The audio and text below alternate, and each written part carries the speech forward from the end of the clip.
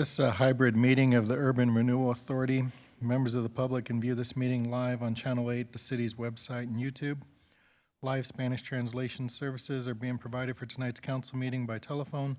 Please dial 720-386-9023 and use code 104091 *.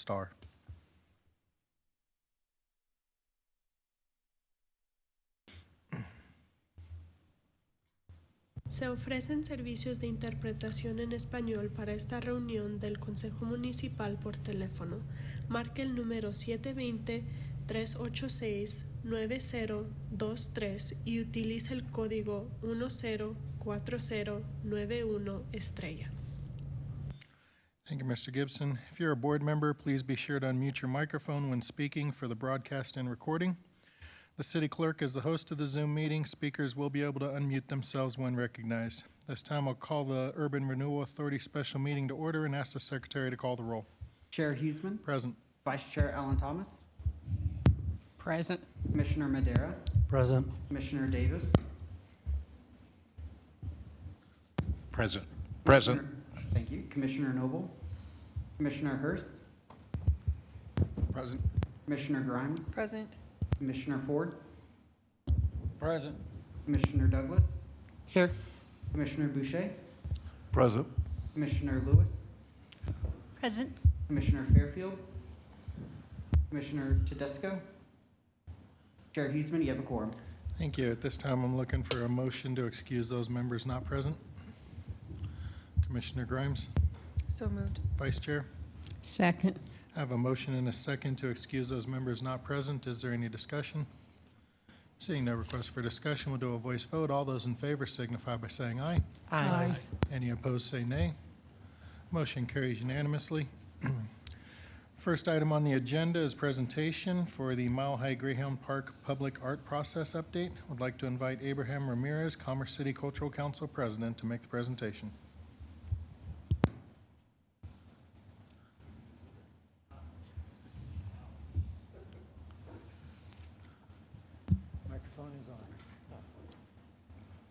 Good evening. My name is Abraham Ramirez. I'm president of Commerce City Cultural Council. I'm here to introduce a project that we are in collaboration with Hey Hugh in Del West. It's kind of I think it's kind of a nice project. It's something new, something innovative, and I'm glad that Del West is taking the effort to promote this. But anyways, I'd just like to say that it's done through a democratic kind of system. They brought the information to us, and they tried to reach out to the public and try to get people on that committee to be on it. And so we had a few people that came on. Since I was on Cultural Council, we had a few people from Cultural Council join the group. And so we all voted democratically for the piece of art that's going to be presented. And it was kind of interesting how they went through the process of the artists and all that. So anyways, with that, I would say one more thing, that the artist that we did choose is from Commerce City. So it was kind of nice to be able to have the artwork being represented by a person who came from Commerce City. So with that, I'd like to introduce Hey Hugh. They're going to be joining us Zoom.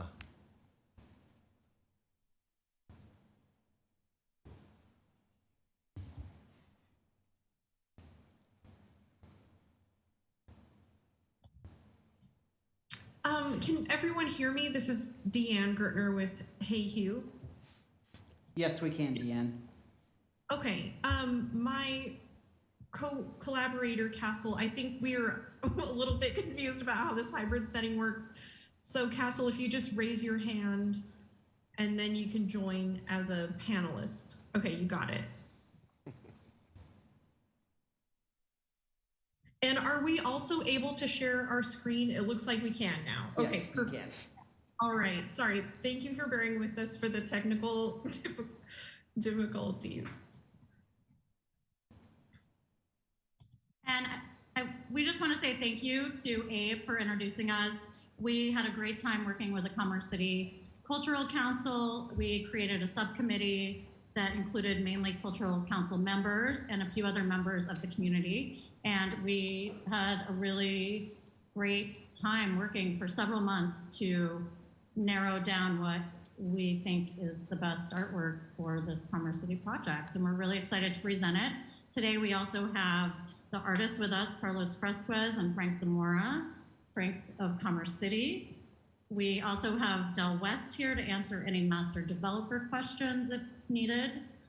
And Deanna and I are HeyQ, an independent third-party artist consultant brought on by Del West to navigate this process and make sure we're adhering to all the rules of the city and making sure the artists are treated fairly, making sure the public is heard. And here we go. Deanne, take it away. Yeah, so I'll just quickly review who HeyQ is. We are an experimental art agency based in Denver, and we were founded to promote artist entrepreneurship and art ownership.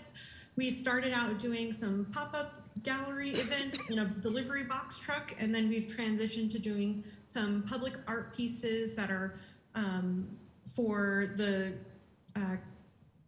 Civic Center Park in downtown Denver, the Downtown Denver Partnership. We've worked with several different businesses in downtown Denver, and people get our name mixed up a little bit sometimes. So Hue is an homonym of you, so it's a play on words. So it should sound like Hey You, but it's Hey Hue as in color regarding art. So Castle and I, we've known each other for a long time. We first got connected when we served as board members for the Young Professionals Group at the Denver Art Museum, and we've both had our hands in lots of different things around town. I'm just kind of racing through this so we can get to the meat of the project. We've been featured in lots of different local media outlets, and we got to get featured once in the New York Times when Greta Thunberg came and did her climate change protest down there, which was really exciting.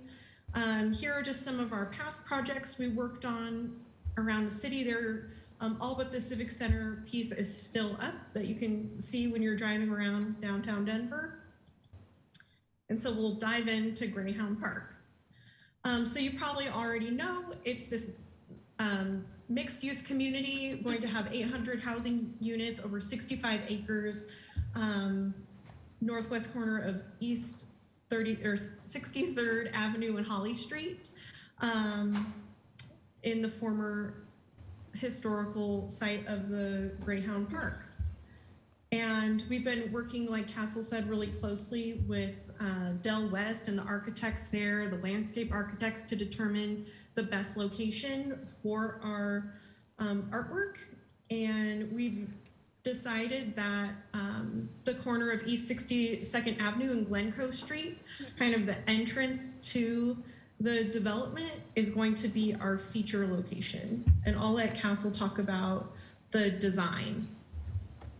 Right, so we're right on the corner, right in front of the affordable housing development, and it's a very visible corner. This piece of art is going to be featured in kind of a plaza, piazza area with checkered pavers. There's going to be a platform rising the artwork up, so you'll see that soon. You can see there is a curved seating around the sculpture that is reminiscent of a stadium. So all of these things sort of hint at Greyhound Park and the stadium, just with a new twist. So when you see the artwork, the stadium will make sense. Surprise, coming. Here's the location, here's drawings, architectural drawings of where the artwork will be placed. The landing right there is the affordable housing. 223 unit affordable housing. We'll have a coffee shop and a museum behind it. So it's really a community area. It is for the people who live there, but being that it's right on the edge of the development, it's open to the public. So that's where this becomes public art. Anyone can sit around, enjoy the art, and make it a community gathering space. Right. So now we'll just kind of talk about the selection process real quick. So we got engaged with Del West. They connected us to the Commerce City staff. We then were connected with the City Cultural Council and Historical Society. And from there, we created this subcommittee, the Greyhound Public Art Committee. And we were following the process that was given to us by Commerce City for artwork selection. Exactly. So we worked with the subcommittee to establish our criteria and vision for the artwork. We did some surveys to the greater community, both in paper format and online format, and got a really great amount of feedback from the local community. Then we managed a public call for requests for qualifications. From there, we narrowed down who the artists were we wanted to have be our finalists, and we had them do site-specific proposals for this location. We worked with those artists to develop those site-specific proposals, and then those got presented to our public art committee. They then selected our winning artists, Los Supersonicos, that's Carlos Fresquez and Frank Zamora, who we'll have on in just a second to describe their artwork. And then we all of us, Los Supersonicos, Hey Hugh, and the Public Art Committee and Del West, we all worked together to figure out this architecture and the engineering and refining the sculpture design. And so after that, once we were feeling good about our sketches that we had, we engaged Silo Workshop, who's a local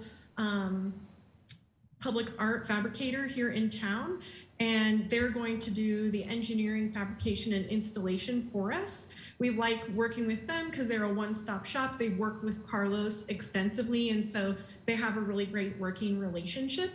And so they've developed the renderings and drawings that you'll see later on in this presentation. And hopefully this is our very last step of getting our final seal of approval before we can begin doing the fabrication. So with the art committee, we went through hundreds of images of existing public art pieces, and we pulled out the ones that really resonated with the committee. So this was kind of our vision board that we started with. You can see, animals were a big deal, things that had a lot of upward vertical momentum, things that could be interacted with or walked around. And so we integrated that into the design. Sorry, go ahead, Castle. Larger than life, Instagrammable moments. Exactly. So here's the words that correspond to our vision board. So we wanted an iconic, monumental, colorful piece, something that's layered. It has multiple meanings to different people. It speaks to the past, present, and future, and it can connect multiple generations of people who live in and around Commerce City. So we wanted it to be fresh, durable, safe, and then, the interactivity is more low key, but still there, and interact with the building that it's next to and create somewhat of an enclosed space. So between the piazza design that Castle described and our the sculpture, we think we've hit on all of these selection criteria. So our total estimated budget is not to exceed 120,000. The numbers inside here may shift a little bit around depending on the actuals, but that's our not to exceed number, and it seems like a lot. And so we're using it wisely and making sure that we're adhering to that budget. And that is the required 1% spend of the purchase price of the Greyhound Park property. Exactly. Yeah, in accordance with the rule of art. All right, so now we can pass it to Frank and Carlos. So you both just need to raise your hand and then ask to be made a panelist, and I'll continue sharing if you haven't already. Okay, I see Carlos. Now we just need Frank. Deanne, I don't see Frank in the meeting tonight. Oh, he's not there? Okay, let me text and make sure he got. Might be some It technical. might be under Francisco Mora. I'm not seeing anything, but I will try and see what I can do. Okay. Let me just text him real quick because we were just on a call with him.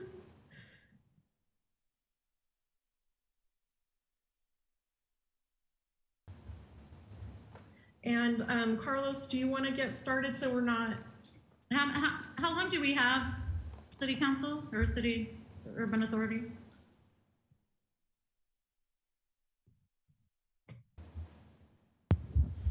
About another 15 minutes. Okay, great. Thank you. Can you hear me? Yes. Okay, good deal. I can't see myself for some reason. I don't know why. I see everyone else, but Turn on your video or. well, that's fine. I don't need to see. Oh, I see. Okay. There you There. All Yeah. right. Okay. Well, with Frank not being there, I'll go ahead and see what I could do to cover for the next 10 minutes or so if need be. But I'm Carlos Fresquez. Frank Zamora is born and raised in Commerce City. I live in Denver, unfortunately. But no, I think you're controlling the screen, so maybe just go to the next image. This is one of my pieces I did on Morrison Road in South Sheridan in Denver. And then on the right on your screen is a commission for Denver. It's a 16th Street Mall, the alley artwork project. And I went to this one alley that kind of smelled, so I thought a gigantic 10-foot, 5-car air fresheners would assist in making that alley smell better. So that's one of my pieces there. So next slide, please. Oh, here's Frank's. We'll talk for him until he comes back, and maybe he can fill in. Again, he's from Commerce City. He is a sculptor, painter, and has been exhibiting his work for probably 40 plus years. And I've been showing work for about 50 years now, creating artwork. And so Frank and I have collaborated as a team since 1998, and we call ourselves Los Supersónicos, which is actually the Jetsons cartoon in Latin America and Mexico. Next slide, please.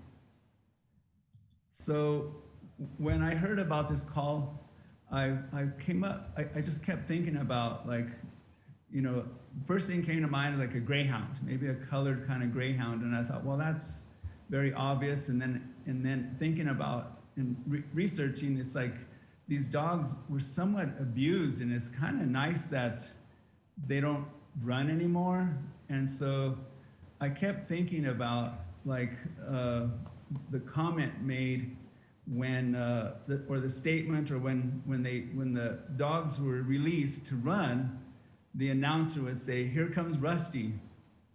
So this little fake rabbit would run around so the dogs could run as fast as they could to try to catch up with this rabbit.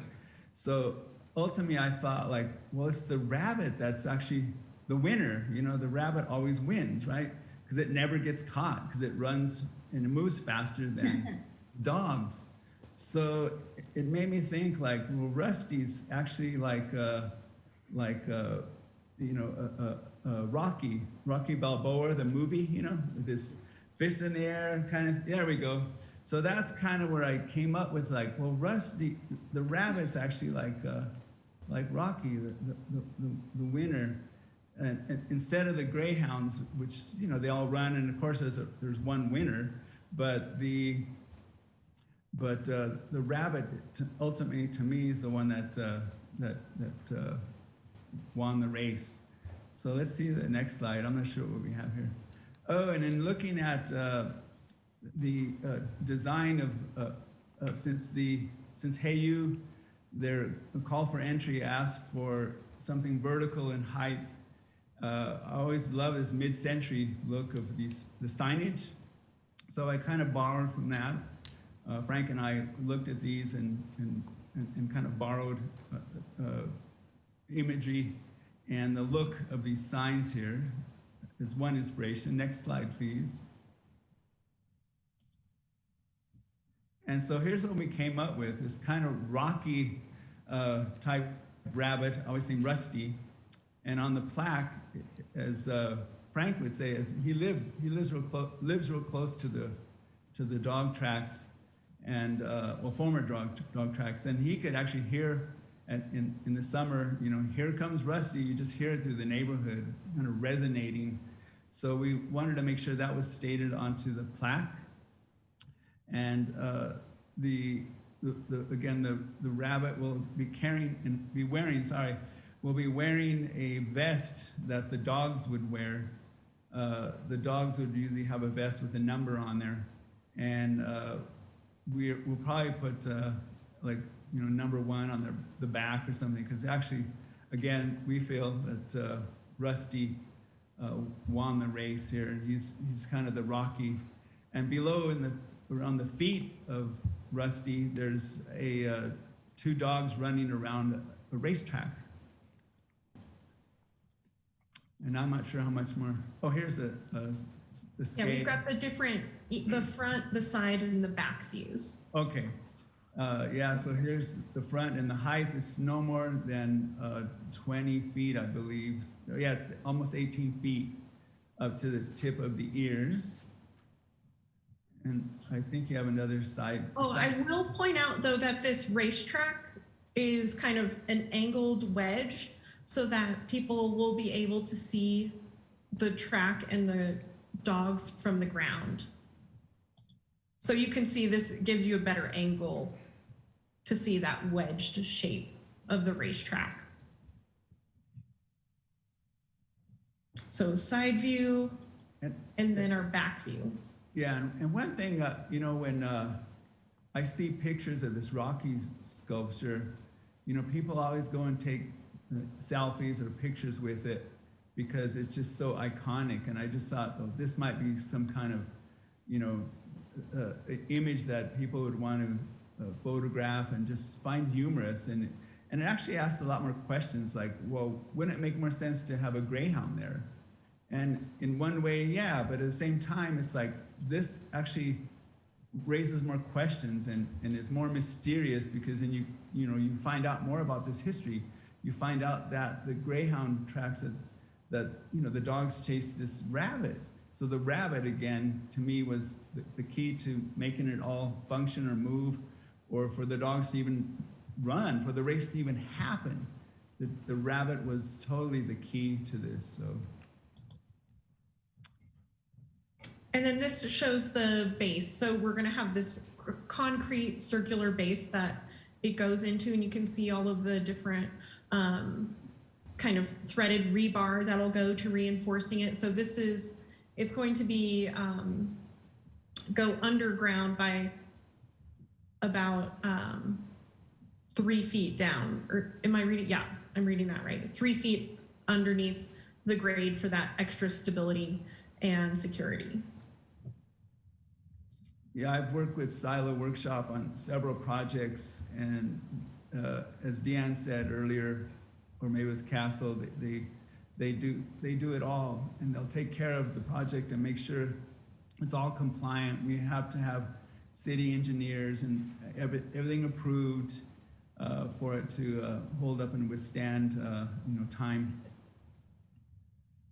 And on the back of the plaque, we have some different options for what that could say. They essentially basically give the narrative story of who Rusty is and why he's so important to this location. So there's different options there, and it's from the first race in 1949 to the last one in 2008. And then here's just the image, the rendering to scale. So you can see that he'll be very visible and easy to spot from afar. And Carlos, sorry, do you want to, I've got Frank on my mind because he's not here. Do you want to talk about the different materials? Yeah, the V-shaped pedestal will be all out of stainless steel, so there's no rust. And then if you can go back to the rabbit, sorry, excuse me. Yeah, the rabbit will be a plastic resin. It's corrosion resistant, waterproof, and it's a very, very, very durable product. So it will stand up definitely a test of time. And again, the materials will be steel. The paint, I've used this on all my sculptures, is gloss acrylic polyurethane. It's one of the most durable paints out there for exterior. This is another sculpture of yours, correct? Oh yeah, there's a piece I did at Paco Sanchez Park here in Denver. Painted with the same material.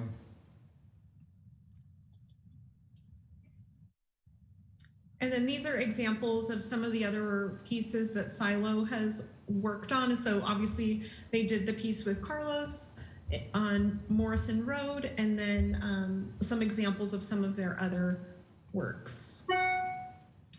And here's just our timeline after today. We'll hopefully get our approval, and then we'll get our engineering designs finalized. In Q2, we'll begin fabrication. And then we're shooting for an August installation and also doing a public unveiling. We have plans to do like a kind of a street party type event to bring the public there and to celebrate the unveiling of this sculpture. And that's all we have. I'm not sure if there are questions. Does anybody on the URA have any questions? Commissioner Noble? I don't really have a question, but it's really very charming and playful and will be great fun for that site. That's really wonderful. So thank you for all the work, and you all did a really wonderful job. I'll be interested. How are you going to decide which plaque is used? Yes, that's a good question. Our committee would decide that, but if you have a vote right now, we'd be happy to hear it. I liked all of them. Okay. That makes it easier or harder, I guess. You know, and if I could say one more thing, I'm just really glad you just said that this is fun, because I think that's what we need, more joy and laughter in our lives. So thank you for that. Appreciate that comment. Any other questions or comments from the URA members? Seeing none, we thank you all for your time this evening, for the presentation, the work that's gone into this. Look forward to seeing the installation. We're now going to move on. Will you be voting on it, or are we? I don't have a vote. We just go ahead. Are we being asked to vote on this? Well, we want to make sure if you are, that we have the full final approval. I believe Abe is recommending it for approval, I think, by you guys. So, great question, Chair. There's not a need for a vote. I think they were simply looking for your consensus tonight to continue moving forward to make sure that they're meeting the vision of the board. Did anybody have any objections? Hearing none, proceed. We'll now move on. We'll now move on to resolutions. Thank you. Have a good night. We'll now move on to resolutions. First up is Resolution URA 2022-07, a resolution amending the 2022 budget of the Urban Renewal Authority. Does anybody on the URA have any questions for staff regarding this item? Seeing none, I'm looking for a motion and a second to adopt Resolution URA 2022-07. Commissioner Madera? So moved. Have a motion. Commissioner Ford? Have a motion and a second to adopt Resolution URA 2022-07. Is there any discussion? Seeing no request for discussion, once again, I have a motion and a second to approve Resolution URA 2022-07, amending the budget for 2022 for the Urban Renewal Authority. We'll do a voice vote. All those in favor signify by saying aye. Aye. Any opposed, say nay. Motion carries unanimously. Next up, we have an executive session. I'm looking for a motion and a second to enter into executive session pursuant to CRS 24-6-402, parentheses 4, subparentheses E, to determine positions and instructing negotiators relative to the continued engagement of Regen LLC as the authority's owner representative for the development of the Mile High Greyhound Park. Commissioner Grimes? So moved. Commissioner Madera? Second. Have a motion and a second to enter into executive session for the purpose stated. Is there any discussion? Seeing no request for discussion, we'll do a voice vote. All those in favor signify by saying aye. Aye. Any opposed, say nay. Motion carries unanimously. We will move into executive session in room 2308. We will return to council chambers upon conclusion of the executive session to conclude the Urban Renewal Authority meeting and start the city council meeting.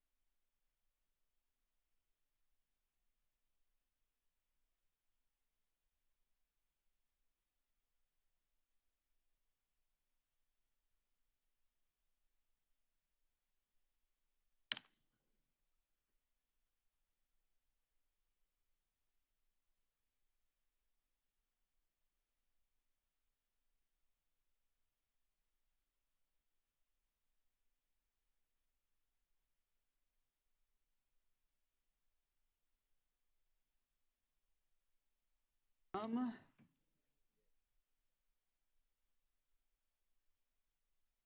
with virtual will be David Hall. And then we'll get into in-person.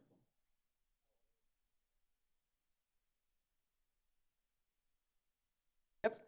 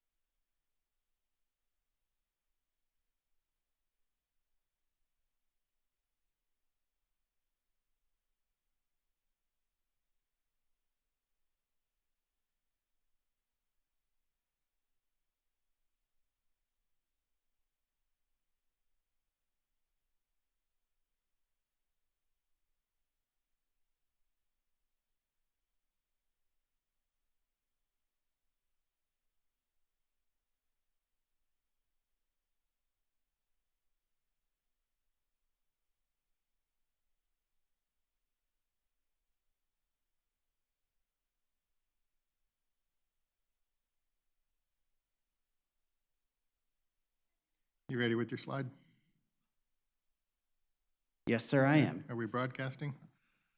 Yes, sir, we are. Awesome, thank you so much. This is a hybrid meeting of the City Council. Members of the public can view this meeting live on Channel 8, the city's website, and YouTube. Live Spanish translation services are being provided for tonight's council meeting by telephone.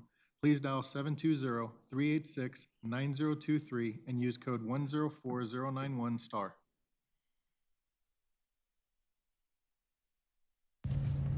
Se ofrecen servicios de interpretación en español para esta reunión del Consejo Municipal por teléfono.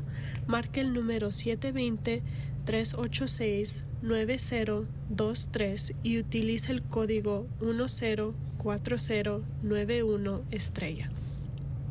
Thank you, Mr. Gibson. The city clerk is the host of the Zoom meeting. Speakers will be able to unmute themselves when recognized. At this time, I will call the regular meeting to order and ask the city clerk to call the roll. Mayor Huseman. Present. Mayor Pro Tem Alan Thomas. Present. Councilmember Madera. Present. Councilmember Davis. Present. Councilmember Noble. Present. Councilmember Hurst. Present. Councilmember Grimes. Present. Councilmember Ford. Present. Councilmember Douglas. Present. Mayor Huseman, you have a quorum. Thank you. We are all present, so we will move on to the Pledge of Allegiance. Would like to invite everybody present and remote to join us in a moment of silence and the Pledge of Allegiance.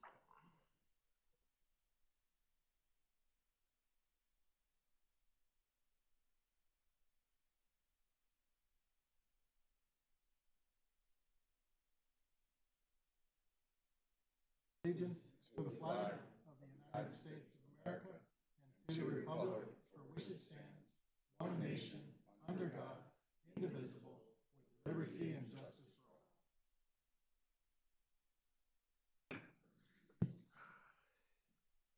Thank you, everybody, for that. I have to be honest and tell you that it has been a long time since we have heard the audience say the Pledge of Allegiance in here, and it is very nice to have you back. All public comment will occur during citizen communication except for public hearings. Persons who registered to speak under multiple items will be allowed to speak multiple times.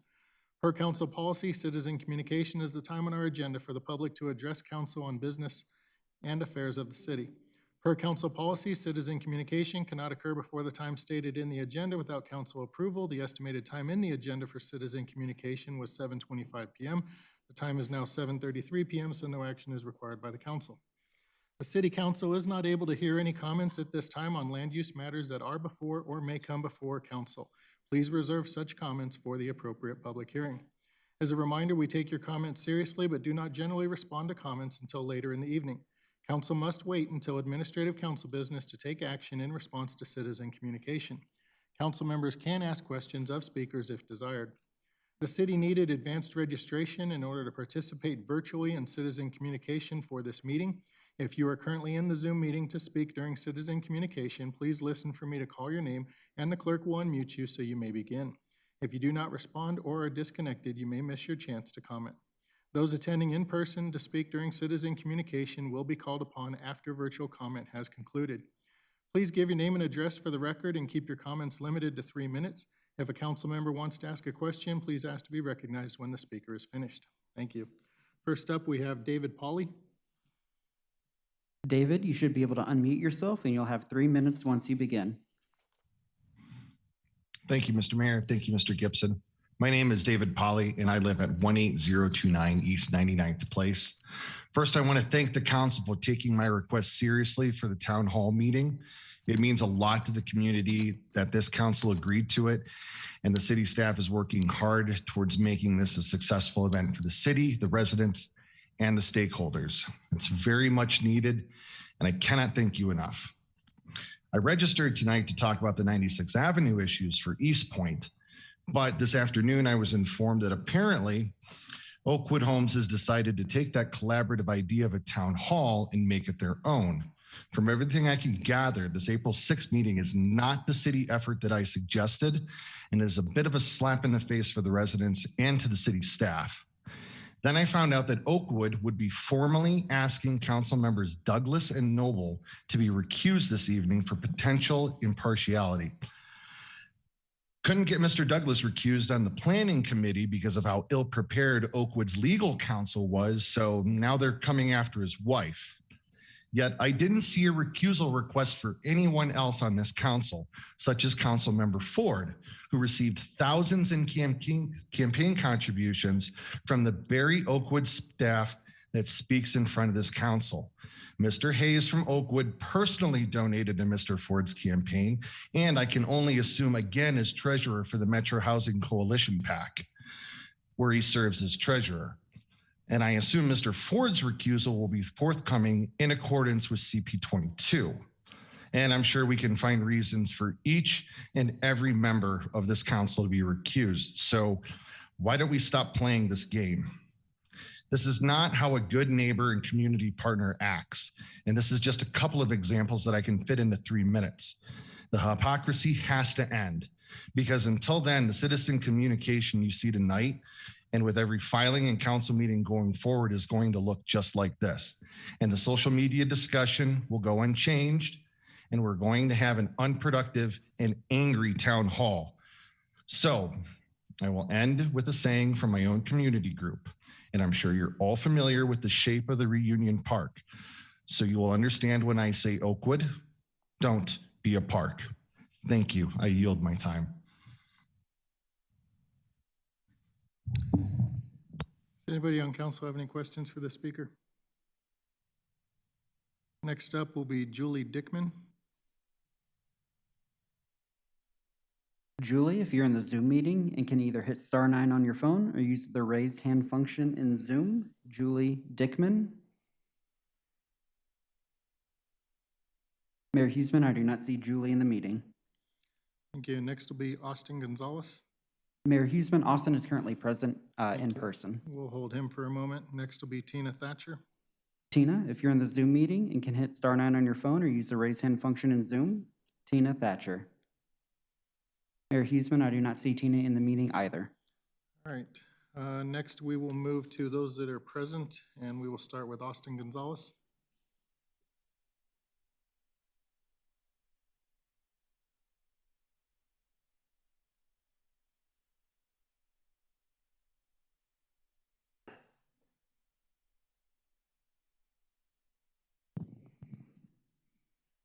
I'm just coming to you guys tonight to talk to you about some issues in my neighborhood. I've talked to you all personally on the phone. The speeding and the driving recklessly over there off of 62nd and Holly is absurd, and I'm fed up with it. I watched again today another car run the stop sign on the school bus while they're dropping off kids in the afternoon. Somebody's gonna get hurt out there. I don't want my kid hurt. I don't want anybody else hurt. The city needs to do something about this. They need to put in some speed control devices or something. I've been told time and time again that this is a collector road, a main plow route. That's not working for me. I live there. I don't care what their speed studies say. I see it day in and day out. There's reckless driving, there's speeding nonstop, and I think that something needs to be done, and I'm not gonna stop until something is done about it. I've talked with the police, I've talked with the engineers, I've talked with the manager. I just keep getting the same thing over and over, and that's not gonna cut it. So I'm just bringing it to you guys. I don't want somebody getting hurt out there. The kids are not always gonna look before they cross the street. They're children. They're gonna run in the street. That's just how it is. I don't want my kid hurt, and I don't want anybody else hurt. So that's my concern, and that's what I'm bringing to you guys. Thank you. Thank you, Mr. Gonzalez. Does anybody on council have any questions for the speaker? Councilmember Grimes? No question. I just want to say thanks for coming tonight. I appreciate you taking time to call me last week and talk about the issue. And I've raised it with staff, and I'm certain other council members have. And I want to seek a solution. We just have to find out what the right one is. So thank you for being here. No, thank you all for taking my call and, taking the time to talk to me personally. So I appreciate that. Thank you. Thanks, sir. Next up will be Steve Douglas on his first of 3 trips to the podium.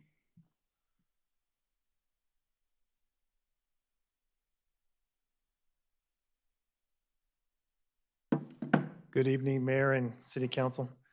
Thanks for allowing us to have citizens communication in the council's chambers. We thought it was going to be online. I had to go outside and make that phone call, but thanks for allowing us to do that. I had a constituent come to me, and it wasn't time to forward to any of you, but the Lutheran Church has issues with their foliage on 104th to Stretch. It seems that they're having a hard time keeping trees alive and grass because during the wintertime, we have plows, and we also put some sort of solution on the roads, just like a freeze preventer. And well, that, works its way into those little areas, those grass areas or tree lawn areas. So they're requesting if they could put hardscape in instead of trying to replace those trees or grass, if that's possible. And the other thing is, as a citizen and someone who sits on the plan as an alternate, and it was encouraged by the planning chair that we all need to keep our citizens informed of what's going on. And that's all you need to do is make sure they're well informed of what's happening and put the information that you receive, which the staff does. And so when it becomes public information, you're allowed to share that. And so that was used against me, and it didn't work because the chair and the folks on planning did not see that as a conflict. And I just want to make sure this, Councilwoman Noble and Councilman Douglas are treated the same. So thank you. Thank you, Mr. Douglas. Does anybody have any questions for the speaker? Councilmember Douglas. Yes, thank you for coming forward. I would like to verify, is that the Lutheran Church that's on 104th? Oh, or sorry, is that the Rocky Mount school? Lutheran Church, sorry. I'm sorry. Sorry, Rocky Mount Lutheran Church. It's the Yeah, church and it's not a the church. school? Not the, well, the school, but it's a church Oh, it's a church that and the is school. asking for a request, Thank yeah. you for verifying. All right, thank you. Thanks, sir. Thank you all for speaking with us tonight. If follow-up is necessary, you should expect to be contacted by a staff member. Members of the public were able to submit comments online and by mail. No written comments were received by the deadline. If anyone wishes to speak at a future council meeting, please check the meeting agenda and city website for information on how to register or submit written comments. Next on the agenda are proclamations. We have a proclamation for Women's History Month. I'm looking for a motion and a second to approve the proclamation. Councilmember Grimes? So moved. Councilmember Madera? Second. I have a motion and a second to approve the proclamation. Is there any discussion? Seeing no request for discussion, we'll do a voice vote. All those in favor signify by saying aye. Aye. Motion carries unanimously. Mr. Gibson, would you please read the proclamation? Yes, sir. Whereas Women's History Month celebrates the indelible impact made by women and girls on the nation's, the state of Colorado's, and Commerce City's history, and whereas in 1848, the Women's Rights Convention was held in Seneca Falls, New York, wherein the attendees issued the Seneca Falls Declaration of Sentiments declaring that all men and women are created equal, and whereas in 1893, the state of Colorado became the first in the nation to pass by vote of the people an amendment to the state constitution giving women the right to vote, and whereas in 1920, the Anthony Amendment was ratified as the 19th Amendment to the United States Constitution, guaranteeing the right to vote shall not be abridged on the basis of sex, and whereas in 1995, President Bill Clinton declared by presidential proclamation the month of March as National Women's History Month to honor the contributions women have made to American history, and whereas during this time, the nation should reflect on the contributions made by women of color, and by LGBTQ+ women throughout American history in the fields of science, public service, civil rights, and others that often go overlooked and undervalued. And now, therefore, the City Council of Commerce City proclaims March as Women's History Month and encourages all residents to join in celebrating our country's diversity and continue the efforts to create a world that is more just, peaceful, and prosperous for all. Thank you, Mr. Gibson. Before we move on, I need to verify that Justin Scholwitz is here to speak on Reunion 38. What's that? Okay, you're here to speak on Reunion 38? Okay, thank you. I want to make sure you weren't missed in citizen communication. Next up, we have noticed council business. There are two sponsorship requests that have come in. The first is Camo to College Golf Tournament. This is a golf tournament that is going to be held at Buffalo Run, I believe Memorial Day weekend. The organization is established in order to provide a pathway for veterans to go to college in an attempt to dissuade the unsettling trend of 22 veterans a day killing themselves. So I'm looking to have the city as a technology sponsor for this event. Councilmember Hurst? So moved. Councilmember Madera? Second. I have a motion and a second for the city to sponsor the Camo to College Golf Tournament. Is there any discussion? Councilmember Noble? Yes, thank you. I am in support, and I would like to ask staff to explain the process for a sponsorship request, please, and how much you can ask for, what the budget is.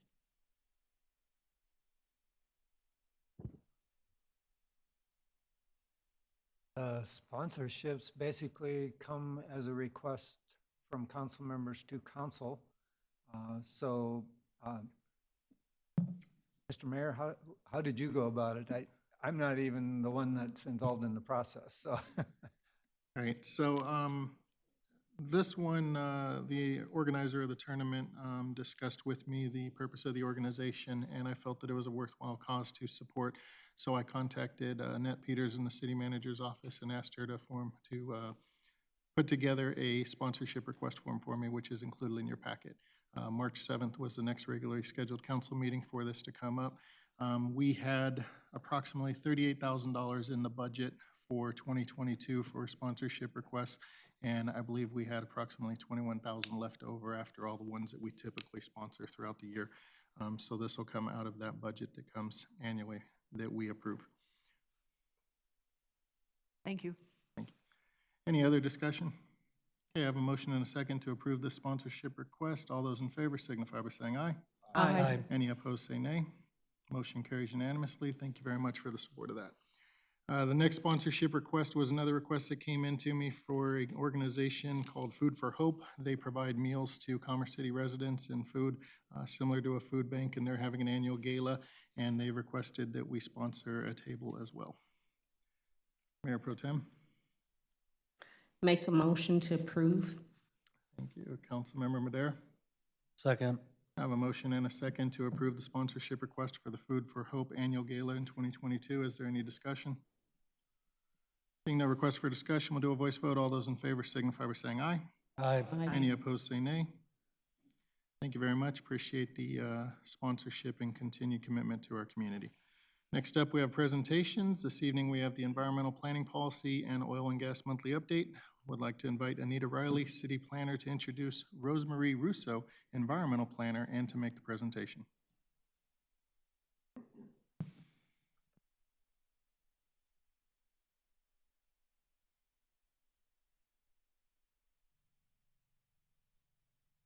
Good evening, Mr. Mayor and members of the council. I'm Anita Riley, and for the past 4 months, I've had the privilege of presenting the environmental and oil and gas update to you. And I hope that I have presented the information with the care that it deserves, and that I am passing this program on in good condition, because we have recently hired a person for the environmental planner position. She comes to us from the city of Fort Collins by way of the city of Moab, and she has extensive experience in sustainability, environmental justice, law, and education. And so allow me to introduce to you Dr. Rosemarie Russo.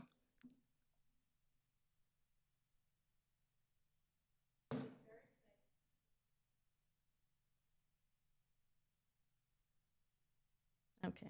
Oh, sorry. I'll try it again.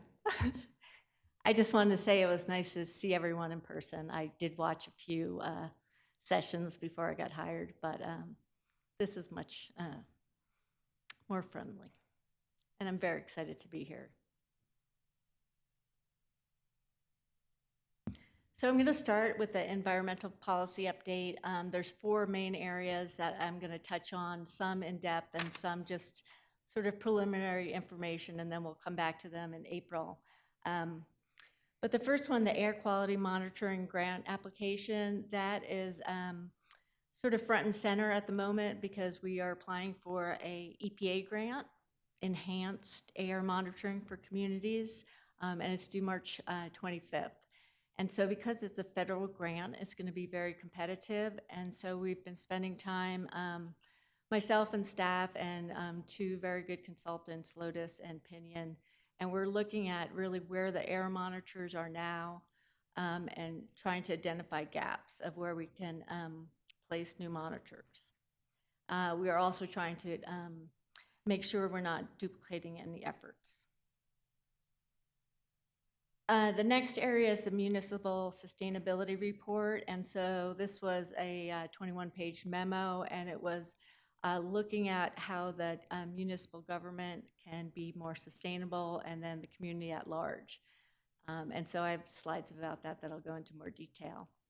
The next one is our Environmental Policy Advisory Committee, Epac. We had an open house last week. It was very successful, and we got really positive feedback from it. We were basically discussing issues that the different members have. A lot of it focused on the health impacts of living in Commerce City.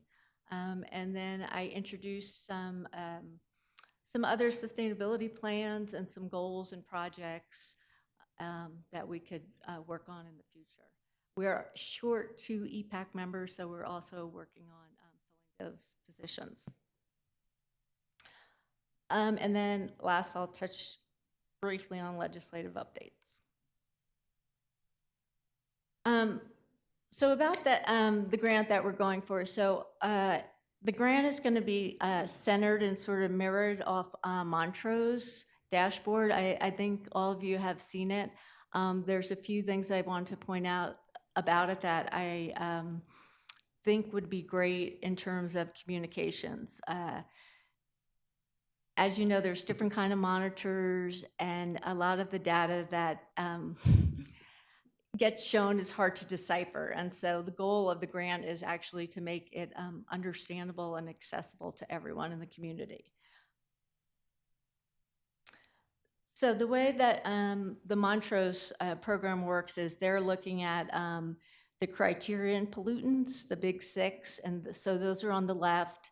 And then they also are looking at, they have a mobile monitor, and they are looking at the HAPs, the hazardous air pollutants. I'll try to keep my acronyms as small as I can, but so that's really what the grant's gonna follow that. We're gonna look at CAPs, and then we're gonna look at HAPs, and they also cover all the benzene compounds. So if you haven't been to the dashboard for the people viewing, it's easily accessible, and it shows you where all the monitors are. And as I said, there's one that's a mobile monitor that can go to different neighborhoods. And the reason I like this format is it shows you air quality index, which is really important. If you have people within your wards that are sensitive populations, this will give you a good sort of overview of what the air quality is like at any given time. And then this one also, in addition to like the criteria pollutants, it also goes over the difference here on the right about the permit requirements and then guidelines. And so a lot of times people think they're one and the same, but the first one, like I said, is just a guideline, and the second one is what you would see on people's air permits. So this is typically what data you could get, the concentrations of it. But what I liked about the dashboard, and what I hope we can do if we're successful in the grant, is to use a similar format, because by having the time and the date, you can go backtrack if there's ever an issue and see that data in real time.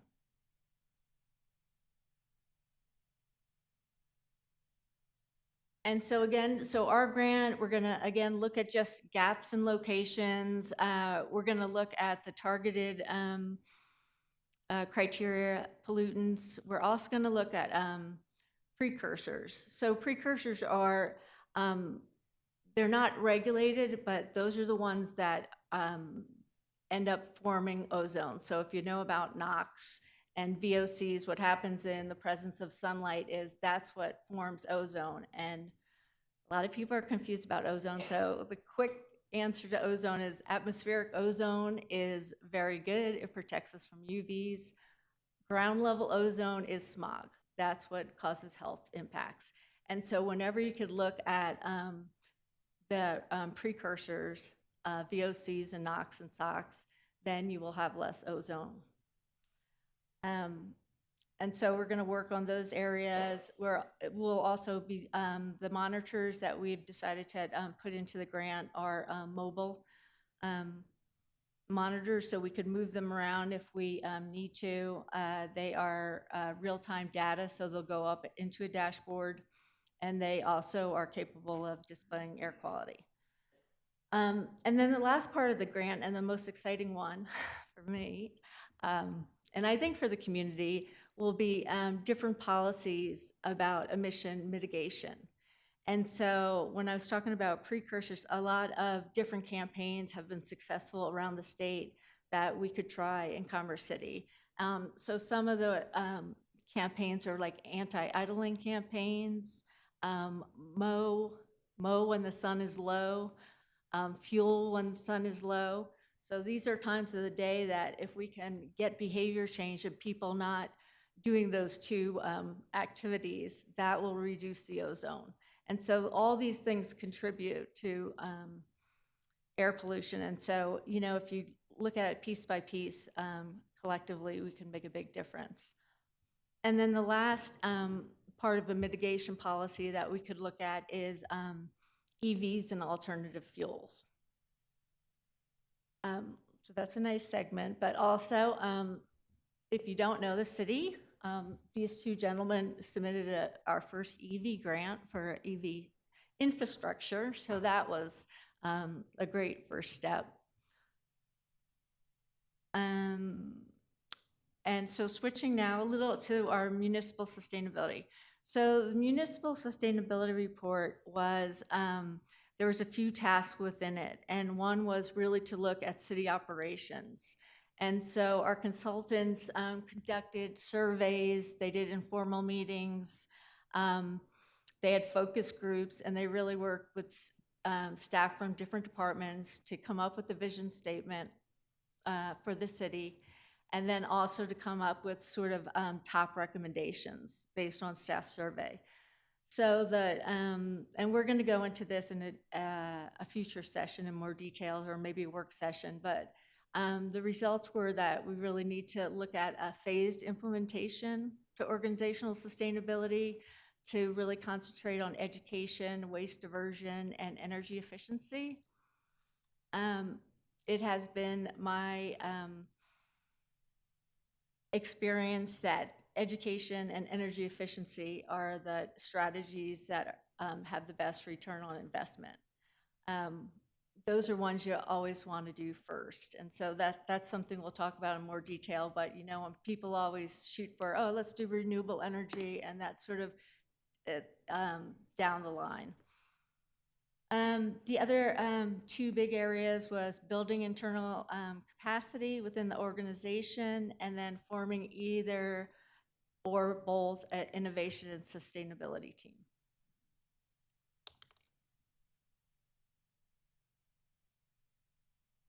So the second and third task for this project was the consultants got data from 8 different entities, and they looked for cities or companies that were innovative, that had similar demographics to Commerce City.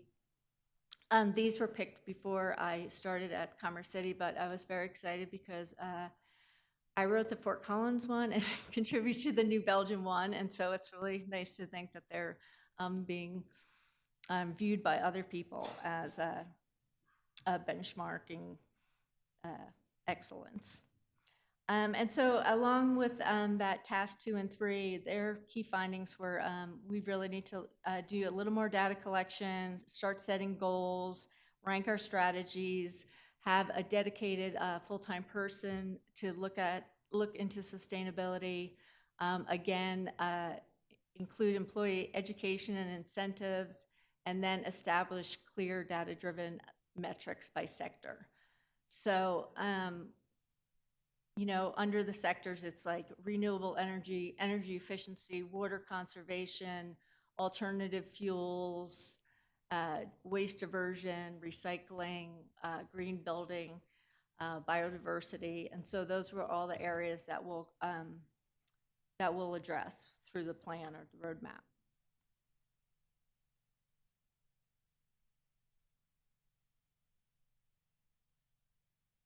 Switching gears a little bit, the other areas that I've been working on are legislative updates. And so there was 2 bills that I've really concentrated on right now. The first one was the House bill, because it addresses air pollution that is disproportionately affecting certain populations. And I'm just using that language to strengthen our air pollution grant. And then the second one hasn't got a lot of publicity as far as I know. I just got back from 3 years in Utah, so I hadn't seen it. And this one, though, has implications, positive implications for Commerce City. It's a methane recovery and credit bill. And basically what that means in plain English is if methane is coming from the landfill, they could try to recover it, and a lot of times that's not economically feasible, but what the state is saying is these entities could get credit. And so that might enhance more people to try to capture methane rather than flaring it. And so when you flare methane, it causes air pollution. So if you capture it, and I have been involved in a few pilots. Some were more successful than others, but like landfill capturing, it's very difficult out in the West because it's dry. And we tried it for a few years up in Fort Collins, and I know it was hard to get the gas clean enough to use it as a fuel.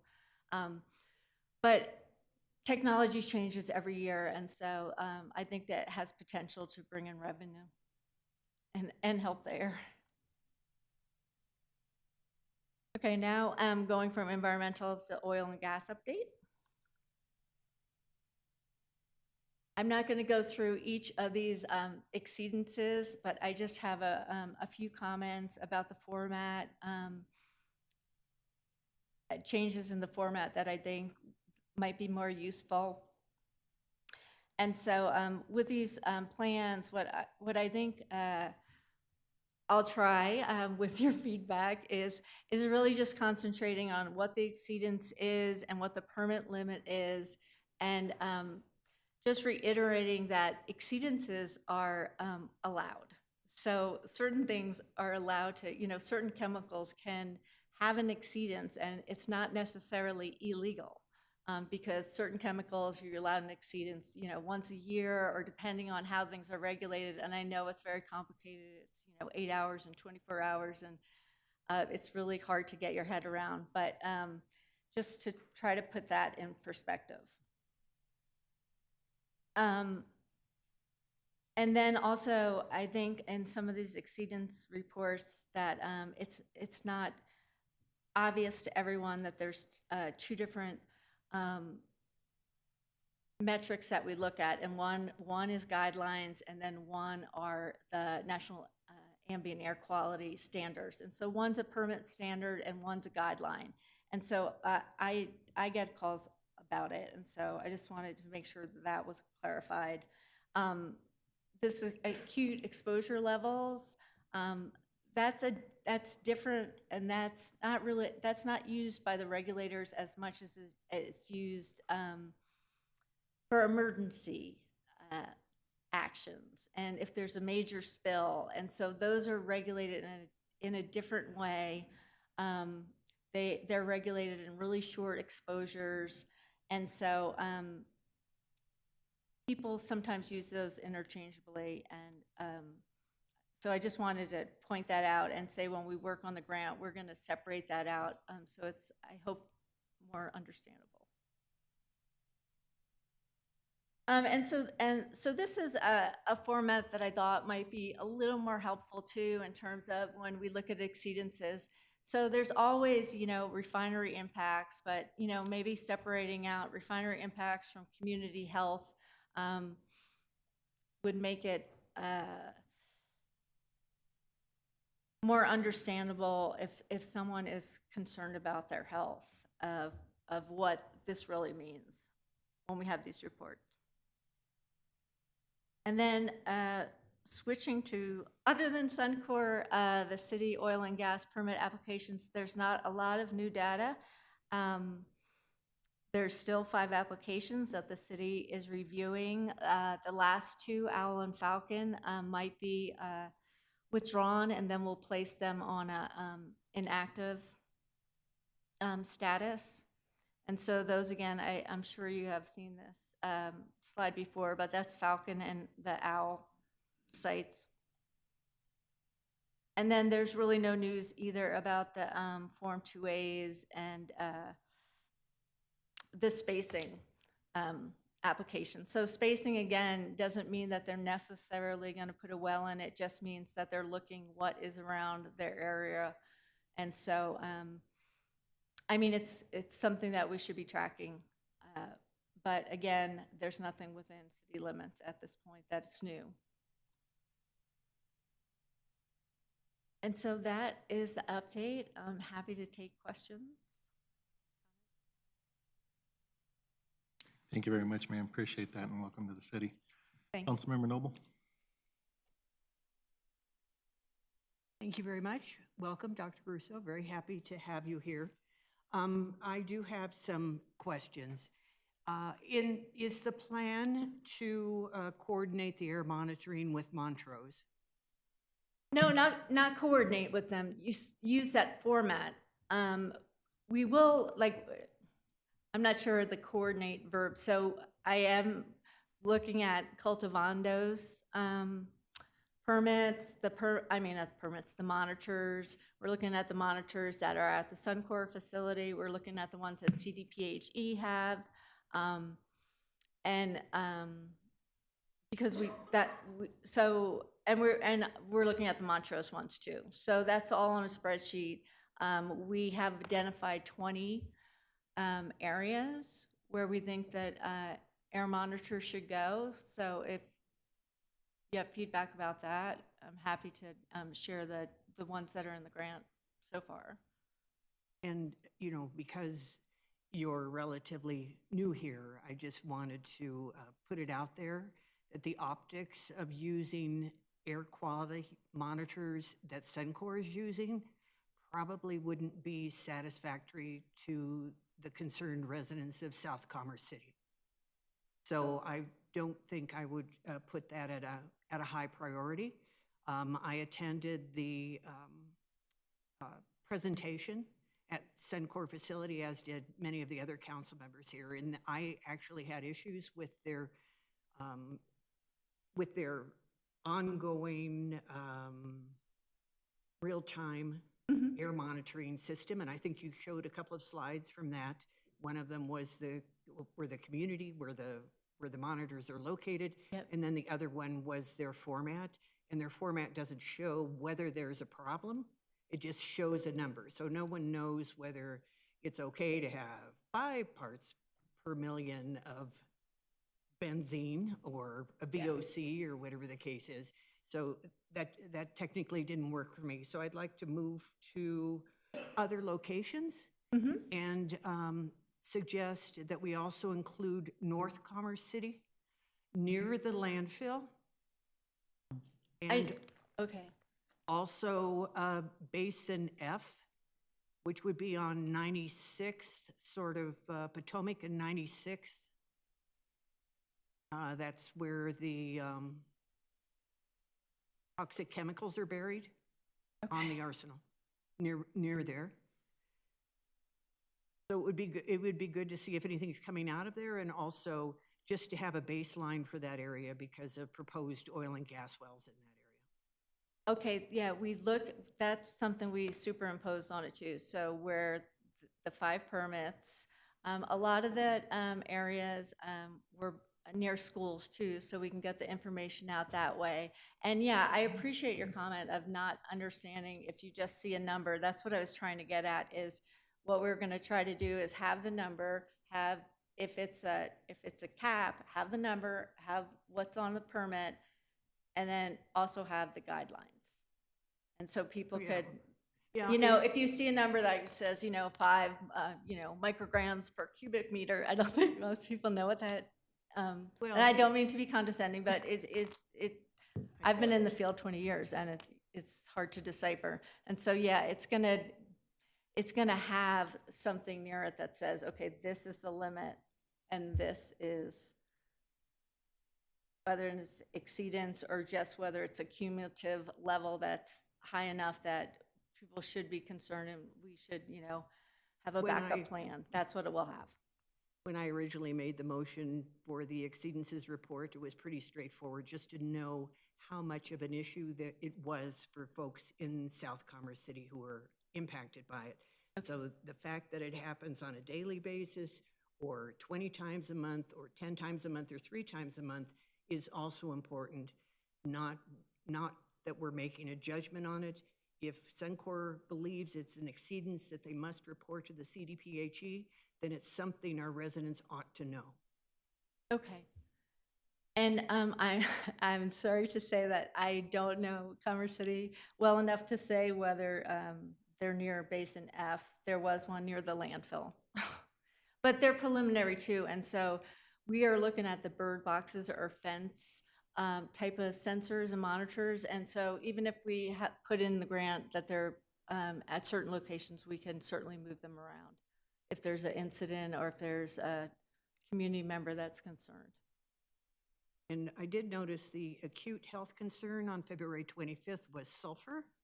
And I did have residents report to me that there was a terrible smell in that area, and people felt faint when they came into it, had headaches and so forth. So that one went pretty far. So we want to be sure we focus on that. And also, yesterday was the 2-year anniversary of the CDPHE $9 million settlement with Suncor. And I'll talk about the oil and gas segment of this next month. Thank you. Mr. Rogers?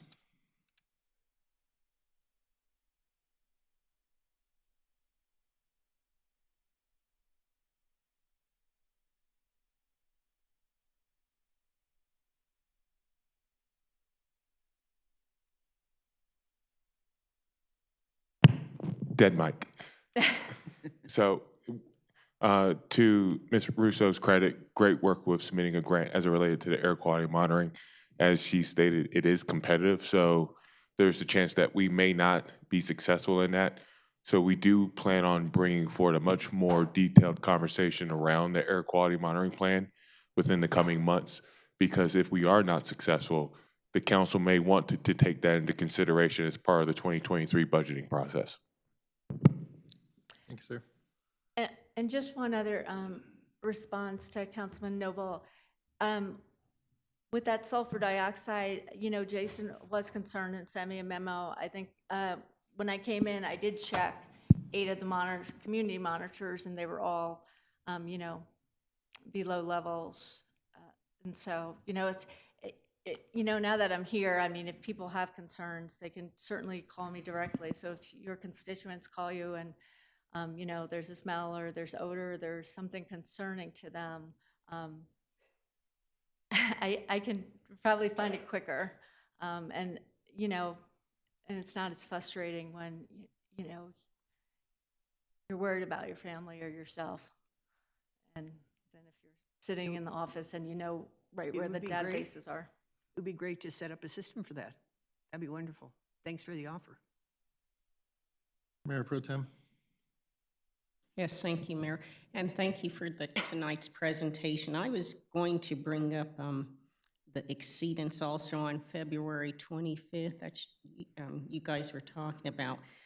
I was just curious also, since it was acute, like I said, as mentioned before previously, were any of the residents around the surrounding areas notified of that date, on that date, since it was an acute episode? I believe Suncor, Lisa here, I believe Suncor put that information out on the on their website and the CCND website. I would like to get that confirmed and, like I said, get that implemented as well, but something needs to be done if the residents are being notified. What are they supposed to do? Or, if they start calling me, who am I supposed to refer them to? And then some type of guidelines letting the residents know, okay, how long is this effect, et cetera, et cetera. Who can they contact? So some type of resource is available besides just another episode occurred and it's acute. So if you can look into that too, I'd appreciate it. Okay. I don't know if you've gone on lately, but I have updated our environmental and sustainability page for Commerce City. And so I will put that information up there. I think the easiest thing probably is to first go to the CCND website. But today I worked on some frequently asked questions, so to try to decipher, that kind of, milligrams per cubic. Okay, and if you could also work with city staff possibly to get that even in our connection newspaper and maybe even on television, because there is a lot of residents too that don't have access and that don't use the internet also. So some kind of other ways to get the word out. Okay. Yeah, thank you. Councilmember Douglas. Thank you. So I would really like to welcome you, Dr. Russo. It's so great to see you in person, and it was really nice meeting you one day that I was here meeting with some of the other staff members. So welcome. I would also like to take the opportunity to thank Anita Riley for stepping in and doing such a good job. Great job, actually, for 4 months. I know that was a monumental task to take on, and so I want to make sure that you are recognized as doing a great job in filling that role. I would like to know how this monitoring is going to help us recognize the health impacts that our citizens are facing, and how we can utilize that to recognize the fact that there are health impacts, and how we can go about doing something about that. Okay, so I'll give you an example. So we were doing air monitoring near 2 of the schools up in Fort Collins, and we had several monitors, but this was a benzene, and it had a VOC monitor at that school too, and they were high, and they weren't above, health advisory levels, and so it wasn't an immediate concern, but it certainly was a concern, and so that's where we did an anti-idling campaign, and so people. I did it as a mother myself. You drop off your children, and there's a very long line, and so you're,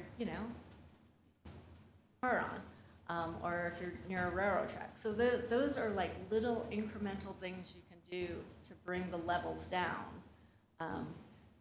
Things like particulate matter. So, anything that's all this compacted soil around the community, that's something you could just address with revegetation. In certain areas, ozone gets worse when it's hotter, so you start to look at these, they're called heat islands, and so certain areas within your community are sometimes hotter than other areas, and so you try to address that with, a tree canopy campaign, or just making sure people understand there's certain types of trees to plant in certain directions, and so there's certain deciduous you plant one place and other ones for shade, and so these are all like little things after you start to monitor to say, okay, this is where we need to focus, or maybe go back and on that dashboard, the other I might not have mentioned it, but on the dashboard it would have one of the criteria air pollutants, and then it had like some icons that said what are the sources. So if you, say we have, SOx or NOx that are higher than we want them, and the sources, so it might not just, we could say, okay, so what industrial facilities are there? Is there an electric company in that area, or what, is there a chemical storage facility? And then you might look at their permit. Or you might go, one very successful program we tried in both cities, Fort Collins and Moab, was a business program where we went and helped businesses to, reduce air pollution and water conservation. And so that's another way to engage the community at large and help them save money. So I think some people think it's the environment or the economy, and so our program, Climate-Wise in Fort Collins, we had 300 businesses join. Collectively, they saved $93 million and 13 million metric tons of carbon. So it's like, how can a business be more successful, and a program like that helps them. Well, I look forward to working with you in the future then, so thank you so much. Councilmember Hurst. Yeah, thank you for the presentation and welcome to the city. I do just have one quick question, and it's not necessarily about the report, but I am interested in the legislative update. When you're talking about Senate Bill 21264, I always wonder what that word credit means. Is that a tax credit? Is that, I just think there's so many different meanings to that. It's an interesting one. So the credit is certain utilities have to they have to have With the management output. either like renewable a percentage of renewable energy, and so they could if they could put up a solar panel, they could put up a wind turbine, or they can get a REC. So it's a renewable energy credit. And it's basically, if they don't want to do those first two options, then they get a credit from another entity. So say the landfill here in Commerce City was successful in capturing the methane, that amount of pollution that's avoided is the credit. So a company can, rather than paying for a solar panel, they can pay for that credit. And the advantage here within Commerce City is, the landfill will be, generating revenue, but it also reduces the pollution. And so it's really in an early stage, like they're just developing the protocol for how you, and it's not just flaring, it's like leaking pipes, any pipes that have methane leaking from them, they can get a credit for that. And so I volunteered to be on that task force. They're having a technical task force to make sure people actually, are capturing it and sealing it and making sure, horse trading. All right, thank you for that explanation. Councilmember Grimes. Thank you, Mayor. Thank you so much for the presentation and welcome. I'm curious if we have any plans as a city organization to do an inventory of our carbon footprint and what we might do, not within the city, but as the organization of the city to offset some of that footprint. Well, the greenhouse gas inventory was a community-wide one. I think it would be a great idea to do one for the municipality and by example. But I think as we, the plan is to meet with the other department heads and share the information that we got from the consultants, and then we're gonna bring it to city leadership and then to council. And so I agree with you. I think it's you really need a baseline to build off of, so you can have, targets, reduction targets. And absolutely, thank you. Thank you again, ma'am. Appreciate your time tonight. Welcome to the city. Look forward to future presentations with you. Next up, we'll move on to the consent agenda. The consent agenda includes items that are routine, procedural, informational, self-explanatory, and non-controversial. They are presented to council for a single motion and vote. Any member of council may ask to remove a specific item for further discussion and a separate vote. Tonight, there are 2 items listed under the consent agenda. Does anyone on council wish to remove an item off the consent agenda for further discussion? Seeing no request to do so, I'm looking for a motion and a second to approve the consent agenda. Councilmember Hurst? Motion to approve the consent agenda by council as seated. Councilmember Grimes? I'll second the motion. I have a motion and a second to approve the consent agenda. Will the city clerk please read the titles and take a roll call vote? Minutes of the February 7th, 2022 regular meeting, minutes of the February 14th, 2022 special meeting. Your vote is open on your panels.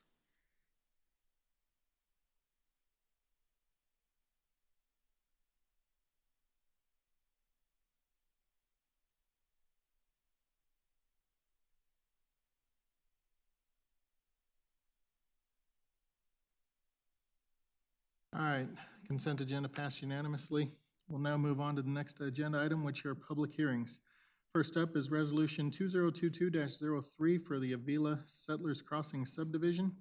Tonight's first public hearing will be on the Avila Settlers Crossing Subdivision. I will remind council to use the public hearing only to ask questions but not express opinions or indicate how you will vote.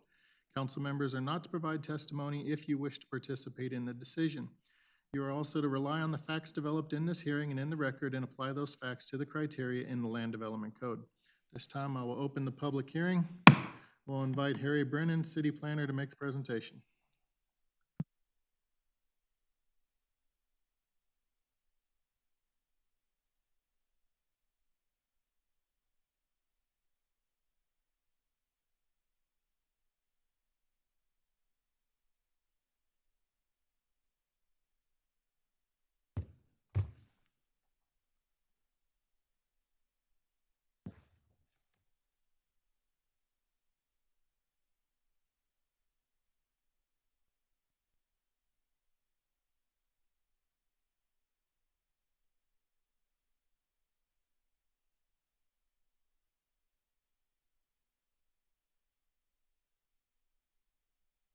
Good evening, council.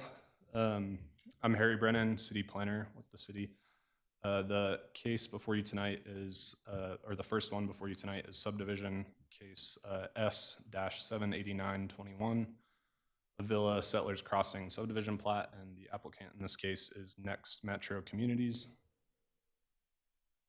Staff enters into the public record the contents of the case file, the subdivision regulations, and this digital presentation. Additionally, the property is located within the city of Commerce City, and all required notification and posting requirements have been met. This particular property is located at the southeast corner of East 100th Avenue and Tower Road. And as mentioned, this is a request for approval of a subdivision plat. Currently, the property is zoned PUD in the Settlers Crossing PUD and is noted as mixed use area in the future land use plan. And as you're aware, just a little context, the comprehensive plan does provide us some guiding policy for future land use decisions in terms of new PUDs or zone changes, things of that nature. Once in place, those regulations are the zoning, and in this case, the Settlers Crossing PUD is the relevant zoning document. So that is what governs land use and development in this area in addition to the LDC. And so this subdivision plat just establishes lot lines and creates new easements that are necessary for utilities and infrastructure. It does not change or impact the zoning in any way or change the allowed uses or density or anything like that. The property is in the northern range, generally in the eastern part of the northern range, right off of Tower Road. It's within the greater Settlers Crossing neighborhood, of which there are 3 previously approved filings, filing 3 just recently. Filing 5 is currently under review. The yellow is the Avila Settlers Crossing area here. And then in the future, there is an area of the PUD that is noted for commercial mixed use. There are no active applications at this time for that area. Staff does anticipate those in the future. And as I mentioned, the future land use plan does identify this area as mixed use. The applicant's request formally, Next Metro Communities is requesting approval of the Avila Settlers Crossing subdivision plat to create one 12.93 acre lot for future residential development. Staff also note that there is a concurrent PUD permit application that is currently under review by staff at this time. By default, subdivisions typically are also reviewed on an administrative track until time comes for public notice and council communication. And as you may remember, this case came before you in November and you all decided to call it up, which is why it's before you this evening, and it did go to Planning Commission last month. This property originally was annexed into Commerce City in 2010, and at that time, the Settlers Crossing PUD was also approved by the city. This is an excerpt of that PUD, and you can see the Avila project lines up pretty closely with the planning area A in this PUD. And A was called out for a mix of uses which could include commercial, office, multifamily residential, single-family attached residential. So all of those are possibilities, but no particular mix of those is required. In the proposed subdivision plat, you will see the newly proposed lot lines. In addition, the new easements that are being proposed with this plat. In particular, the access easement that is proposed sort of throughout the lot reflects the underlying internal circulation pattern that is proposed with this project. And a bit of a summary of the proposal, it is one lot. Access is planned from 2 locations along Argonne Street. The private open space requirement is satisfied. I'll get into that a little bit more in a few slides. There is adequate perimeter right-of-way, as this has already been provided or dedicated in previous filings. And as I mentioned, there are new utility and access easements proposed with this plat. And in review of this plat, staff evaluated the application against the Settlers Crossing PUD, the LDC, and the policies within the comprehensive plan. The plat, as part of our review process, is referred out to a variety of internal and external organizations, agencies, and departments. This is a bit of a summary table, and I'll get into each of these a bit more in detail, but these are some of the key issues that we look at. In terms of private parks, as I mentioned, this application does satisfy that requirement, and it's actually satisfied from a previous filing which set aside this green area here as a private park. But in addition, the Avila Settlers Crossing will provide additional private amenities. They are not included, or they're not visible on the plat because they're not associated with separate tracts. They're just planned within the overall lot. But those include a dog run, a pool, a central green area. And in terms of public park, this plat doesn't dedicate any separate land for that, but it does satisfy the city's requirements with a fee in lieu. In terms of impacts to the road network,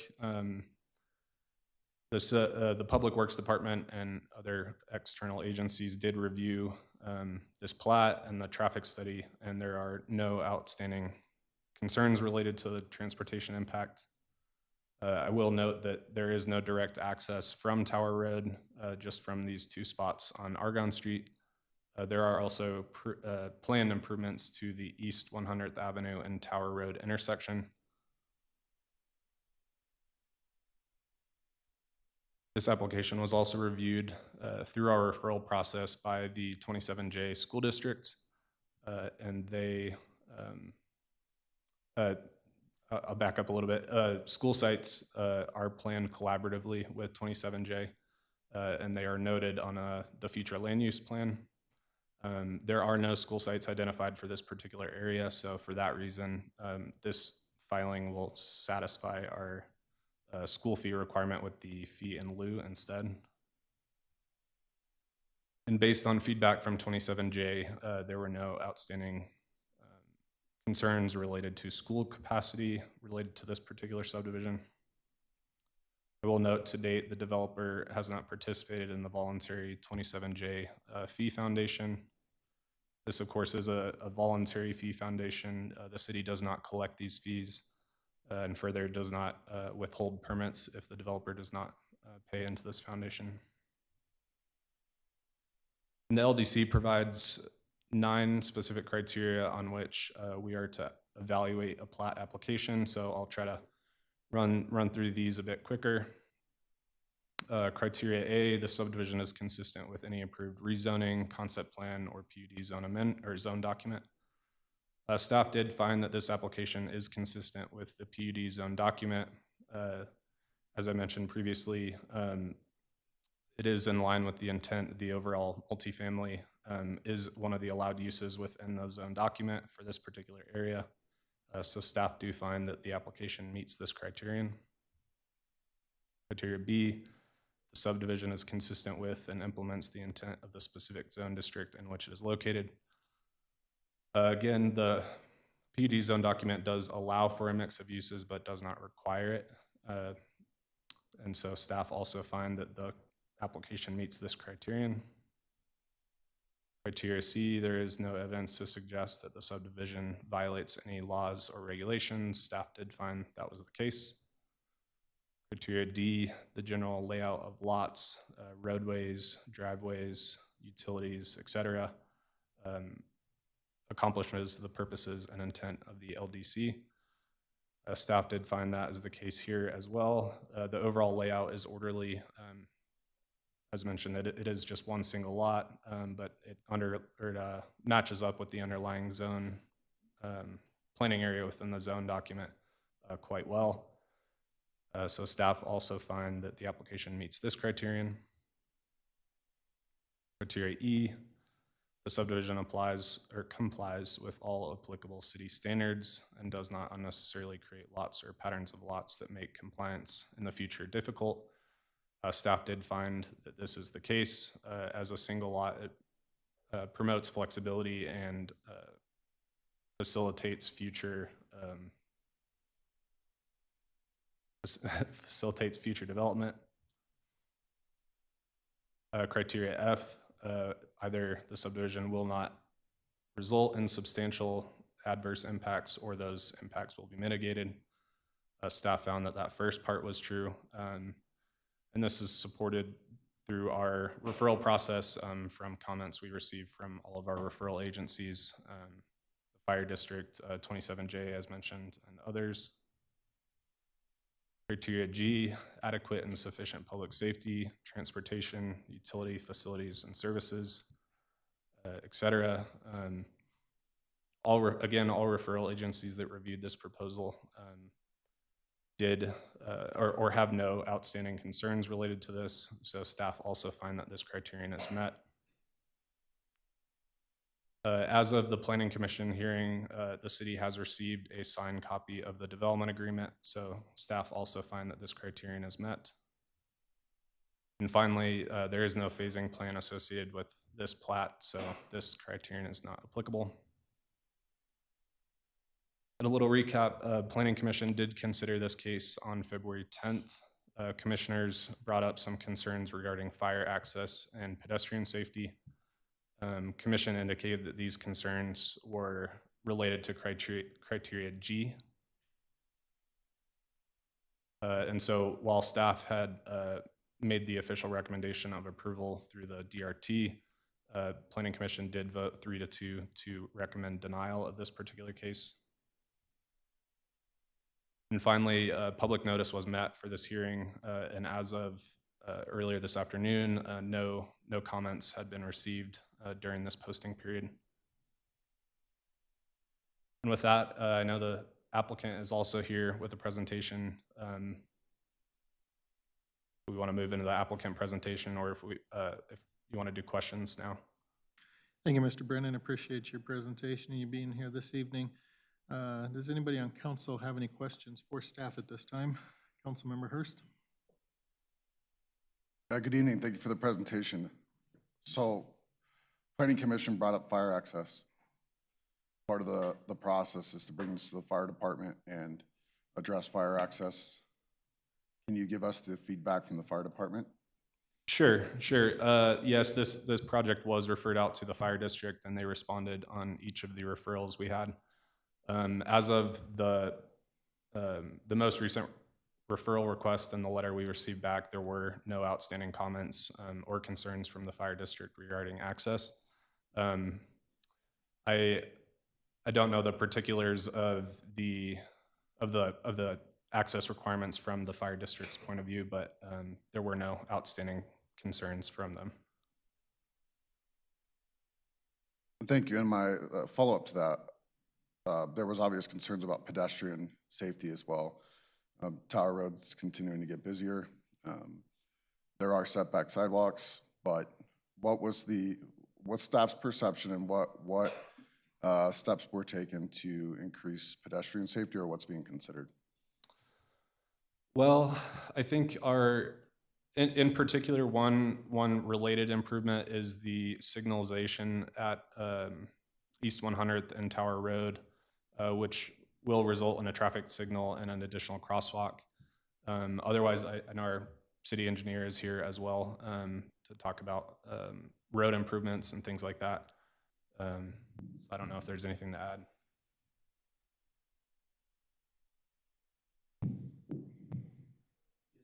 Thank you, City Council. So the only thing I would add is we will have a signal at 100th and Tower, so that would provide an opportunity.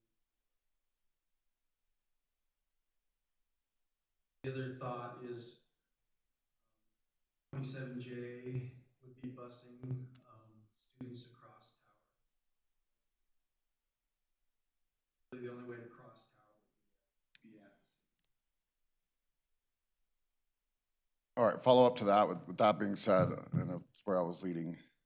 I think as 104th, Tower Road continues to grow in traffic counts and we continue to expand residential east of Tower Road, we have to start thinking about opportunities to go under or over for pedestrian traffic, like always. And so we need to start building those into these requirements or plans to connect across a main corridor or under a main corridor.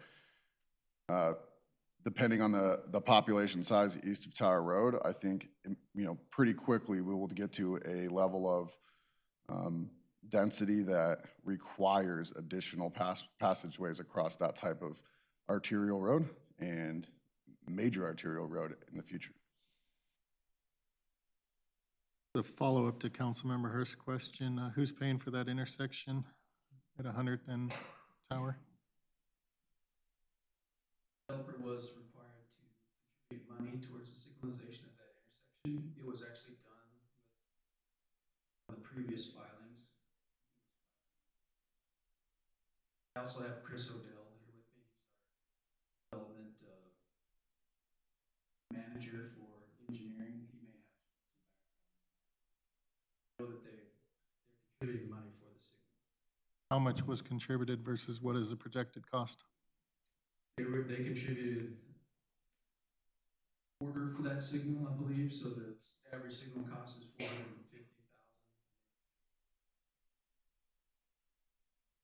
Thank you. Councilmember Noble? Thank you very much. This is on the PUD.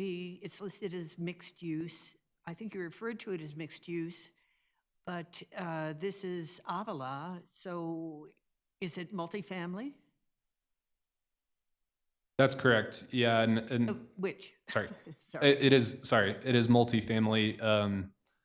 And you're correct also that the PUD does call this area out for mixed use, but there isn't any language or further standards about what type of mix that looks like. Multifamily is one of the allowed uses, but the PUD doesn't specify a particular mix of residential versus commercial, things like that. It just sort of lays out a list of available uses that are allowed there. Is anyone from 27J here this evening? I don't believe so, no. You have a report from 27J? I have comment letters, yes, from 27J that discuss this project in particular and provide the calculated fee in lieu based on the anticipated student generation, I guess, from this particular development. Actually, I'm more concerned about information from 27J regarding student population at these schools you're suggesting for this area. I do have letters from 27J that specifically use their formulas to estimate the potential future population of students coming from Settlers Crossing as a whole and also this particular filing. I can pull that up. I would appreciate seeing that. Regarding multifamily, the minimum open space on our LDC is 15% of gross lot area. Is that correct? I believe the private open space requirement is 3% of overall lot area. The public park requirement is 15% or a fee in lieu that is calculated by a specific formula. All right, I'm looking at section 21-4310, multifamily residential district.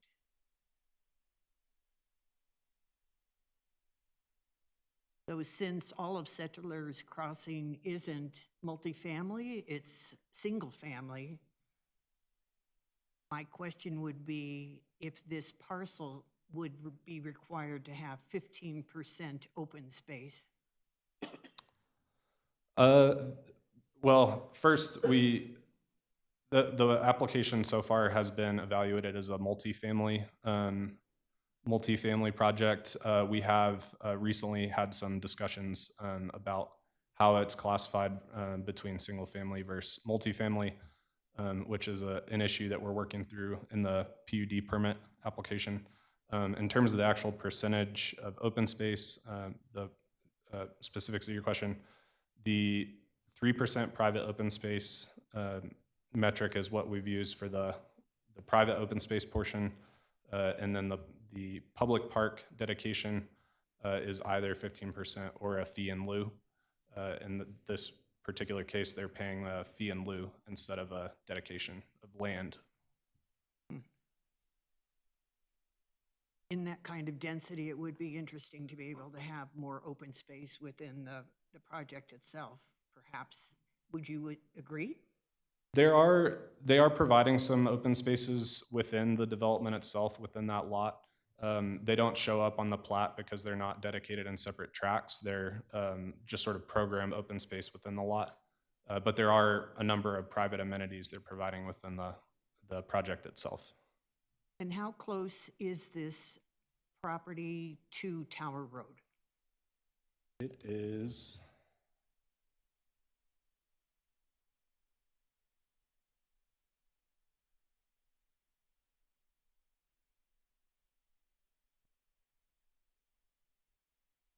I believe it's greater than 100 feet from the edge of Tower Road. The applicant is also here, so they might be able to answer that question more specifically.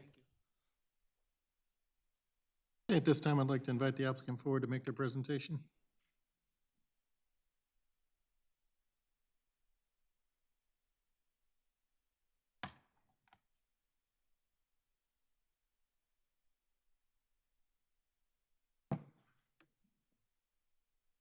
Members of the council, thank you all this evening. Harry, great presentation.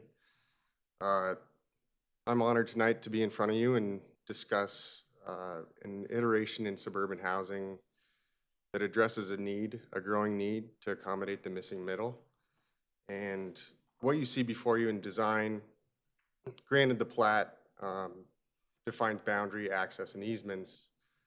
What you see before you in thought and design represents 2.5 years of conversation with the master plan developer of the entire Settlers Crossing master plan community as a horizontal mixed-use community.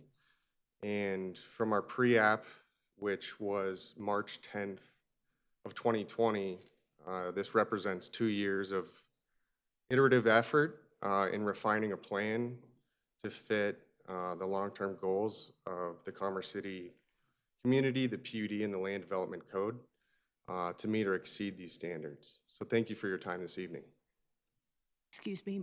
Yes. Mr. Mayor, I would like to exercise Council Policy CP 22F, which calls for oath of witnesses.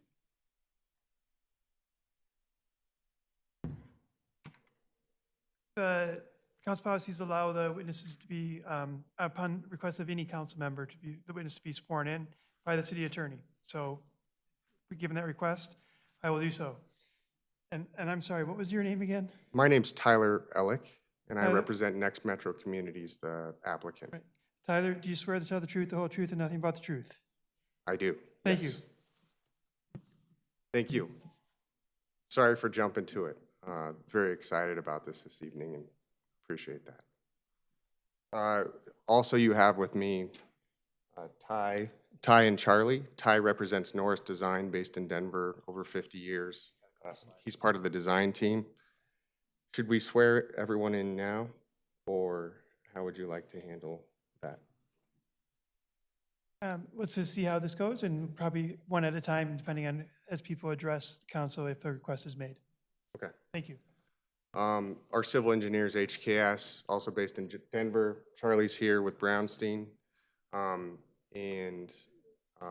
We've got a local team that's developed over 500 of these units over 3 communities with 4 more planned. If you could go back a slide, please. Harry, are you controlling this? Yeah. Thank you.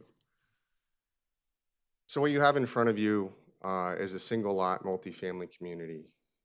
There's some nuance to this community itself, given the single story, what you could consider a deconstructed nature of multifamily. What's typically been developed in the suburban realm as far as a for-lease product type is generally the 3-story, 4-story form, which represents 300 to 400% the density here. And we are currently roughly 10 dwelling units per acre, which fits within the 8 to 24 dwelling units per acre as outlined in the PUD for use area A. This community itself, as you can see with the photos in front of you, represents detached single-story units, all with private backyards.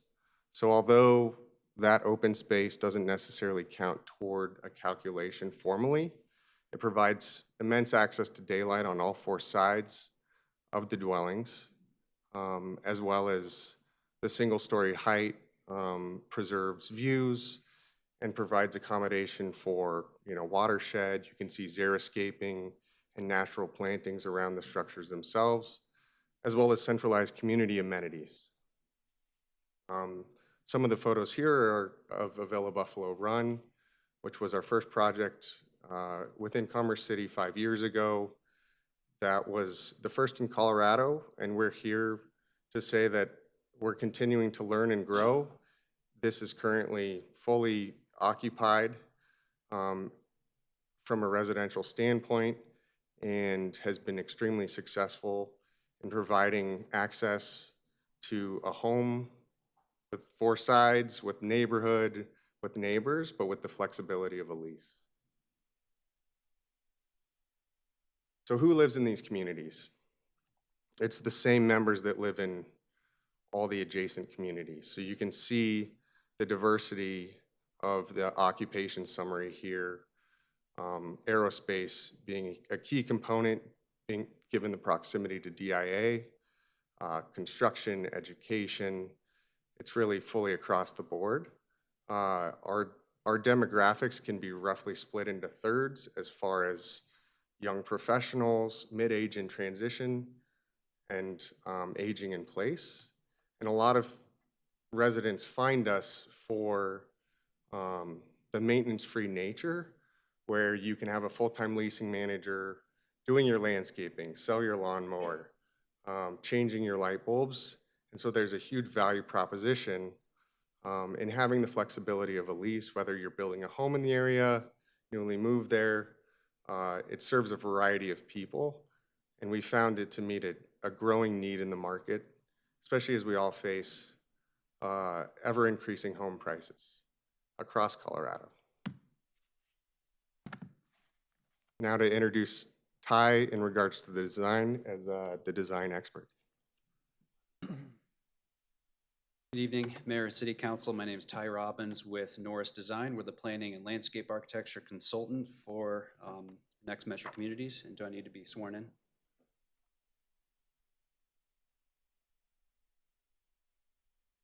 I'll continue. Is that an affirmative request? Yes, Okay. please ask. Do you swear to tell the truth, the whole truth, nothing but the truth? Yes. Thank you. Thank you.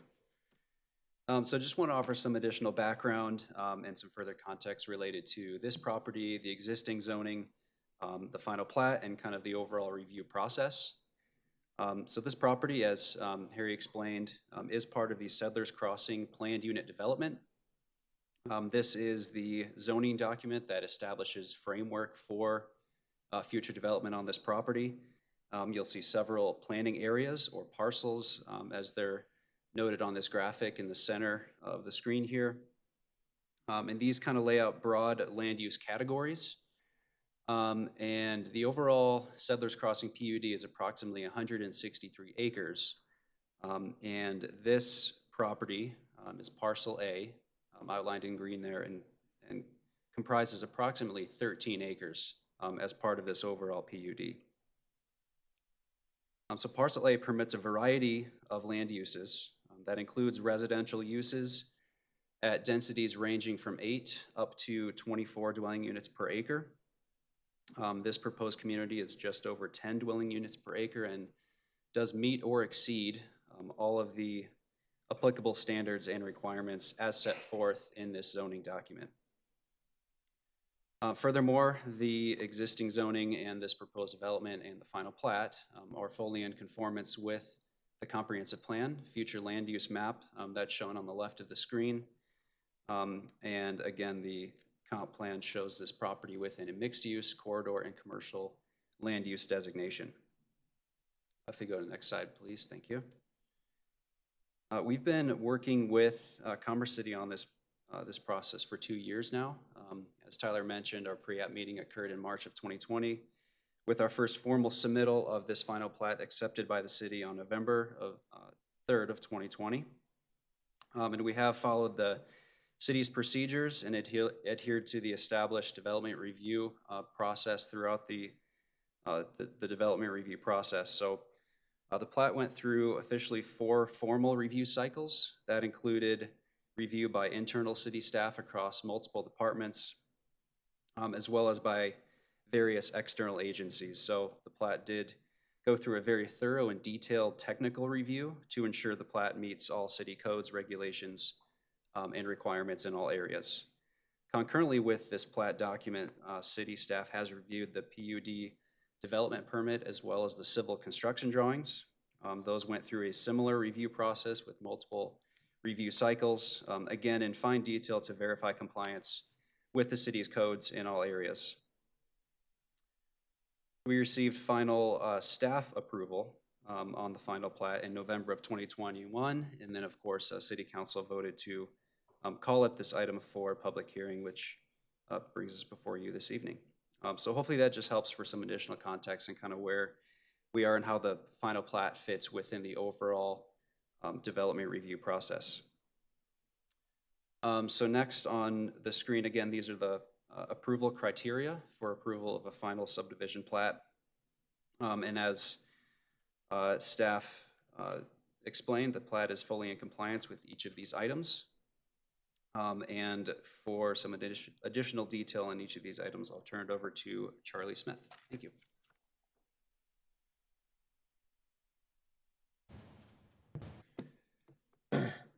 Good evening, I'm Charlie Smith. Yes, please. I will. Mr. Smith, do you swear to tell the truth, the whole truth, and nothing but the truth? I do. Thank you. Took a similar oath, I think, about 10 years ago. I promise I'll. So Charlie Smith, I'm an attorney at Brownstein, Hyatt, Farber, and Schreck. I represent the applicant and appreciate your time tonight.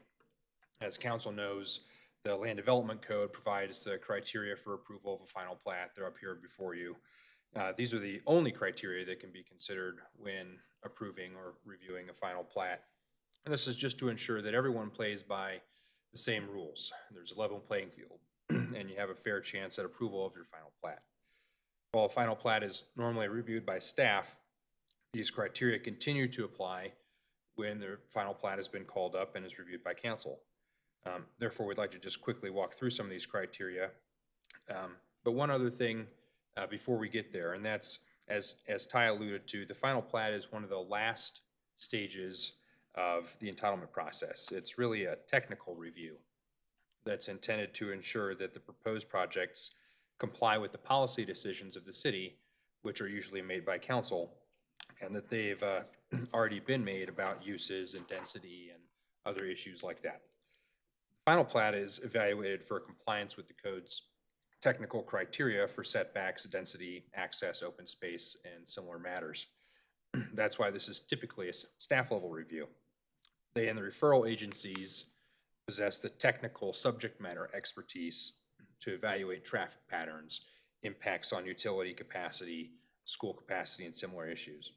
Now, this isn't to say that council doesn't have a role in this process. You obviously do, and that's why we're here tonight. And that's principally plays out in 2 ways. First is what we're doing here. You have the right to call up a final plat for further evaluation. But the other way, and maybe the most important impact you can have on the final platting process, is by setting the rules in the code by which final plats are evaluated. And that's what you've done. So your decision tonight should rest on those rules, those same technical criteria that staff evaluates. You've made those decisions about uses and density and other matters, and landowners and developers then rely on those decisions when they look at properties and select them for development or other purposes. The final plat here is intended to implement your policy decisions. And so let's turn quickly to some of these criteria for approval. So here, as we've discussed before, this property is subject to the Sellers Crossing PUD. That's the document that council approved to set the zoning for this property. And the PUD sets the zoning for not just this property, but the broader 160 or so acre Sellers Crossing master development. As the zoning, the PUD specifies what uses are allowed, and it says that mixed uses are allowed on this property. As we've heard a couple times now, mixed uses includes multifamily uses. Well, it says mixed uses, it doesn't require any specific mix of uses or a certain ratio of one use to another. Rather, it allows for a mix of uses on the property. This is what differentiates a mixed-use zoning designation from, say, a residential or just a plain commercial zoning designation where you can only have that one particular type of use. Therefore, the proposed multifamily use on this property is allowed by right under the Sellers Crossing PUD. The PUD also provides some basic development standards that overlay and work in harmony with the code, such as for setbacks and things. And all of those standards have been evaluated by staff. They're relatively objective, and staff has concluded that they satisfy those standards. Therefore, the final plat satisfies this criterion for approval. Slide, Harry, thank you. This criterion is rather similar to the first. In this case, because we have the PUD, that serves as the zone district for the property. And because we comply with the PUD, we comply with the requirements of the underlying zone district, and therefore the final plat complies with this criterion for approval as well. This criterion is also relatively straightforward. It asks if the final plat's going to violate any federal, state, local laws.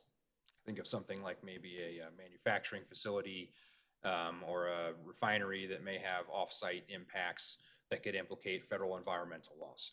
Clearly, there's no exigent circumstances like that with this multifamily use, and staff has concluded that as well. And so we satisfy this criterion for approval. These two criterion overlap some, so I'll just address them together in the interest of time here. The first is that the general layout of the roads, driveways, utilities, drainage facilities, and services is designed in a way to minimize land disturbance, maximize open space, preserve existing trees and riparian areas, and otherwise accomplish the intent of the code. And the second is that this final plat complies with all city standards and doesn't create an unnecessary jumble of lots. So taking these together, first, the property we're talking about here is generally vacant land. It's being used for agricultural purposes and being prepared for development. There's no riparian areas. There's relatively few trees. The land is basically flat.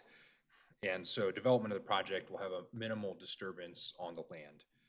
It certainly isn't going to impact any riparian areas or cause any environmental concerns. Harry, can you hit the next slide? As you can see here, and this is a sort of a rendering or conceptual layout for the project, the final plat maximizes open space through a combination of different on-site parks and amenities, including a dog park. You can see a linear park through the middle of the project, a pool and clubhouse kind of area with a spa, and different pocket parks around the property. We total about 6.5 acres. Here, if you can hit the next. And this is the final plat itself that has the, as you can see, it's generally one rectangular lot with tract in the middle for circulation for the road. It's definitely not creating a jigsaw or other creative pattern for the lots. And so the single lot makes compliance relatively easy. And in fact, as we've mentioned, this specific layout has been evaluated for compliance with the standards in the code and PUD for setbacks, lot size, layout. These are all objective determinations, and staff agrees that they satisfy those requirements. Therefore, these two criteria have also been satisfied. Criterion F is that the final plat doesn't have a substantial or undue adverse effect on adjacent properties, traffic, or essentially infrastructure. Or if it does have one, that it can be mitigated to the maximum extent. So every development is going to have some level of impact on adjacent properties and infrastructure. That's the nature of development. The question is whether this project would have an undue adverse effect or a substantial effect on those things. And here the final plat will not have a substantial or undue adverse impact. It's a medium density multifamily project. This is one of the uses allowed by right under the PUD. The Sellers Crossing PUD also sets forth the uses that are allowed on adjacent parcels. So at the time that that zoning was approved through a public hearing process, all of those uses were evaluated together and determined that uses on this property are going to be compatible with the others and vice versa. In fact, the PUD would allow for a much more dense and more intense use on this project, on this property. For example, there's only 132 units in this final plat, in this project that will be built. The PUD would allow up to 310 units, so more than twice as much. But that's not what Next Metro is pursuing. Further, the PUD would allow for more intense commercial and office uses, which would generate far more traffic, as confirmed in the traffic letter from Felsberg, the city's outside traffic engineering firm, and would also require quite a lot of buffering between them and the adjacent single-family uses for things like noise and lighting. So in sum, the final plat proposes a use that is allowed by right as determined by the city. It's a use that will have a much smaller impact on adjacent properties and infrastructure than other uses that would also be allowed by right.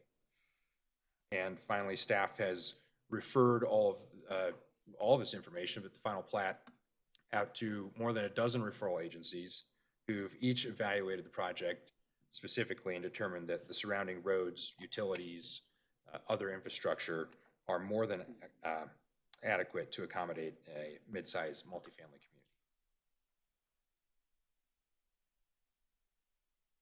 We're almost there. We're getting there. Criterion G is that there's adequate and sufficient public safety, transportation, utility, facilities and services, recreation parks and schools that can serve the project. Again, a bit similar to some of what we just discussed. But one thing that we should discuss is that, as I mentioned, this went out to at least 12 different referral agencies, including the fire department, the school district, utility companies. Each of those referral agencies has their own internal subject matter expert who evaluates the final plat to determine if it's going to have an undue impact on whatever their purview is, the school or fire access. So they have their policies, their codes, their best practices that they look to, which have been adopted and are publicly available. And those regulate the future development within the city to ensure that development won't have too much of an impact or to regulate how they can mitigate that impact. For the fire department, just for instance, it's of course literally a life and death issue for them to make sure that there's adequate access, the number of fire hydrants, if a property needs to be sprinkled, that kind of thing. So while council's reviewing the same information here tonight, the point is that you should have confidence that these subject matter experts, who are the referral agencies, have evaluated all of this and taken all of these standards and requirements into account. There's a couple specific things to note here. The school district, as I think Harry was mentioning, works in collaboration with the city to decide where new schools are going to go. This property is not designated for a new school, so instead they pay the fee in lieu, which is established by the school district and the city based on a calculation of how many students they think any project may generate and the cost of serving each additional student. So the school and the city comes up with what the fee in lieu amount is, and the developer is just required to pay whatever that is. And that is intended to offset the impact of any future development. Here, Next Metro would pay about $52,000 in fee in lieu. I don't know how many students the school district projected. Next Metro has done its own analysis of its communities, and they've built more than 4,000 units nationwide. They expect that a community like this would generate a new student for every 10 units. There's 130, a school, school-age child, right? So there's 132 units, there's 13 students. Of course, not all of them are going to be new to Commerce City. Some of those families are just moving from within the city. So the number is likely lower than that. Next slide, please, Harry. For parks, as we mentioned earlier, there's about 6.5 acres of total usable amenity space within the property. That's the dog park, the linear park, private patio spaces, pocket parks spread throughout the project for ease of access. But this is also about 350 feet away from the regional park that is part of the larger Settlers Crossing project that they've committed to build as part of that overall master development. This is sort of important to note because that park, along with Next Metro's agreement to pay a $185,000 fee in lieu, satisfy the open space requirements in the code and PUD. Everything Next Metro is proposing within its own project is all just additional amenity space to provide options to its residents. They can stay within the community and hang out at the dog park, or they can walk a short distance down the street and go to the regional park. Next slide here. This is just a closer up views of the linear park, dog park, pool area, those amenities. And then finally, with respect to transportation, there's been some questions about that. So residents will exit the community onto Argonne Street and then drive onto Tower Road. The city's transportation plan designates Tower Road as a principal arterial, meaning it does have a lot of traffic, but it's intended to have a lot of traffic. And that's part of the reason, I'm sure from a safety and code perspective, other city representatives could talk about this more, but that the access is not onto Tower Road. The access is internal to the Settlers Crossing community so that you're not having kids just walk out of their apartment unit, their living unit, and walk onto a busy street. So just wanted to point that out in answer to that question. In sum, that criteria for approval is satisfied. Finally, these last two criteria are pretty quick. We can get through them. They've signed a development agreement in satisfaction of criterion H, and criterion I is not applicable because the final plat's not phased. So thank you for sticking with me through that.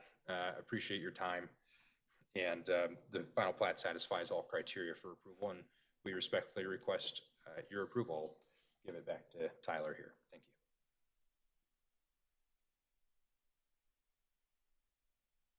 Thank you, Charlie, Ty. Thank you also for the attention. So as far as economic vitality, this 163-acre master plan was conceived in 2010 with annexation and approved by a body of city council members, just like yourselves. We believe that plan incorporates a variety of uses, and we understand commercial being a need of Commerce City.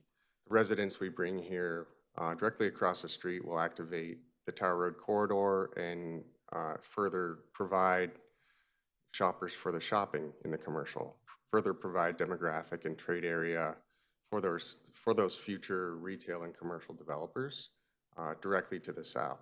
So as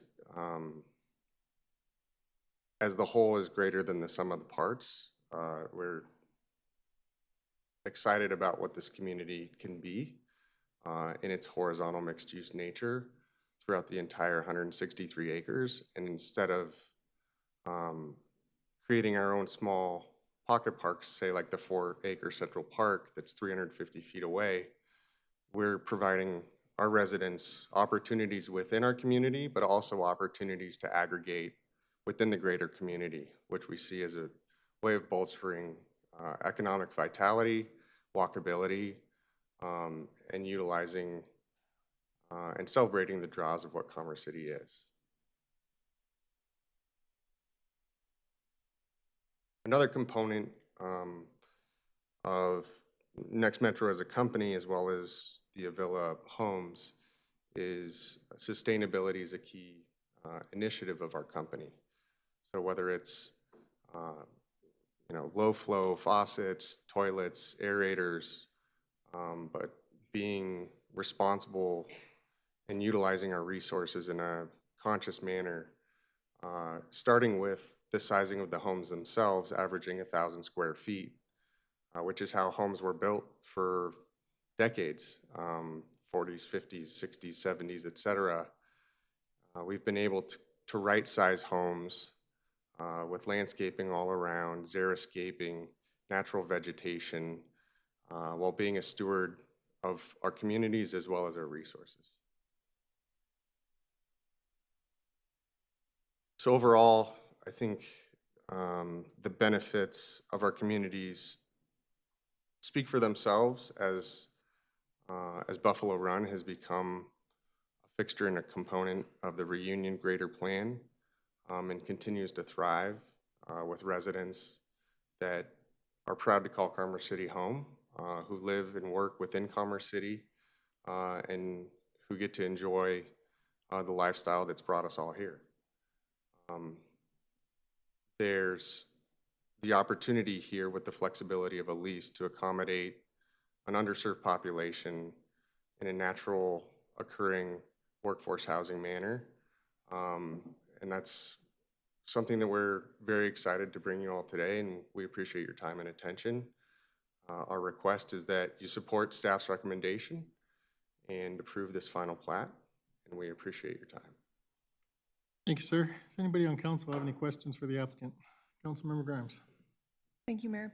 Thanks for the presentation. I just have a quick question related to criterion F. I see that there's a conformance report related to traffic, but was curious if there's any feedback regarding parking. Yeah, so we are currently drawing in our PUD development permit 282 parking spaces. One thing we've learned is surface parking allows for much more flexibility. So Buffalo Run houses 100 parking stalls within garages in 25 structures, and this for 128 units. This community is 132 units with 282 parking stalls, which is 16 more than the standard. And even more so, we're housing 17, so 68 garaged spots.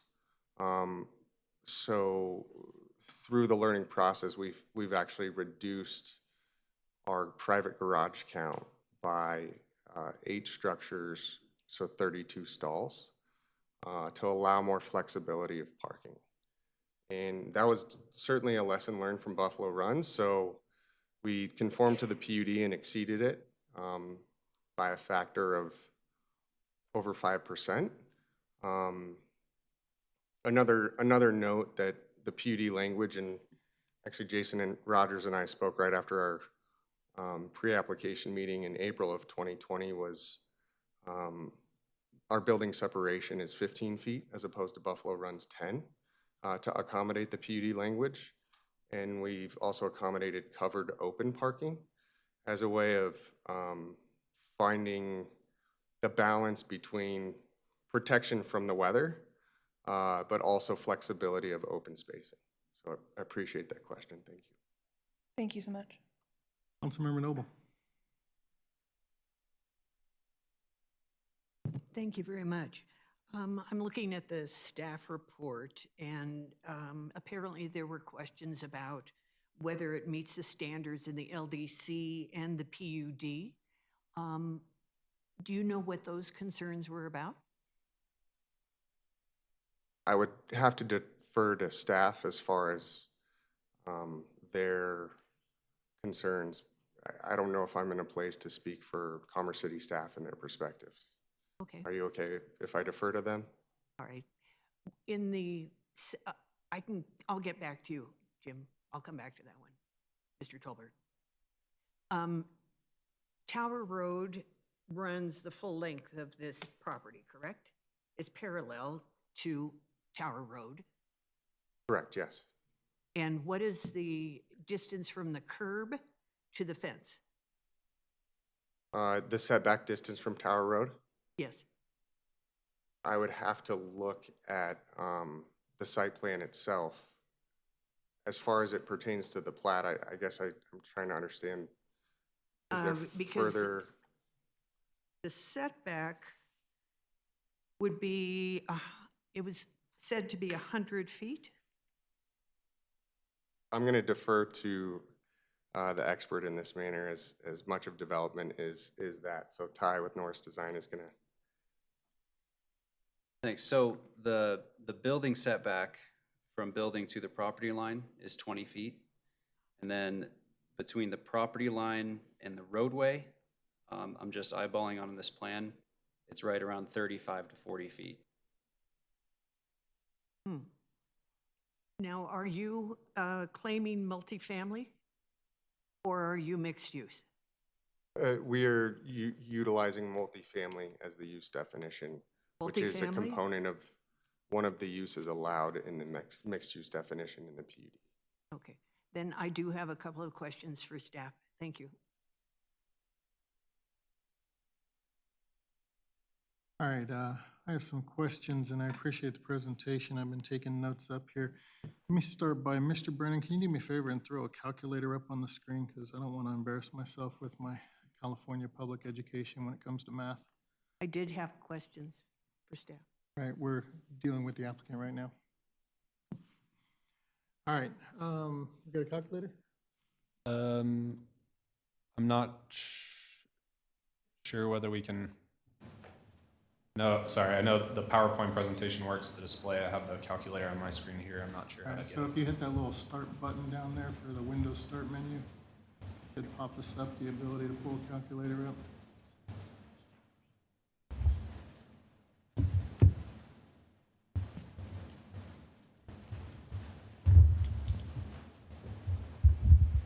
Hey, there we go.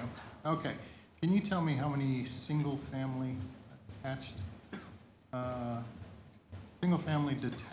units will be there? 132 units.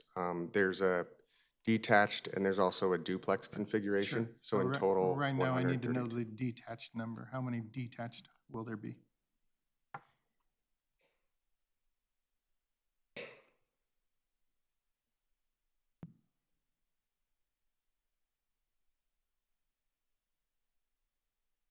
$92. 92. Do me a favor and put 92 in the calculator there and multiply that by 0.775. Great. Go ahead and throw that into Memory Plus for me. All right. How many single-family attached houses will there be? So the multifamily units in the duplex configuration are 40 units within 20 structures. 40 units. Great. So type 40 in there and multiply that by 0.364 for me. And hit Memory Plus on that. Great. Go ahead and hit Memory Recall for me so I can see that total. Great. 85 students is what is estimated to be out of your development per land development code numbers. You take that and multiply that by 0.2, please. We get, was that 0.2? I'm sorry, did you say 22? Nope, I need that multiplied by 0.02. Let's take that 85 and multiply by 0.02, please.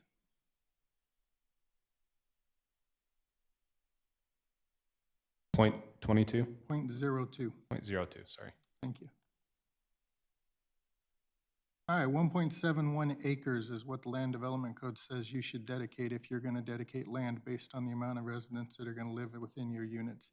Multiply that by what is the current average that the school district has given us for fee in lieu of.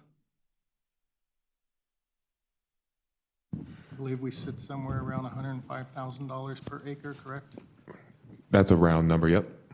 We'll use that just for a round number. Please multiply 1.7172 by 105,000.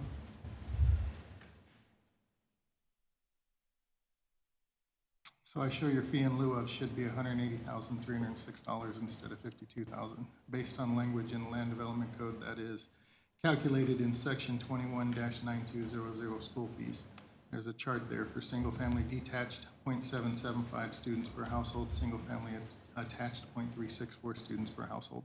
So my question is, how did we arrive at only $52,000 for the fee in lieu of fee?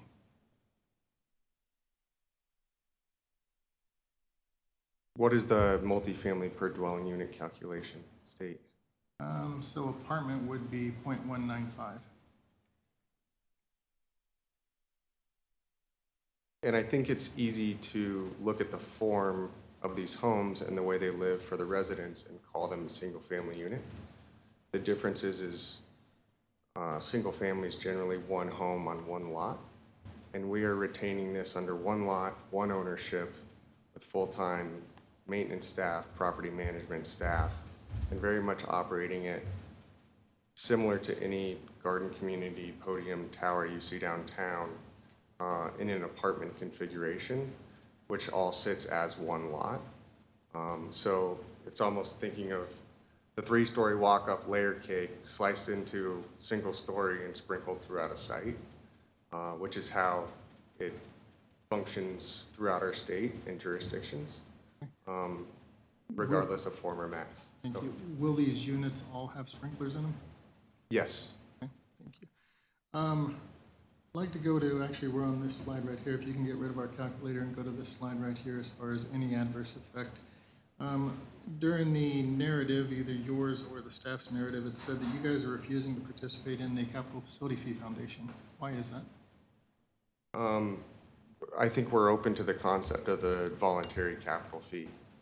The first time it was expressed to me was during the Planning Commission hearing, and I'm very open to having that conversation with the appropriate party. When I look here at paragraph 2, which you or your attorney or development partner brought up, any adverse effect has been or will be mitigated to the maximum extent feasible. So whenever it comes to the impact on the school district and you're going to dump 85 more students into a school, yet you're not helping with the construction of the school, how do we meet the intent of any adverse effect has been or will be mitigated to the maximum extent possible? So your suggestion is to I am not- maximize the voluntary fee? I am not making a suggestion. I'm asking how you meet the intent of that paragraph that your staff member brought up to us whenever you're not contributing to the construction of a school. By, Mr. Mayor, again, Charlie Smith from Brownstein. Yeah, so the code requirement and the criterion is whether you have a substantial or undue adverse effect, and if you do, that you mitigate it to the maximum amount possible. And the evaluation from staff and the referral agencies, including the school district, is that there has not been a substantial or undue adverse impact, since you're asking about the school specifically, on the school. And so there is no second part to that evaluation about how you would mitigate it, because they've concluded there is not one. Under their calculations, which were about $52,000, that was the impact fee that the school district, in collaboration with the city, calculates for us. We don't calculate our own impact fee. They come up with it, and Next Metro pays what's required by the school district and the code. So they're doing everything that they can based on what the code says and what's required under the code to pay the impact fee. And the impact fee is calculated based on the, well, you know, all of their information, their financial information as a school district to determine how much it costs to serve each new student. So would you say then that you're doing the minimum required? No, what I'm saying is that the school district, well, so let me answer it this way. State law says that a city can only require a developer to pay an impact fee that has a nexus with the actual impact that is projected for that development.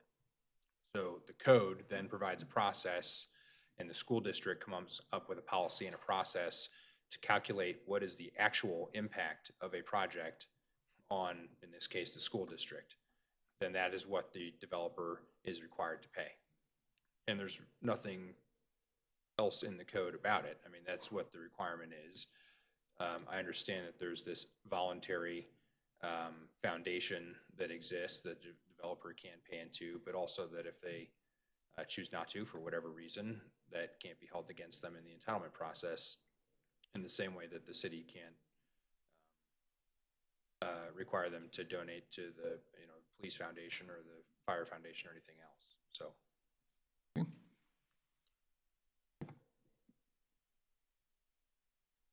Anybody on council have any other, oh, actually I have one more. Can we go back to that economic vitality map? I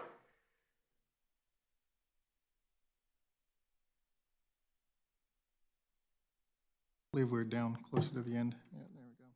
Oh, yep, there we go, right there. How long has Avila at Buffalo Run been constructed? Roughly 5 years. Roughly 5 years. And in that 5-year period, has there been a single business that has moved in immediately west on 120th Avenue to that development? I'm not quite sure. I believe the storage facility was under construction, but I would be speculating to answer that question. So I think it's safe to say that in the 5 years that Avila at Buffalo Run has been there, it has not had a positive economic impact on the construction of those commercial parcels. Why would that be safe to say? If it's housing those employed by Commerce City, DIA, and the adjacent community, how is that not a positive impact? You brought this slide up to me and said that if you build this, it's going to help to get commercial there. That's what you said, right?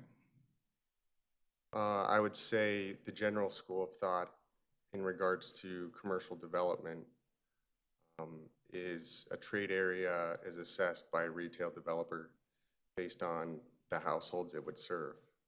And by adding households, it creates further opportunity for commercial developers and retail developers to assess a more positive trade area. It's an aggregation. Okay, thank you. Does anybody else on council have any questions for the applicant? Seeing none, does anybody on council have any questions for staff after hearing the applicant's presentation? Councilmember Noble? Yes, I have questions for staff. So I'm looking at multifamily from the Land Development Code, and it says no single-family detached dwellings shall be permitted. So I am confused. Can you explain why this is considered multifamily when no single-family detached dwellings shall be permitted? I would answer that that is considered by the applicant to be multifamily at this time. We have advised the applicant that with the language in the Land Development Code currently and what's in their PUD, we would not be able to move the PUD permit forward until there's resolution of that. This is before you because it's simply a one-lot subdivision tonight. They've shown you some stuff about the development, but that's not been approved, and that would have to go through, it was trying to go through a concurrent process, but it is not part of what you would be approving tonight. The 132 units, the layout, that's what they intend to do, but this is a one-lot subdivision, so that's why it's still going forward. But you're absolutely right in the way the definition of multifamily does not anticipate single-family detached as part of that. Thank you very much. And it also calls for 15% open space. So I would like the applicant to keep that in mind. Perhaps Yes, that ma'am. would be helpful. So the reason then on the staff planning report, it says no PUD permit approved for this lot currently is because there isn't one. There is, the PUD is approved, which says that it allows mixed use, which includes multifamily, includes residential. That's approved, but the actual PUD development permit that implements that has not been approved. Mr. Tolbert, when I look at the land use code, or land development code, sorry, depends on the city you're from, for mixed use, it states that the uses within this district are primarily commercial in nature, and the residential development is incorporated into the retail environment, such as first floor retail and second floor residential. Is that correct? I believe that's what it says in the Land Development Code. The issue here is this is a approved PUD. that defines mixed use differently, which can be done, has been done in the past, and is, so it would be what governs it in this case.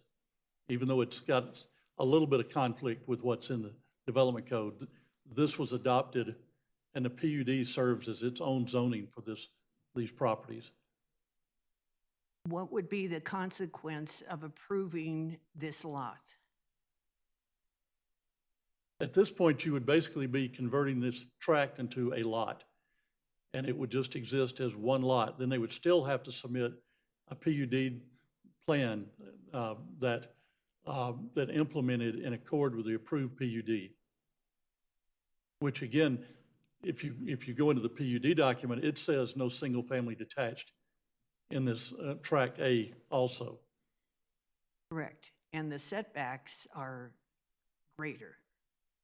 To be honest with you, I didn't bother to get into that detail because the first one was an overriding issue. Okay, that makes sense. Thank you very much. Yes, ma'am. I want to follow up just to get some clarifications while you're there. Under the current land development code definitions, is this a multifamily property or is it a property that will have single-family attached and single-family detached homes? If it was being done under the land development code, I would say that the product that they've shown you does not comply with the land development code. Thank you. So going back to the criteria, I believe it's criteria A or B.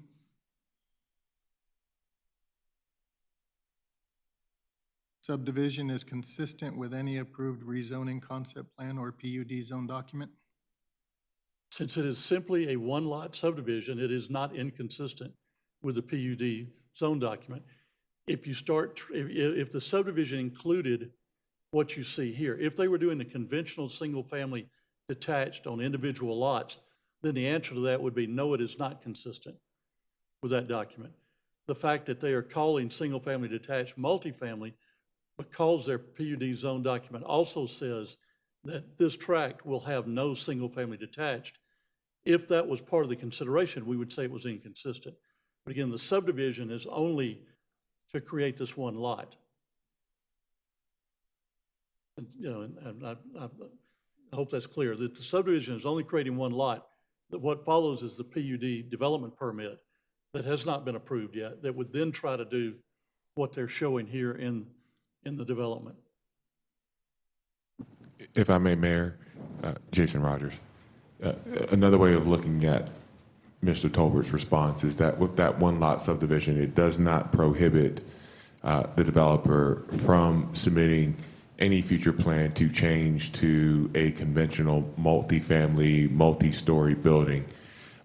So in that sense, the subdivision, to Mr. Tolbert's account, is in compliance with the PUD, which allows for being able to move forward with the permitted land uses at the appropriate consideration and time. I appreciate that, but as part of the official record, the applicant came forward and stated they're going to build single-family attached and detached homes, correct? I believe that is part of that's part of their presentation, yes, sir.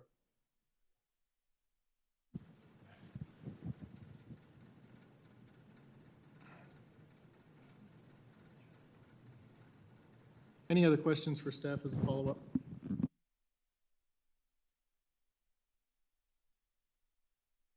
Councilmember Grimes? Not for staff, I'd request that we can have the applicant clarify the answer to your question regarding single-family and detached homes. Gladly.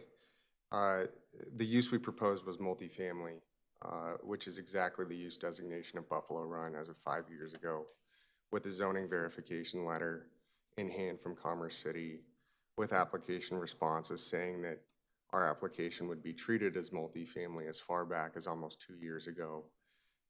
It was maybe roughly 18 months ago from Stacy Wassinger. And the configuration of these multifamily units is in a variety of forms, but the zoning and use itself as multifamily as it was treated 5 years ago, as it was treated in the process for the past 2 years, and as we intend to move forward in the process. Thank you. Mr. Gibson, is anyone registered to speak on this matter virtually? Mayor Huseman, no members of the public registered to speak on this matter virtually, and no written comments were received on this matter by the deadline. Thank you. I'll call Steve Douglas up for round 2 of his comments this evening.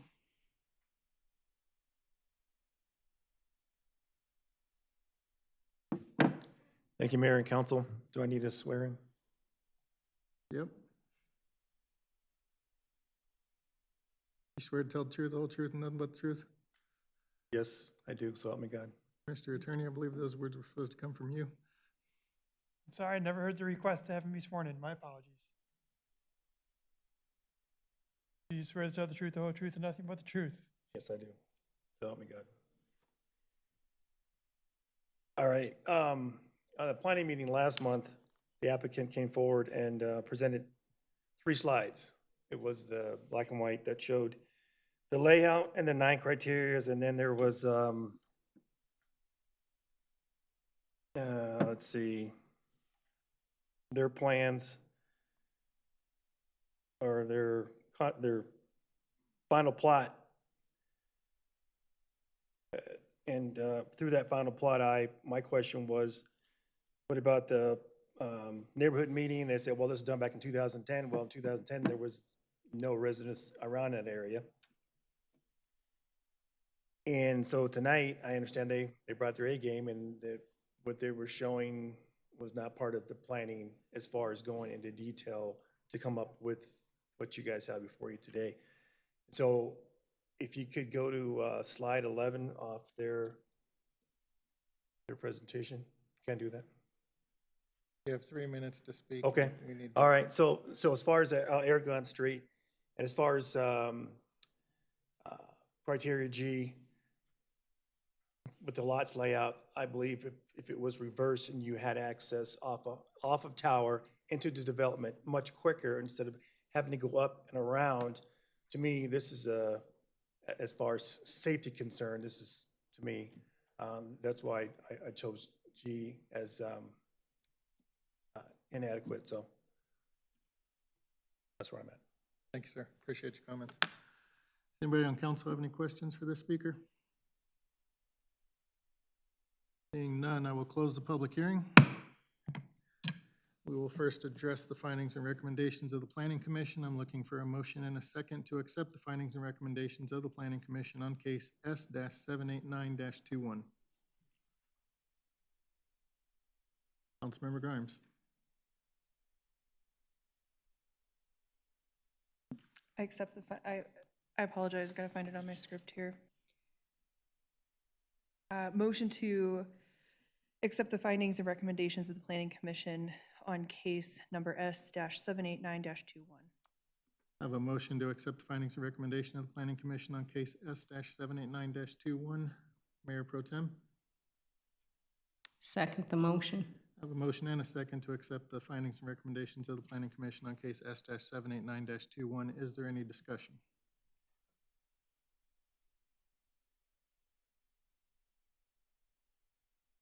Councilmember Ford.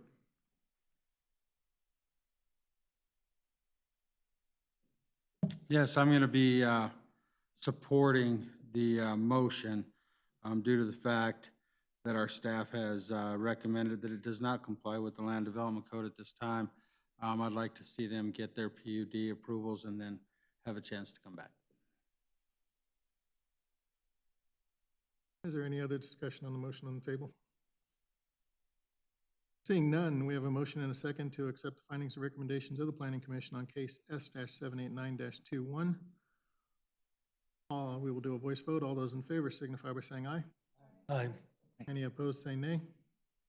Motion carries. Mr. Hayter, if you can please refresh the council on what it would take to vote, how many votes it would take in order to override the findings and recommendations of the Planning Commission. This is not a zoning case, Okay. and what you're speaking to applies when we're dealing with a zoning case. The recommendation of the planning commission has no weight on any decision that you make. So there's no number of votes or anything that's required to go against what their recommendation was. Your decision will be the final decision on this. Very good. Thank you, sir. Appreciate that clarification. I'm looking now for a motion and a second to approve Resolution 2022-03.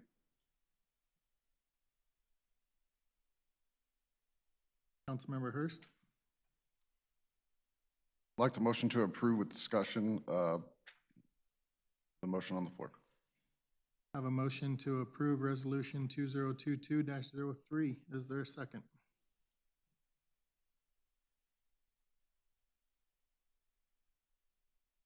Once again, I have a motion to approve Resolution 2022-03. Is there a second? Thing is, I don't have a second, the motion will fail, and Resolution 2022-03 is not approved this evening. I apologize to all of our guests in the audience. I know you're ready to get into the next public hearing, but I want to give everybody a 5-minute break to use the facilities and stretch their legs before we go. Yes, sir? Do we have a conclusion in that hearing, though? We had a motion with no second, but we don't have an alternative vote, no alternative motion. Is that my understanding? Anybody have an alternative motion to make? Councilmember Grimes? Can someone on staff clarify the difference between the two motions, please? What the resolution versus what we've already voted on? Excuse me, my understanding is you made a motion to accept the recommendations of the planning commission into the record, but you certainly did not adopt that position. And then there was a motion that was made to approve the plat. I heard that did not get a second. But we don't have a conclusion to a final decision from council yet as to the plat. Can we run the motion again? I actually raised my hand just a little too late. Councilmember Hurst?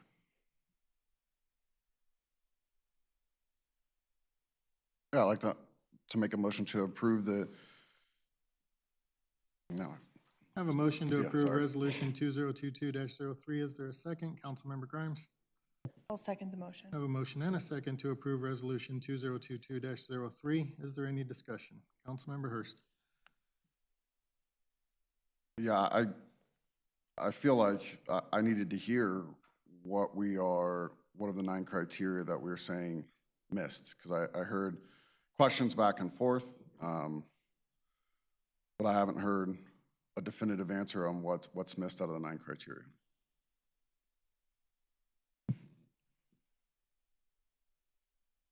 Is there any other discussion? Councilmember Ford? Again, I will not be supporting the motion just because after hearing our staff talk about meeting the criteria and not having the PUD process taken care of, I think that process needs to be taken care of before we can have a full accusation of what is being done. And because of the information that you were able to bring forward concerning, and Councilwoman Noble concerning the fact that it's one lot and single-family homes are not allowed on one lot, I'd like to see that PUD process happen prior to approval by this body. Yeah, any other comments? Any other discussion? Councilmember Madera? I'll let Deputy City Manager Rogers speak first. I think he had a response to Councilmember Ford's comment. Thank you, Councilmember Madera, and Matt, please fill in for where I may misstep. As I understand it, Councilmember Ford, your request is for them to go forward and to seek their PUD permit approvals prior to taking action on the PUD plat, correct, sir? Yeah, my concerns are that coming before this body and having one lot that the PUD over the entire project says no single-family homes per our staff are allowed within the zoning that they currently have. I think that has to be fixed before we can allow single-family homes within that zoning. So on a couple of points, obviously the discussion about the intended land use, and correct me if I'm wrong, Matt, is not under consideration and should not be a part of your evaluation tonight as it relates to your determination. At that same time, from a procedural perspective, a PUD permit cannot be approved in advance of the PUD plat because of that PUD plat, because that PUD permit relies on that plat in order for any vertical improvements to be able to be taken forward. So it kind of puts you in a catch-22 per se. And there's other ways that they could, I would say, resolve the issue by changing various aspects of the PUD permit that do not rely on the single-family detached, as Mr. Tolbert was speaking to, that they are continuing to work through with the community development staff. So there's just a number of different dynamics around that request, sir, that we as staff may not be able to meet because of, once again, the procedural requirements and the things that are at consideration tonight. But Matt, if I missed anything, please feel free to fill in. No, that's an accurate statement. So we start with a PUD zone document, and then we have a plat, and then we have the PUD development permit. So the zone document was approved, quite some time ago, and you've seen that here tonight, and it's in the record. So right now we're reviewing the plat. And as Deputy City Manager Rogers indicated, we don't really look at the land use as part of the plat. The PUD development permit, when it is reviewed and approved, and it's been going through back and forth, it sounds like, based on what Director Tolbert indicated this evening, when that is considered, they will make sure that the final product that's there is consistent with the PUD zone document. The only, I guess, little issue of confusion there is it is often difficult for you to address the approval criteria about the adequacy and sufficiency of public safety, transportation, utility facilities, parks, schools, et cetera, when you don't know what that land use is. So that does come into play in trying to address that criteria G.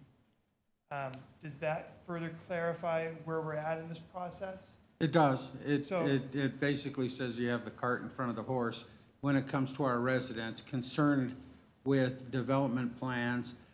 We tonight can only base our decision on the 9 criteria and if that 9 criteria has been met. Is that correct? Correct. That is Okay. so in other words, and think about this too, like a single lot can hold a large multifamily development, a large apartment building. That's a single lot, right?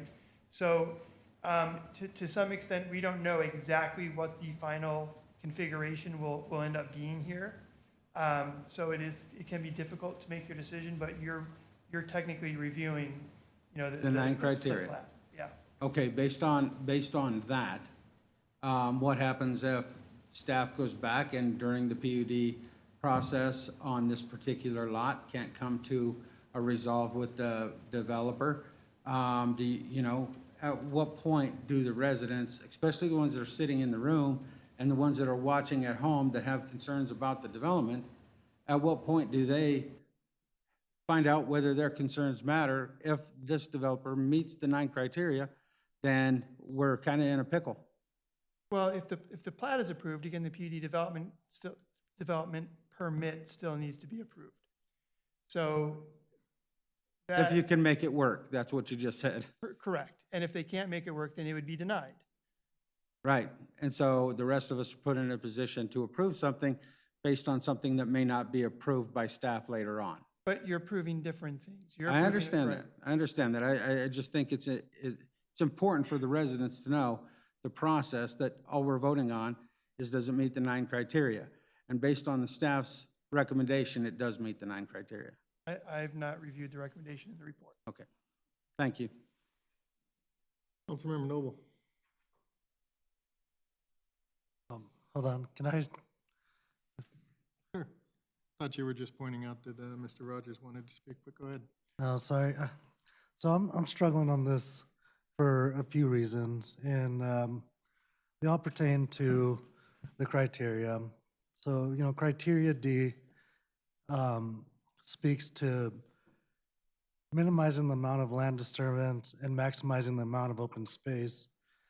And from what I've seen today in this case, I'm not seeing that in these plans to, I'm seeing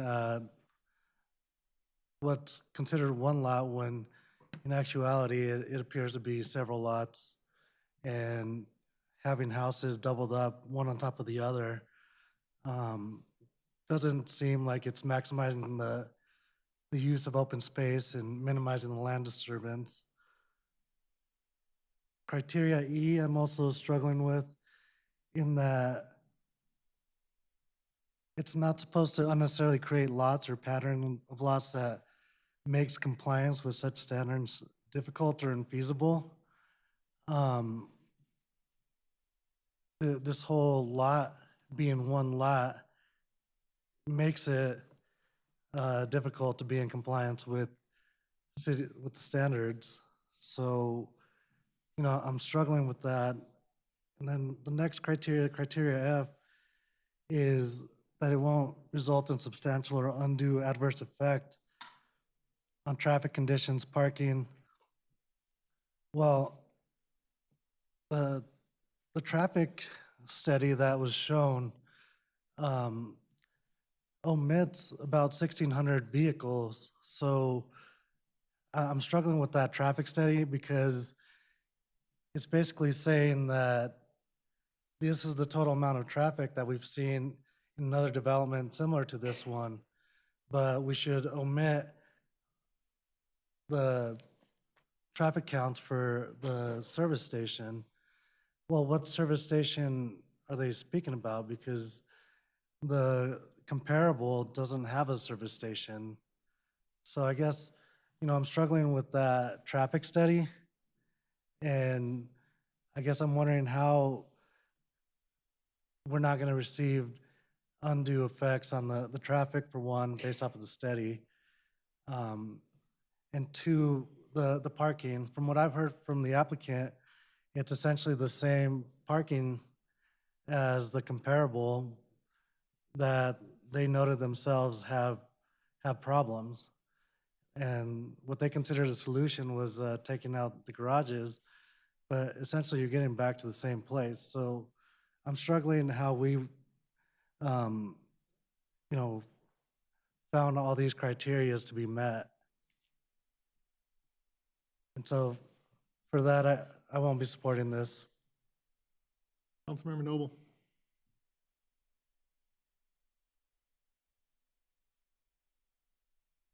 Councilmember Noble.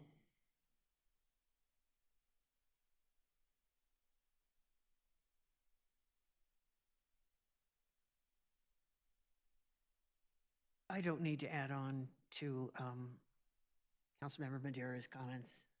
Thank you. Councilmember Douglas. Councilmember Douglas. Yes, thank you, and thank you for presenting this evening. Really appreciate the thoroughness of your presentation. However,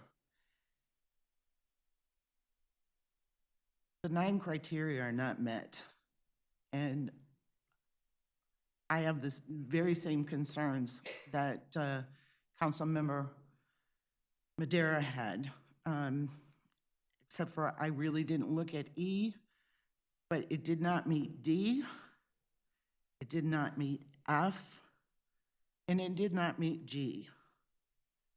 The undue adverse effects on the traffic conditions is my major concern. Also, sufficient public safety, especially when it comes to children and schools, is my other major concern. So as you have presented your proposal here tonight, it does not meet the the 9 criteria as presented. Thank you. I will be a no vote. Councilmember Hurst. Yeah, I voted to have this discussion because I heard quite a different presentation. Sounded like they added between 68 and 80 parking spots to the comparable. I think anything you put there is going to generate traffic, and there's been no justification of how this example of a development will add additional traffic from anything else that would be there. It doesn't mean that I think that the final product is done. When it's on one lot, there's a lot of different ways that you can change the layout to make essentially an apartment complex, but sliced down to one story. And you know, there's a lot of different ways to solve density issues and the cost of living that's increasing in Commerce City.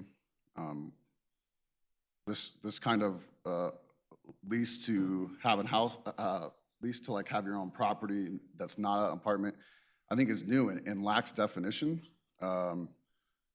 And I think that's what's happening right now. We're calling it a single family unit, we're calling it a multifamily unit, when I don't think it's either.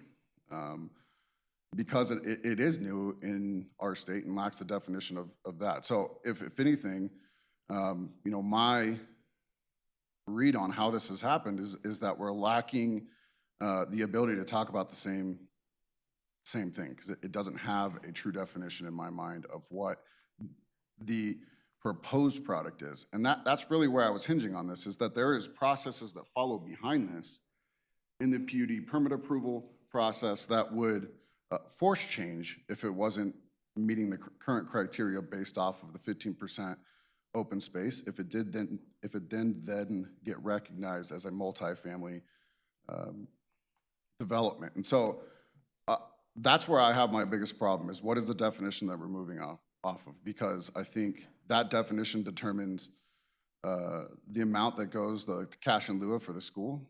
That definition determines if the developer decides to join CFFF.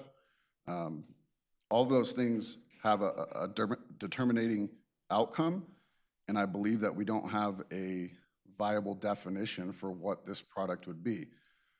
On the flip side of that, when we're doing land use cases, more than half the time, we don't know what company is coming in for a commercial land use case. We don't know the details of how that's going to be. We simply look at what land development code says, what the opportunities are within that development, and do they meet those? I think there were some good arguments as to why the current presentation didn't meet those 9, but it doesn't remove the ability to make the changes during the PUD permitting process to fit those needs or to fit those land use demands. And so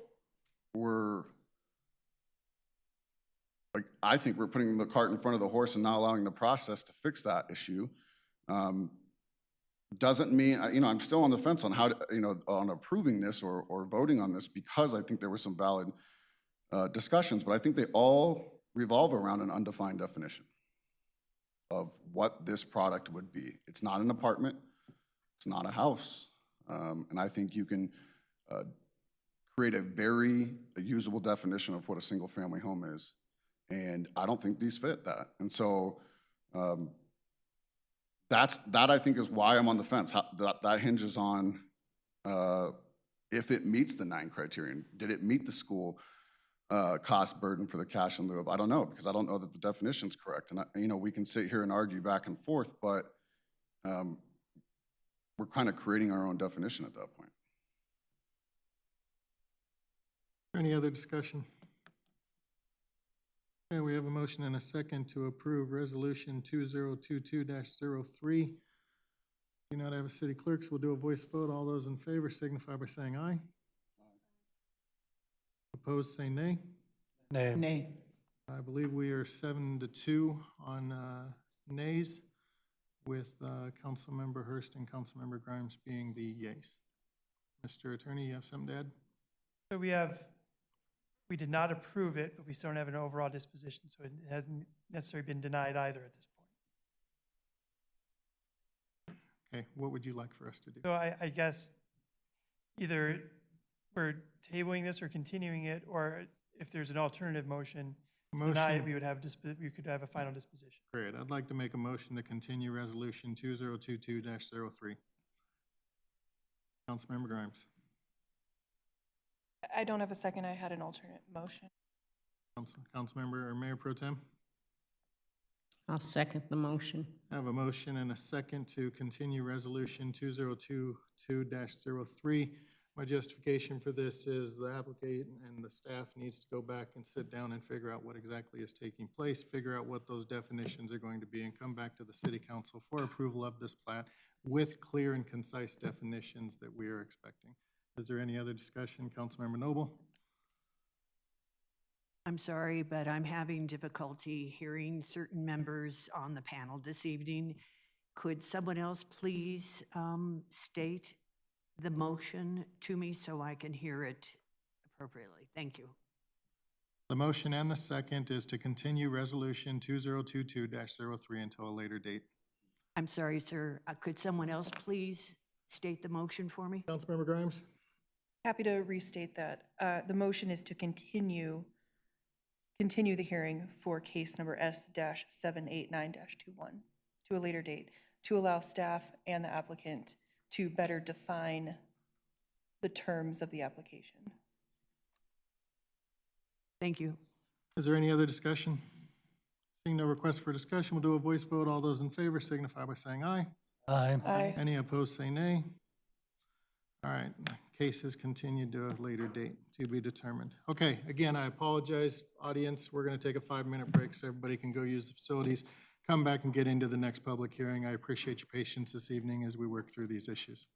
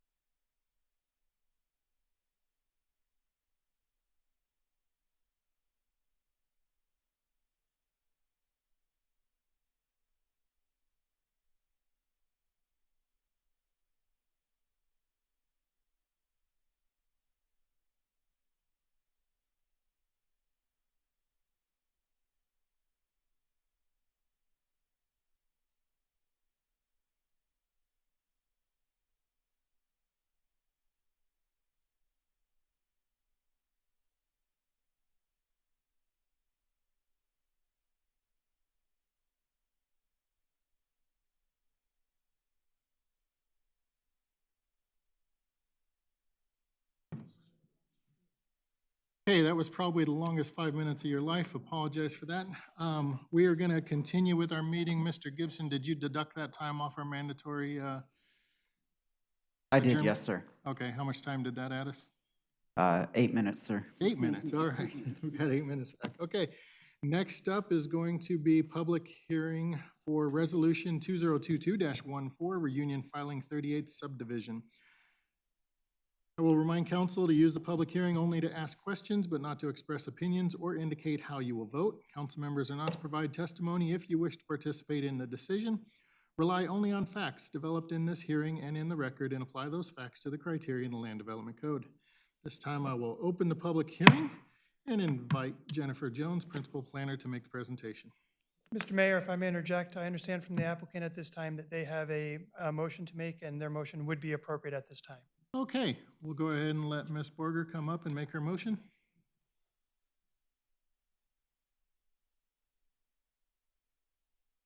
Is this the appropriate time to do the swearing in? If requested, yes. All right, let's do it.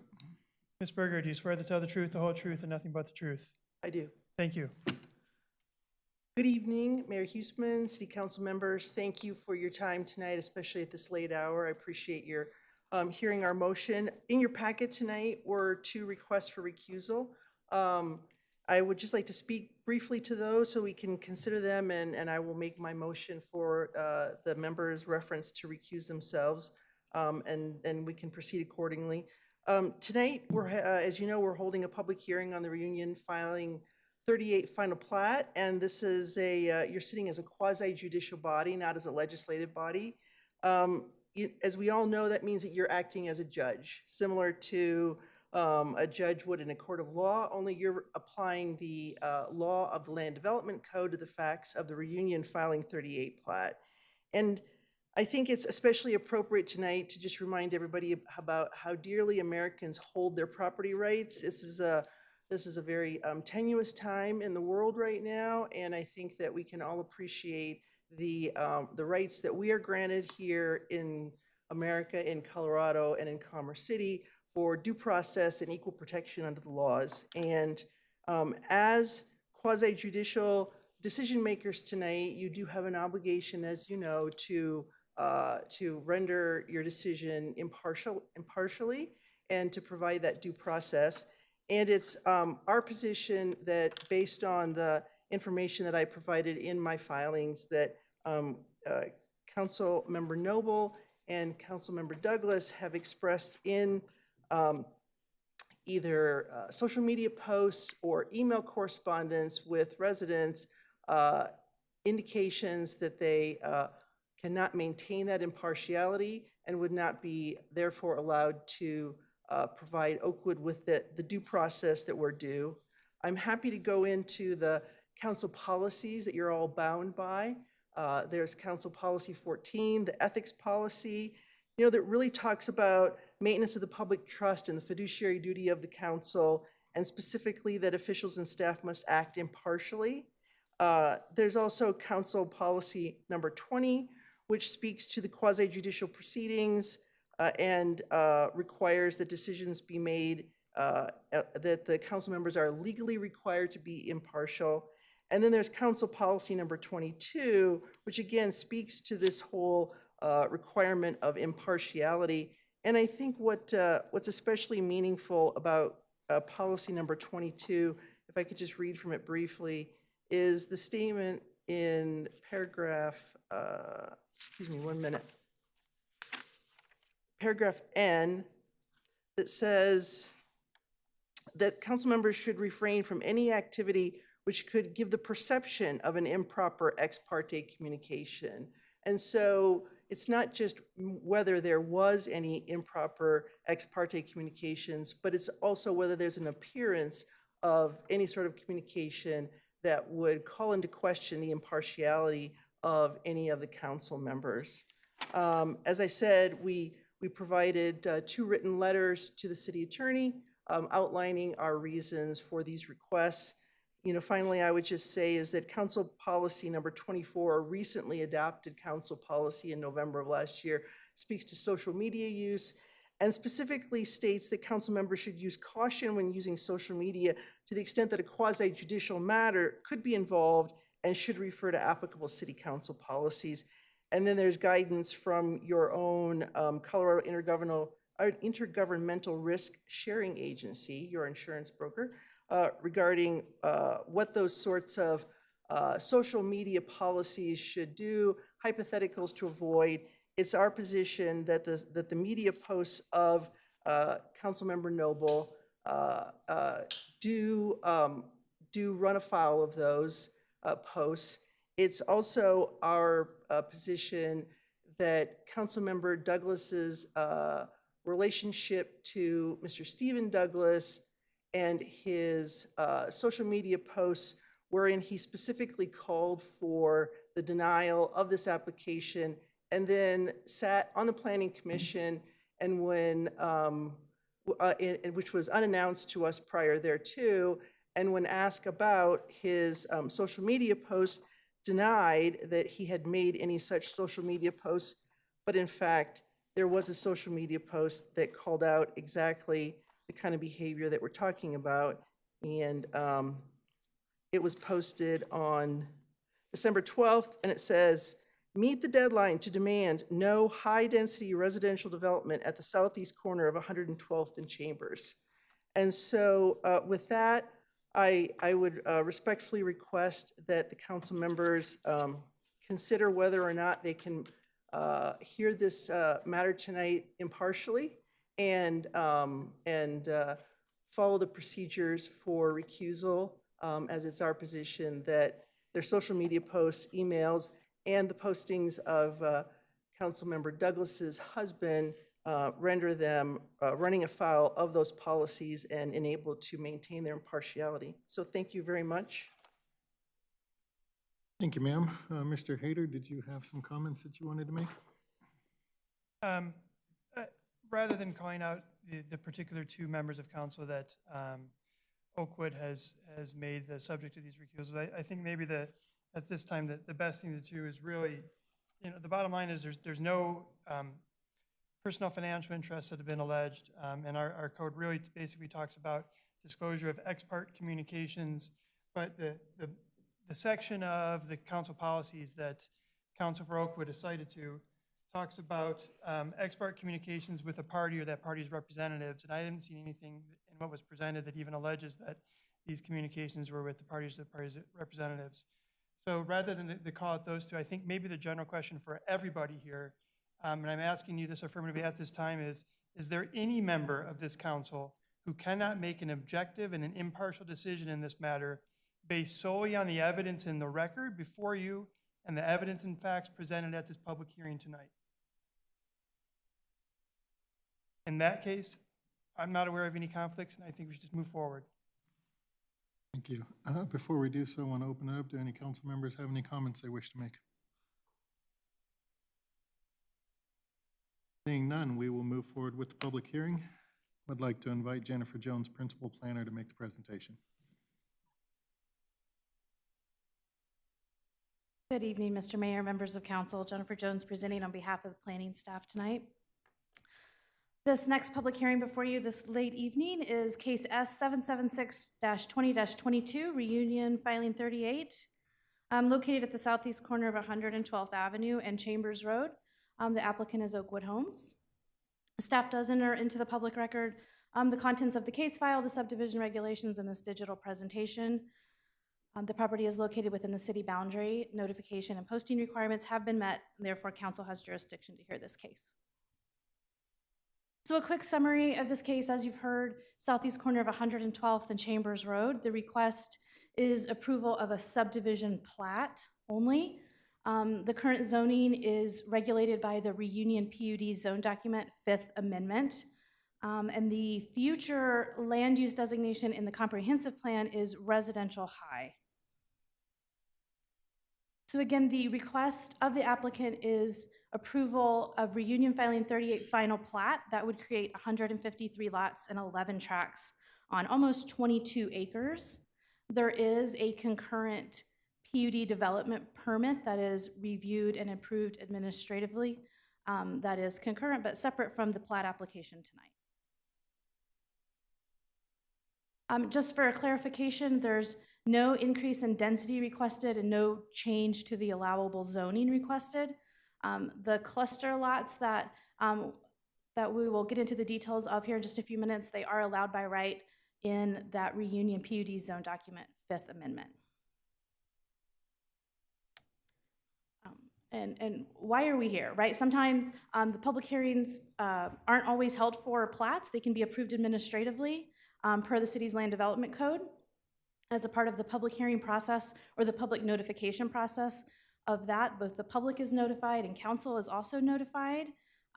Section 21-3241, number 4 of the land development code does allow for plats to be called to public hearing by a variety of folks, right? The public entities, the community development director, or city council. In this case, the subdivision plat is before you tonight based on comments received from the public.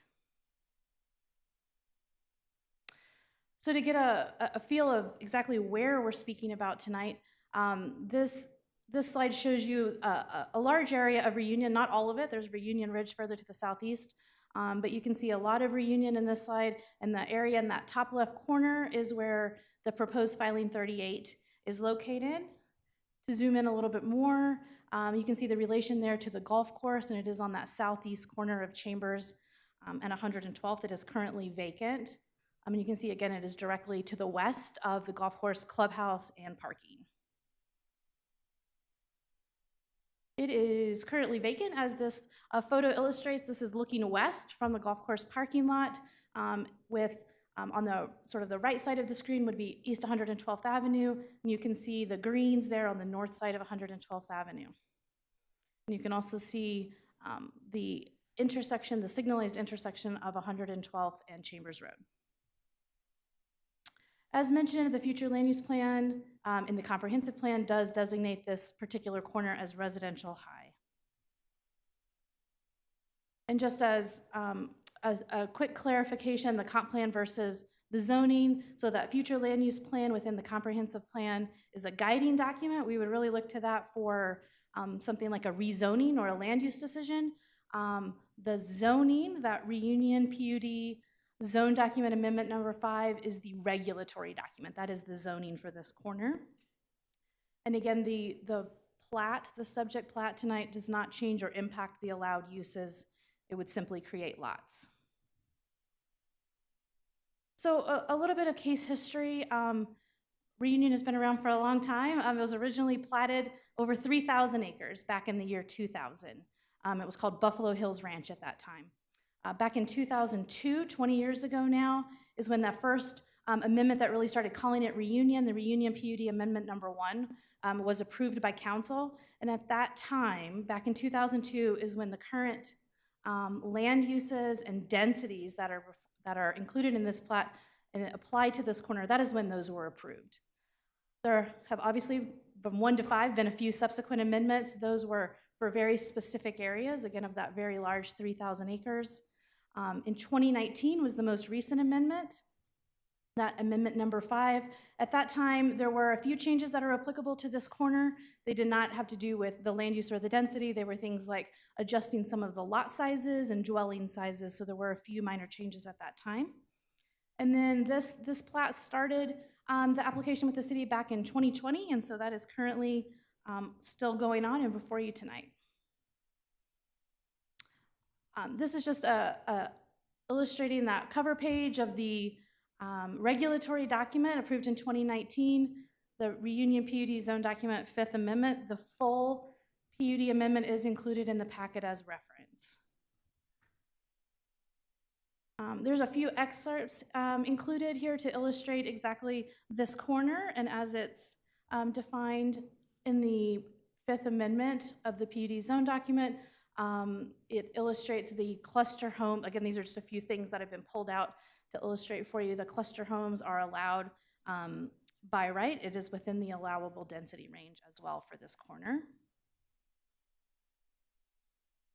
And then this is simply illustrating that the zone document, the applicable zone document does allow a variety of both residential and non-residential uses on this corner. Everything from single-family detached, single-family attached, cluster, or multifamily could be allowed for residential in this area. So while it does allow a variety of uses, it doesn't require them to be a combination of uses. So the proposed cluster lots are allowed by right. So the plat, this is just the first page of the proposed plat for you. Plats are a little difficult to see in this type of setting, but we will get into several of the details. As I've mentioned, 153 lots and 11 tracks. So access to this area is provided from both Chambers Road and from 112th Avenue, and I do have an illustration to show you that here in just a second. There's a private park included, a little over ½ acre. There's also a trail connection that is included as a part of this plat that connects the portion of the golf course over to Chambers Road. And then there is an additional tract, which is the parking lot expansion of the golf course. That's shown in blue on this slide. The private park is shown in green. And then these arrows just illustrate the access points, access onto Chambers Road from East 110th Place and access onto East 112th Avenue from Helena Street. I will clarify, this is a very simplified version of the plat. It's simply illustrating the lots and the access points without showing all of the specific details, but I will show an illustration of how the cluster lots are proposed to work here in just a couple of slides. This is pulled from the proposed plat. This is a summary of the proposed tracts and lots. Right, this is called the tract table. It illustrates all of those lots, the size, the use, the ownership and maintenance, etc., and does account for all 21.9 acres. So we've mentioned a couple of times that these are proposed as cluster lots. The illustration on this slide is simply a graphic representation. They don't all look exactly like this, but it does help illustrate how each lot is each residence is on its own lot, and you could look at those blue teal colored lines would be representing the actual lot lines, and then there's a shared driveway that provides access to each of the lots. The applicant typically refers to these as a 4-pack, and there's also a 6-pack option that would include 6 lots with the shared driveway, and so it's just important to use this illustration to kind of understand how that cluster is proposed to work. The actual homes themselves are approved through our master model process, which is a separate administrative process. So this is, again, just illustrating sort of how those lots, how that configuration would function. And just to clarify, there is a 35-foot height limit. That is the same height limit that is applied to all the other detached and attached residences in the Reunion PUD. So there is no difference in the proposed height allowances. So the analysis of the plat was reviewed against the technical requirements of the zone document as well as the city's other applicable subdivision regulations, also the comprehensive plan.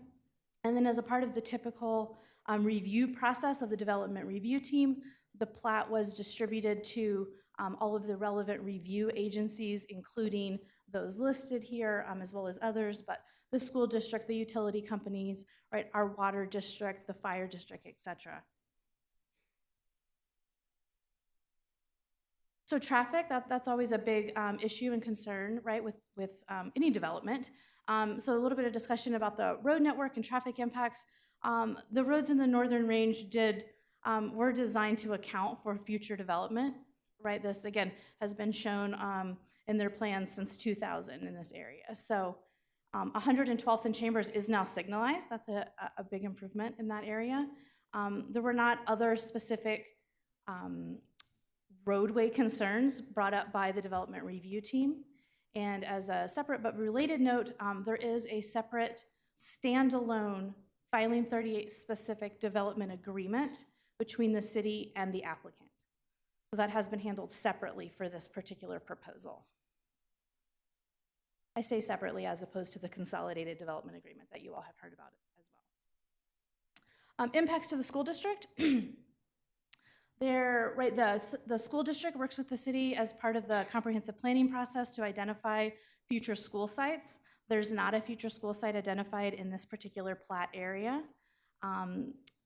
The school district indicated that land dedications requirements have been satisfied, so there's not a requested fee in lieu, and the students from this particular development would attend Turnberry Elementary, Stewart Middle School, and Prairie View High School. The latest information from 27J, excuse me, does not indicate an inability to serve these students. So parks, both private parks and public parks, as shown on that previous slide, Track D does account for the private park space for this filing in addition to the trail connection. And there is a public park just a little ways up the road at 116th and Chambers, and there is not a parks fee in lieu required. So the approval criteria, I know you all have heard a lot about the subdivision approval criteria, so I will do my best to not read these word for word and bore you with that, but we can certainly talk about the details. And before we get started, I will say that these are responded to in terms of the Planning Commission, and that is based on a 3-2 vote by the Planning Commission back in February. So when I say the Planning Commission finds, I'm referring to that vote.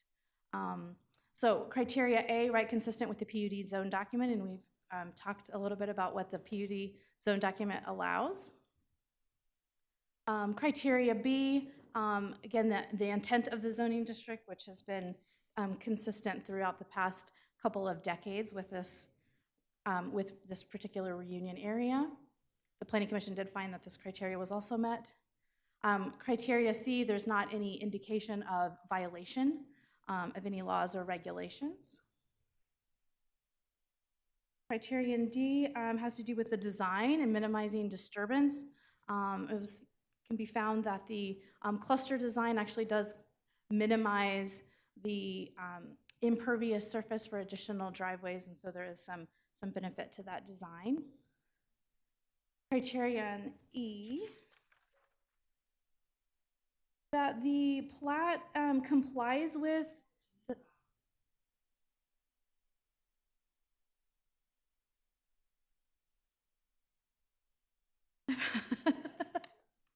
thought maybe I was going crazy for a minute.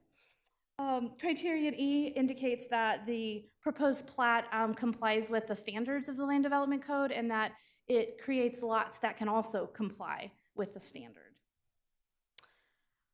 Criterion F, that the plat won't result in any substantial undue or adverse impact, right, to properties or traffic and things like that. The Planning Commission did find that this criterion F number 1 or a letter I was met, and that was determined based on all of the reviews of those external agencies, right, and without there being objections by those other folks. Criterion F, that it can have sufficient public safety, transportation, right, and those types of services and facilities. Again, utility providers, parks, school district, et cetera, were a part of this review and can provide those services that are needed. Criterion F, the development agreement. I mentioned there is a separate standalone development agreement between the city and the applicant specifically for this filing 38 that is completely separate and independent from the previous consolidated development agreement that Oakwood had previously operated under. So this is like a standalone development agreement, and that criterion is thereby satisfied. And criterion I has to do with phasing. So illustrated in the construction documents of this plat, the plat is proposed in 2 phases, and those do make sense in terms of being reasonable for construction 2 phases for this development. So I mentioned that this item is before you tonight based on public comment. Those public comments were received during the initial posting of the administrative subdivision. That's what got this before you. There were a number of comments as included in that. Those tended to focus on these particular 5 areas: density, infrastructure, concerns about the grocery store, schools, and traffic. As a part of the posting for the Planning Commission hearing that was held in February, a number of additional comments were received, and 4 members of the public did speak at the Planning Commission hearing. Those comments tended to focus on density and/or the cluster design of the lots, safety and traffic, as well as aesthetics and views. You can see that the public notification requirements were met, and I do have a question down here at the bottom. Additional comments received since posting. That was posed as a question because obviously this went into the packet before tonight. Additional comments were received between the time of the packet publication and the deadline to receive those today, and I believe that the city clerk's office has included those in the public record for this hearing. So the Planning Commission, before I got to the Planning Commission, this was heard by the Development Review Team back in December of 2020. I mentioned that this had been going on for quite a while.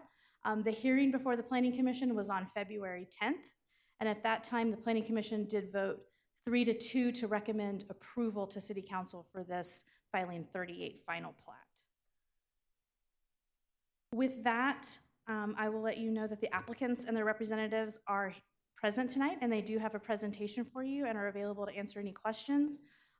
Planning staff and public works staff are also available for any questions that council may have. Thank you, ma'am. Appreciate the very thorough presentation regarding this case. Does anybody on council have any questions for staff at this time? Councilmember Madera. What's the allowable density for the PUD? It is 6 to 24. And what's the density proposed? The density proposed, that's a great question, and I have it spelled out. Off the top of my head, it depends on if you calculate it by gross or net, but it is within the range. It's about 7 to 12, depending on which way you calculate it. Then you mentioned that there was no traffic concerns. Why is that? So there were no additional traffic concerns brought up by the development review team. There was a traffic study that was provided as part of the application process, and that was reviewed by the city's public works staff. And so I can go that far. I will let you know the city engineer is here, as well as his public works staff, if there are specific questions about the traffic study itself. I guess I do have questions, specifically about Chambers and 112. And, current traffic levels at that intersection and, what the proposed impact would be.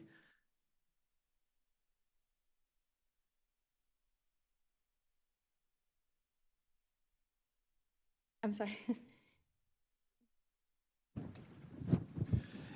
Thank you, Councilmember Madera. So the current traffic on Chambers Road, we estimated about 12,000 vehicles per day. This development would generate about 15,000 trips in a day. During the AM peak hour, it would be about 113 trips per hour. During the PM peak hour, it'd be 153 trips per hour. So just to give you perspective, a 2-lane road with turn pockets would have an acceptable level of service with about 18,000 cars a day. And so there is a plan to actually widen Chambers Road to 4 lanes, and a 4-lane road could accommodate up to 36,000 vehicles per day at an acceptable level of service. So I guess the traffic impacts, I think, are minimal with this particular development. Well, except for those aren't 4 lanes yet, so is the developer proposing to make those improvements? So there is an agreement between, well, there's not an agreement. It will need to come before City Council to do a joint project between the city and the Reunion Metro District to widen Chambers from 112th to 106th to 4 lanes. So in its current configuration, then the current roadways wouldn't be adequate to handle the additional traffic? No, so the current roadway has about 12,000 vehicles per day and could handle up to 18,000 vehicles per day with proper turn lanes. And so this development adds about 15,000 cars a day. So that gets you up to, what, 13,500? And so that there is capacity on the current roadway to handle this development. Oh, did I do my math wrong? Sorry. Okay, I think I was doing the math wrong, can you repeat those numbers for me? Yeah, sorry, I meant 1,500. I apologize. Yeah. Thank you. The follow-up to that, you said with turn pockets, Correct, with turn pockets, yes. and are turn pockets currently installed? Turn pockets are not currently installed. The ones on Chambers would be installed if the joint project was approved. The improvements on 112th did include a left turn pocket for this particular development and the development Buffalo Run, I think it's the greens at Buffalo Run to the north. Okay. So just to clarify that, there is not currently an approved project to install turn pockets on Chambers. That is correct. Going back to your numbers, and let me caveat on that question. The developer agreement for this approval does not include those turn pockets. That's correct. The development agreement just includes the roadways internal to the site. Thank you. So let's go back to the numbers that you just quoted to Councilmember Madera. How many are currently on that roadway? 12,000 vehicles a day. And this about is going to add how many vehicles? 1,500. 1,500, making 13,500. Am I right? Correct. And how many can be accommodated on a two-lane road without turn pockets? I would say, well, I would guess, my numbers have to do with the 18,000 with proper turn pockets. I will say the applicant's traffic engineer's here, so he may be able to actually address that particular question. By city standard, how many vehicles per day on a two-lane road without turn pockets? I have to look that up for you, sir. Okay, you can do that while we move on to Councilmember Madera. Did you have more questions, or were you good? That's it for now. Okay. Thanks. Any other council members have any questions for staff? Councilmember Noble? Thank you very much. The traffic study that was in the packet, who did the traffic study that was in our packet?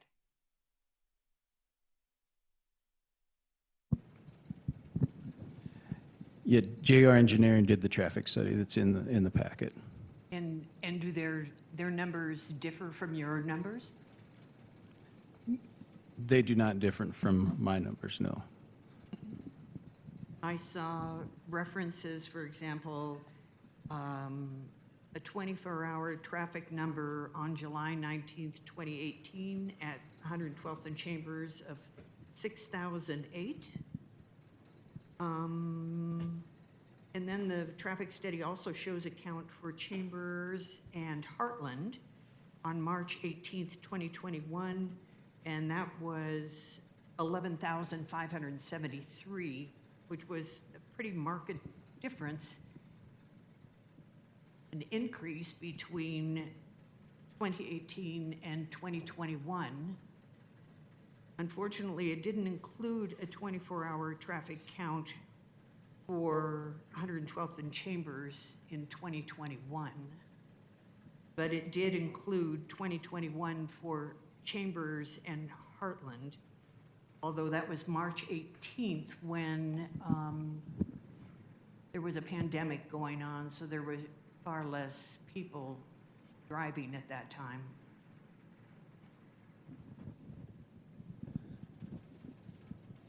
So is your question whether or not Why are their don't the traffic numbers figures lower? match up? Why does the traffic study include Chambers and Heartland, when the Public Works Director told the Planning Commission that it didn't?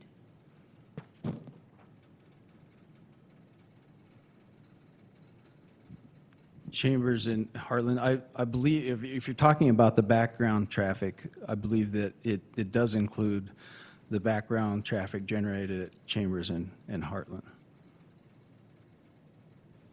And I had read that, why are we relying on figures that might be based on a May 2000 traffic study? Are we doing so in any fashion? So we can get into the traffic numbers with their traffic engineer if you'd like, but when we estimate that background traffic, we were adding in additional traffic because of the pandemic numbers. So they should be, the background traffic should be fine. The traffic engineer for Oakwood Homes made several recommendations. Did we provide WBL and NBL turn lanes at the intersection of 112th and 7A North Access E2?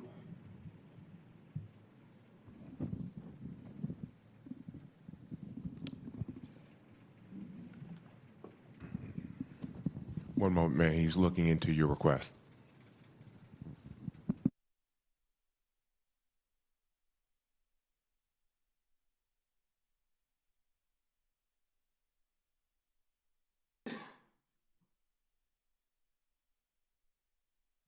So if I may, Councilmember Noble, while he's looking into that, your question is whether or not did the applicant provide a westbound left and a northbound left turn lane at the intersection of East 112th Avenue and the north access of E2, and then a southbound left and a northbound right and a westbound left turn lane at the intersection of Chambers and west access A1, and then a southbound median acceleration lane on Chambers Road for the westbound left movement out of the intersection at Chambers and 7A.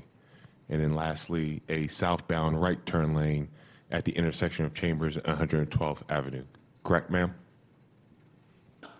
That would be correct. Okay. Those are all of the recommendations, and I'd like to know if they were incorporated. And what you mean by incorporated as part of the development agreement, correct, ma'am?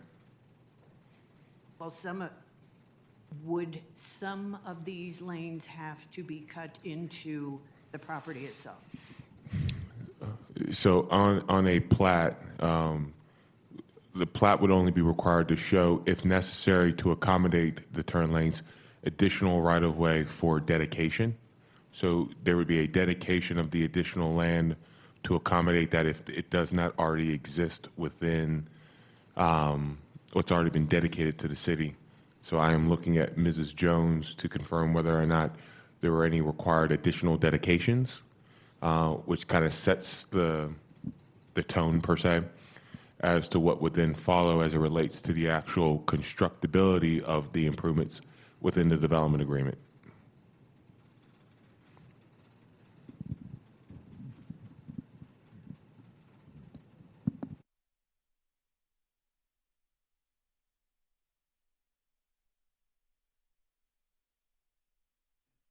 Did you have another question you wanted to address while we wait for the engineer to look that up?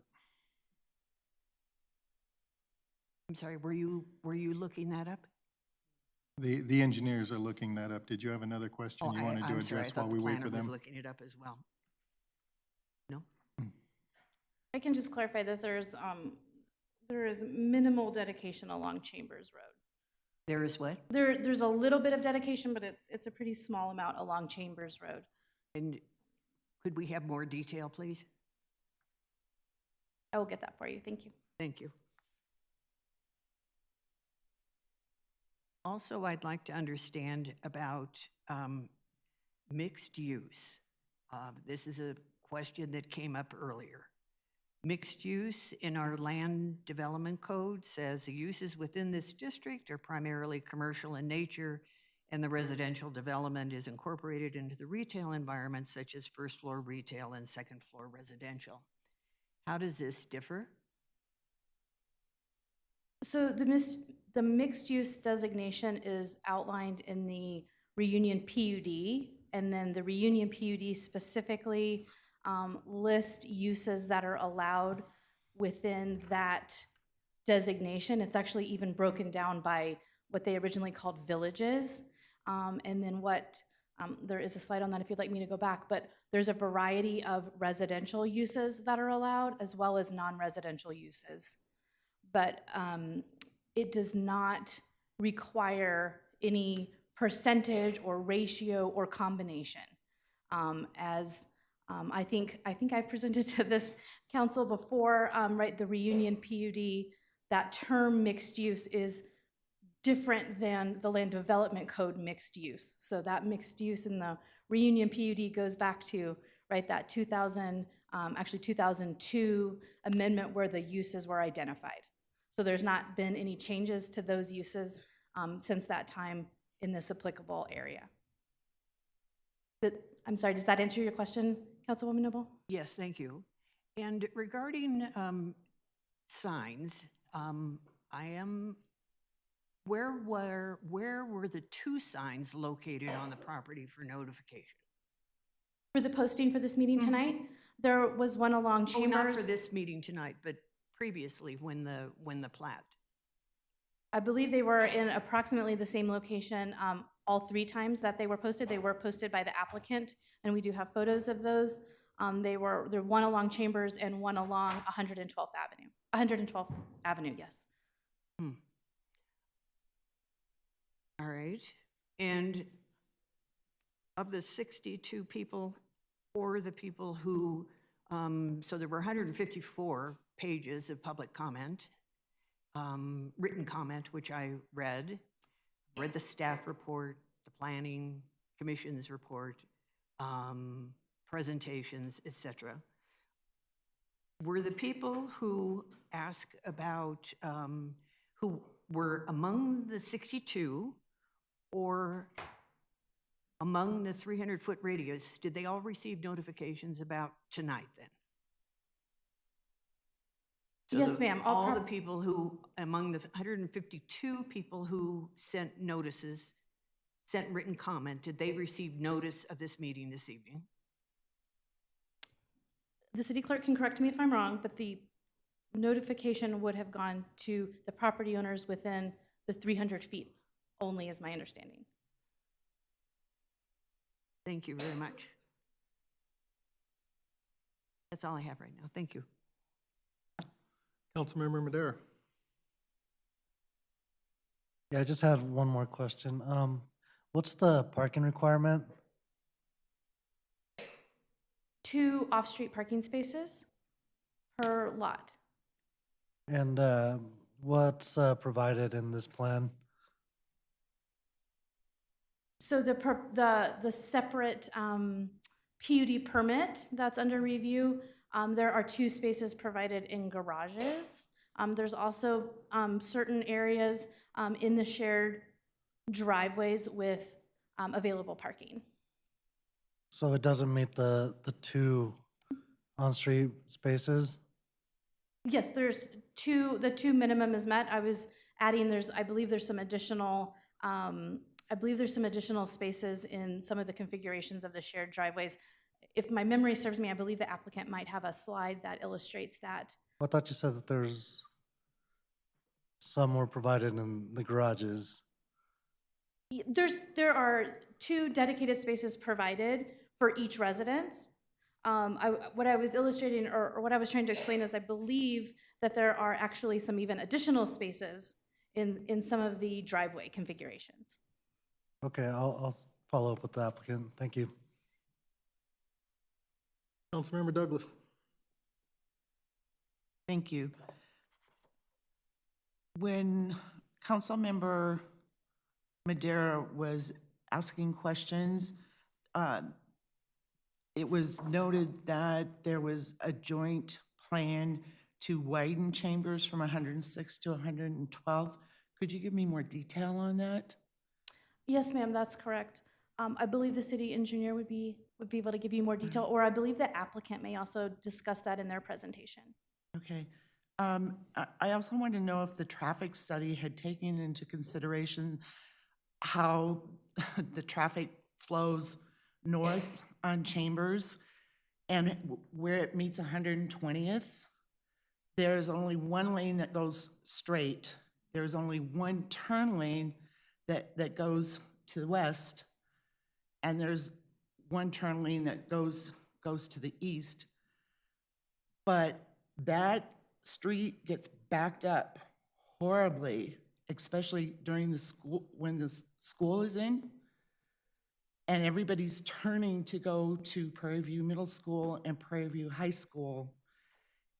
And the left-hand lane gets completely backed up all the way down, and people cannot get out of the neighboring neighborhoods. Councilmember Douglas. Was that taken into account? I need to remind you that you are not to testify during this time period. It's a time period for asking questions. Oh, I thought that was a question. I didn't hear a question yet, so just can we please Oh, keep it in no, a I question asked if format? that was taken into consideration Thank you. in the traffic study. So, Yes, ma'am, and I would ask that was all. if Public Works staff could clarify the traffic study inclusions. Thank you. We're still waiting on engineering, so we'll go back to, did you have another question outside of engineering? Councilmember Noble, did you have a question outside of engineering?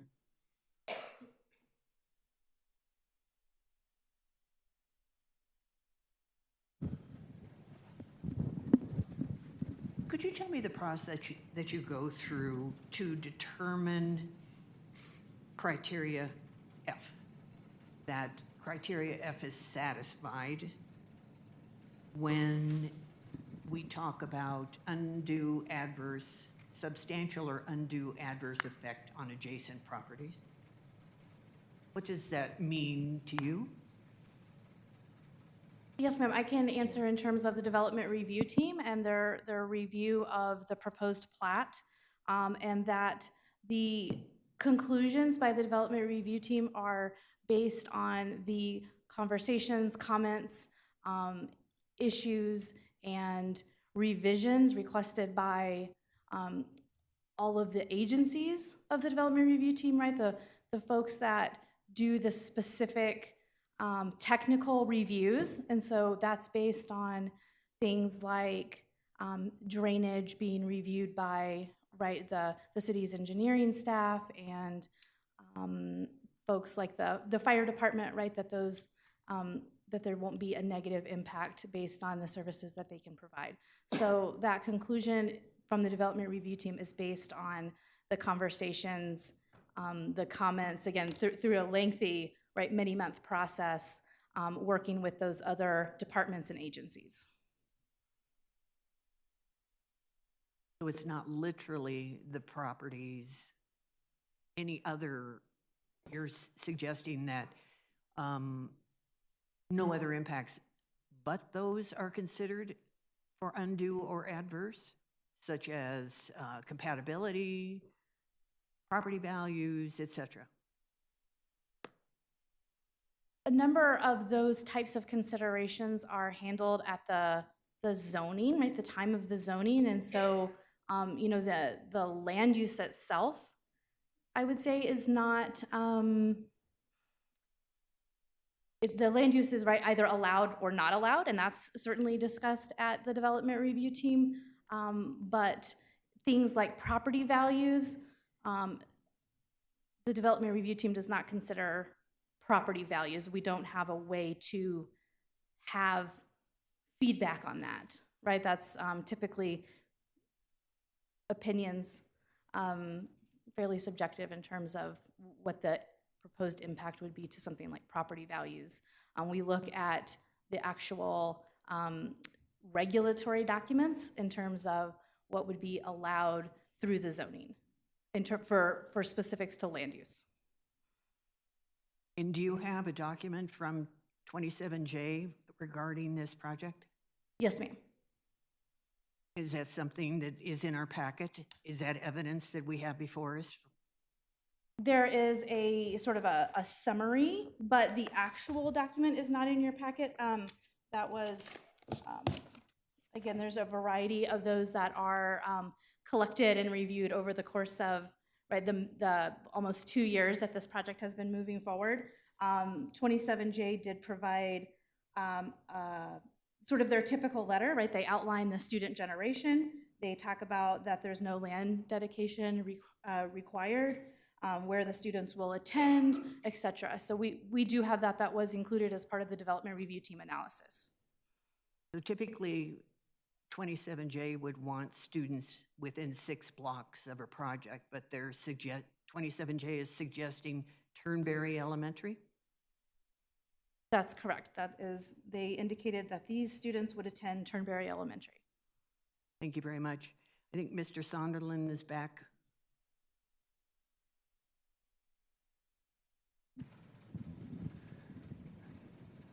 So it's not included in the, well, let me start over. So the improvements on 112th Avenue for that access point that you referenced, those are not included in the development agreement, and they should have been. That was an error on our part. And Mr. Rogers read off the rest of them. There are actually 5.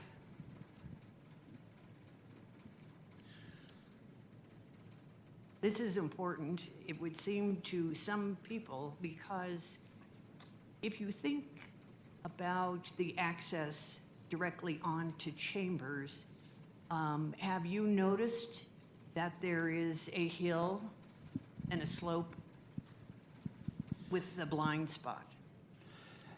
So that roadway would have been designed as a multimodal arterial at a 40-mile-an-hour design speed, and so that should meet all of the sight distance criteria on that roadway. Did you consider disallowing left turns out onto Chambers? We could consider that. I will say that the full movement will work, but the striping needs to be done on Chambers to allow for that left turn into the development. Rather than 112th? Sorry, I thought we were speaking about 112th. So are we talking about Chambers Road now? Yes, Chambers Road. So you have 112th is one access point. However, on the project, there's a second access point on Chambers Road.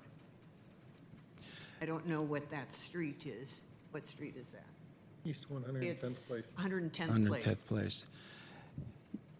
Yeah, so again, that was omitted in the development agreement. Those improvements should have been included. That was an omission on our part, or an error on our part. All right, thank you. And as for the other, let's see, 3 recommendations, are they included in the development agreement? So any of the recommendations, the development agreement only covers the internal roads for this development, so the answer is no. All right. And the staff report says that a development agreement was included, but the development agreement is inadequate, correct? Correct. Thank you. Did we get a number on how many cars per day on a 2-lane road without dedicated turn and deceleration lanes? You have 15,000 per day. 15,000 is the standard without those? Without, that would be on a rural 2-lane road, 15,000, it could accommodate 15,000. And what about a urban 2-lane road? Well, the 15,000 number would correlate because the rural would not include the turn lane requirements and that stuff, so. Ms. Jones, you mentioned that previous dedication was done for school. Where was this dedication made and when was the dedication made?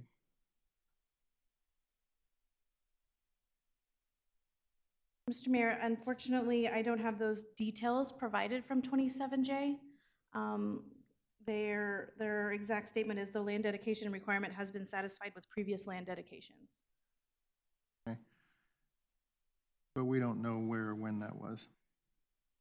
I couldn't say specifically for 27J, no. Thank you for that. Are there any other questions for staff before we move on? Mayor Pro Tem? Yes, thank you, Mayor. Thank you, Jennifer, for the presentation also. Can you just pull up again the presentation, go to criteria E? I think that was.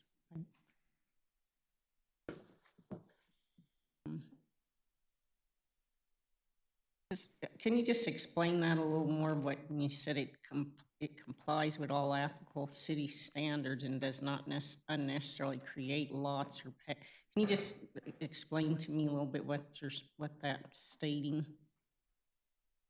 Yes, ma'am. So the lots that are being created through the proposed plat, that they will result in lots that can accommodate, right, per setbacks, size requirements, and things like that. So the plat is creating lots that meet the standard and that they could be developed in a way that meet the standard versus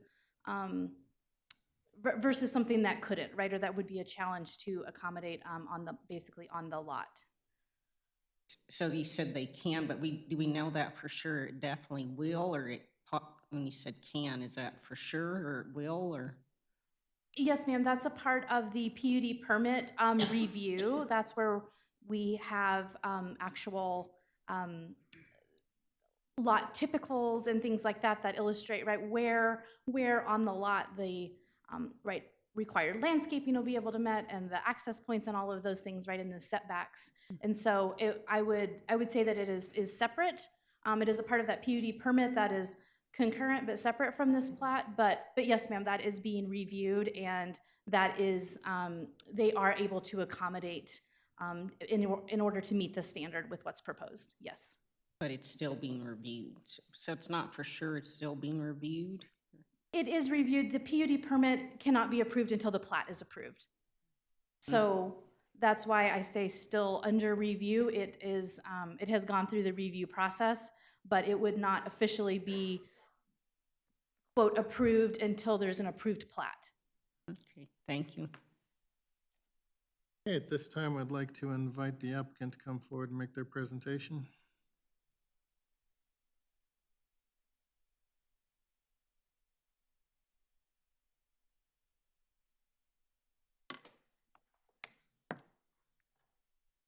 Jennifer, do you have our? Yes, ma'am. I'm getting it loaded for you right there. Thank you.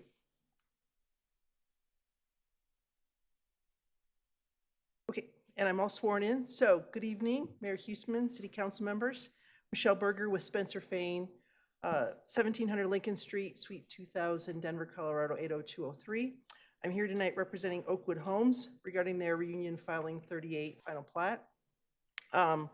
I'd like to thank Jennifer and all the city staff for the great job they've done, not only tonight, but for the past 2 years, getting this in front of you and answering a lot of really tough but important questions that you asked tonight.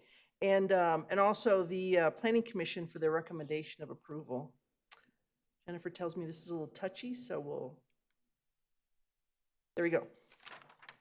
So before we get started, I just want to give you a brief overview of our presentation tonight. We're going to start by going through the application history, providing just a few more details than what Jennifer provided. Then we're going to touch on the final plat approval criteria. You know, I really appreciate everybody's thoughtful consideration of their impartiality and the due process. And I think equally as important, as you've heard in the previous presentation, is just that, you know, the 9 final approval criteria are what you're judging this application against. Then I'm going to turn the presentation over to Jim Hayes. He's Oakwood's Vice President of Land Acquisition and Entitlements, and he's going to discuss exactly how the application meets all the approval criteria. And then when Jim's done, he's going to turn it back over to me for a few concluding remarks. So a couple of things that are important about the application history. As we all know, it was submitted for administrative approval and the staff completed their technical review. And I touched on this in my letter, and I really think it's important that everybody acknowledge how the staff is really your technical experts. I think somebody referred to them as the subject matter experts. And you certainly have questions regarding how they went about their work, and you've identified some things that you think still need to be addressed. But, you know, the whole final plat approval process is really a technical process based on objective criteria, not subjective criteria.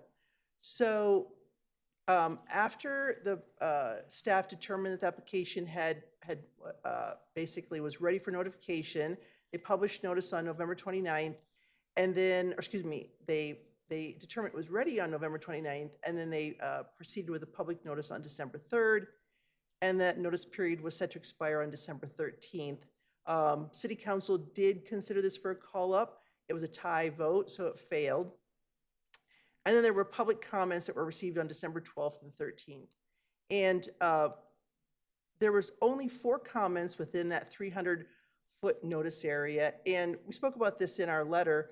There's several different ways that a plat can be called up for the final hearing process. City Council can call it up. It can also be called up based on citizen comments, but it's citizen comments within that 300-foot area. And those comments have to be based on the 9 approval criteria and should actually request a public hearing. It's our position that none of those comments outline specific violations of the Land Development Code or actually requested the public hearing, but the CD director nonetheless decided to refer the plat for the public hearing process. And then the Planning Commission recommended approval 3-2 at their hearing on February 10th. So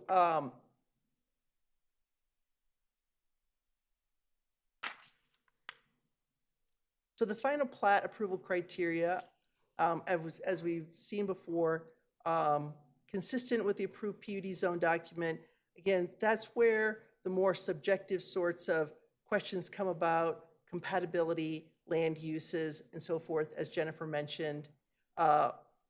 We have the Reunion PUD zone document, Fifth Amendment. Consistent with the zone district intent, again, as Jennifer referenced, the mixed-use zone district in the Reunion PUD is different than the definition in the Land Development Code, and what you're judging it against is the zone district in the PUD. Complies with applicable laws and regulations, various laws and regulations that I think the previous applicant talked about, environmental laws and so forth. Complies with the intent of the Land Development Code, then complies with the city development standards. No adverse effects on surrounding properties. Again, these are the objective adverse effects. So is there drainage that isn't adequately provided for that's going to impact adjoining properties? And actually adjoining properties, adjoining is defined in your Land Development Code as properties that either share a property boundary or are across a public right-of-way from a property. So, you know, it's really the people who are most likely to be affected by this development. Then adequate public services, that has to do with fire, other public services, water, and so forth. And then the executed development agreement, understand you have some concerns with the development agreement. Jim Hayes can talk a little bit about how that development agreement came about in light of the expiration of the CDA. And then, is it properly phased? So there were some areas of resident concerns that Jennifer addressed. And you know, the first one was high density. And we've talked about this quite a bit. Jennifer talked about it. Jim will talk about it. But the PUD zone document provides that this is high density residential, and it specifically allows this exact type of high density residential that's proposed in the application as cluster homes. The comprehensive plan future land use map designates this as high density residential. It has designated that as such since the PUD was initially approved. It still designates this area as high density residential. And then there was also some concerns with the building heights. And so even though this is considered to be high density residential, it's still single family homes that are limited to 35 feet in height, as opposed to other types of high density residential such as apartment buildings, which would be much more dense and could also be taller. So all these buildings are shorter, excuse me, 35 feet, do not exceed the maximum 35 feet for single-family uses. The next one was a lack of grocer, new commercial development, and as Jennifer has referenced and as we've spoken about before, mixed use commercial is an allowed use in a mixed-use zone district, but it's not a required use. And in this particular instance, the future land use map specifically shows this as high-density residential. And so concerns about lack of commercial development on this property really don't go to the approval criteria.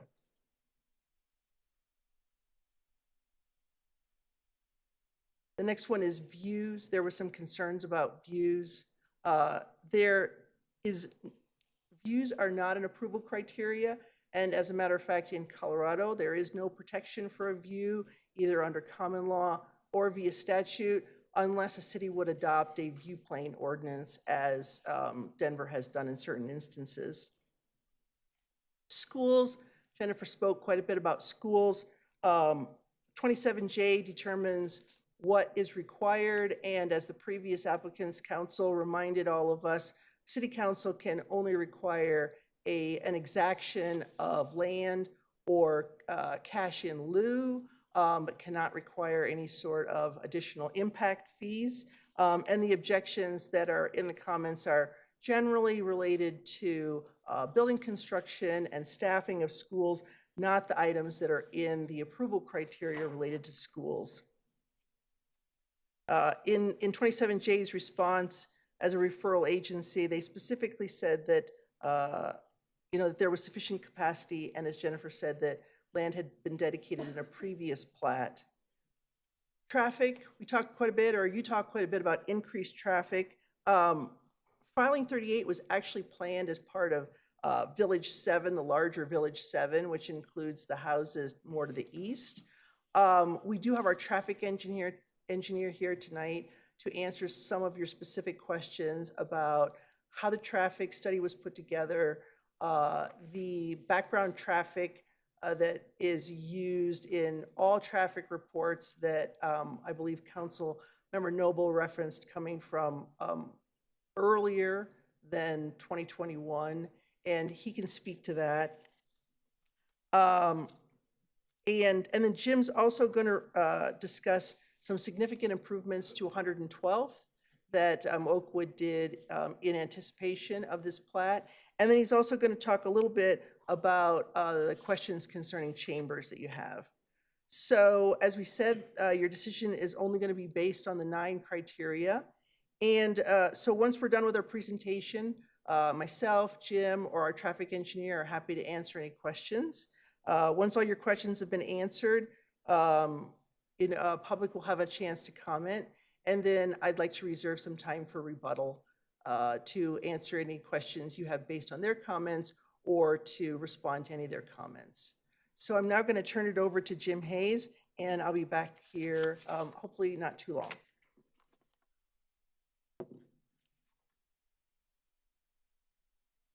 Mr. Hayter, would you mind doing the swearing in? Evening, Mr. Hayes. Do you swear to tell the truth, the whole truth, and nothing but the truth? Yes, I do. Thank you, Mr. Hayter. Thank you, Honorable Mayor and members of City Council. Jim Hayes, Vice President of Land Acquisition and Entitlements for Oakwood, 4908 Tower Road in Denver. I've been working with Oakwood in Reunion for about 3.5 years. Prior to that, I spent about 20 years in local government, including 5 years here in Commerce City. So I'm very familiar with the Reunion Master Plan. A lot of the long-term agreements were in place for this master plan community.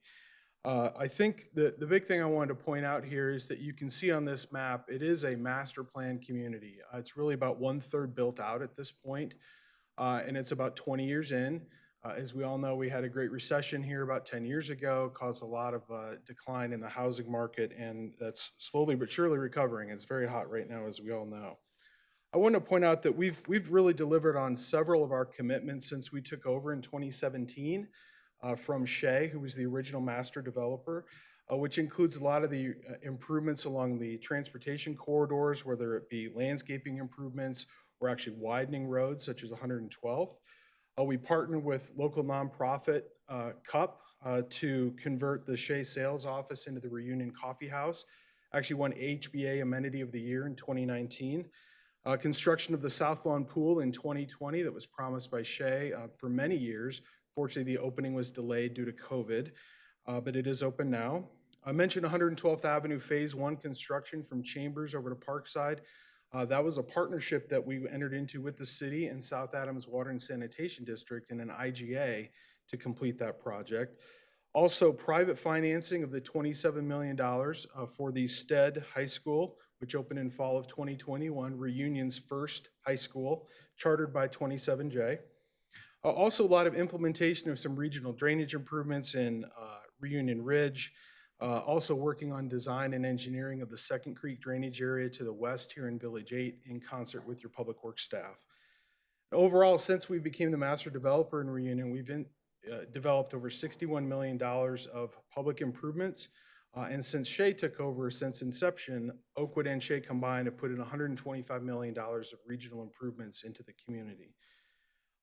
Shortly after we became the master developer in 2017, we began working with the city on an amendment to the PUD zone document. It took about 18 months, was approved by the City Council on March 4th of 2019. Some of you sitting here today heard that case. And in that amended PUD approval, we addressed the compliance to some proposed changes in Village 7, which were actually to the east of this property. We did not make any changes to filing 38. As Jennifer mentioned, the original zoning that was in place in 2002 remained on this property. Michelle went through some of this history here. I just wanted to point out that, you know, when we went through the PUD process, we worked very closely with District 27J to make sure that we were identifying and supporting their need for various school sites within the development. And that meant the entire master plan community. So I believe some of the school sites that are referenced here were actually dedicated by Shea previously, but we have plans to dedicate additional school sites in Reunion Ridge Village 9. And we're actually working very closely with the city manager's office and 27J on dedication of another high school site down in Village 10 off of 96th Avenue. So I'm not going to run through the dates here that Michelle had covered those a pretty good detail. I just want to jump forward to some of the substantive comments that we received in January and May. Largely, these were from Parks, Recreation, and Golf regarding the proposed cart path that you see on the south end of the graphic here. We met, including in the field with Mr. Tinklenberg, to identify the best location for that cart path that would provide the best access from the Buffalo Run Clubhouse over to Chambers with a potential underpass at Chambers and then over to Second Creek. The idea was that it would connect this parking lot expansion to the east and then would be ultimately owned and maintained by the Reunion Metro District. Parks cash in lieu, traffic impact fees, drainage impact fees were also noted by staff during that initial review period. I want to point out this graphic. I think it's very relevant to what we've been talking about tonight.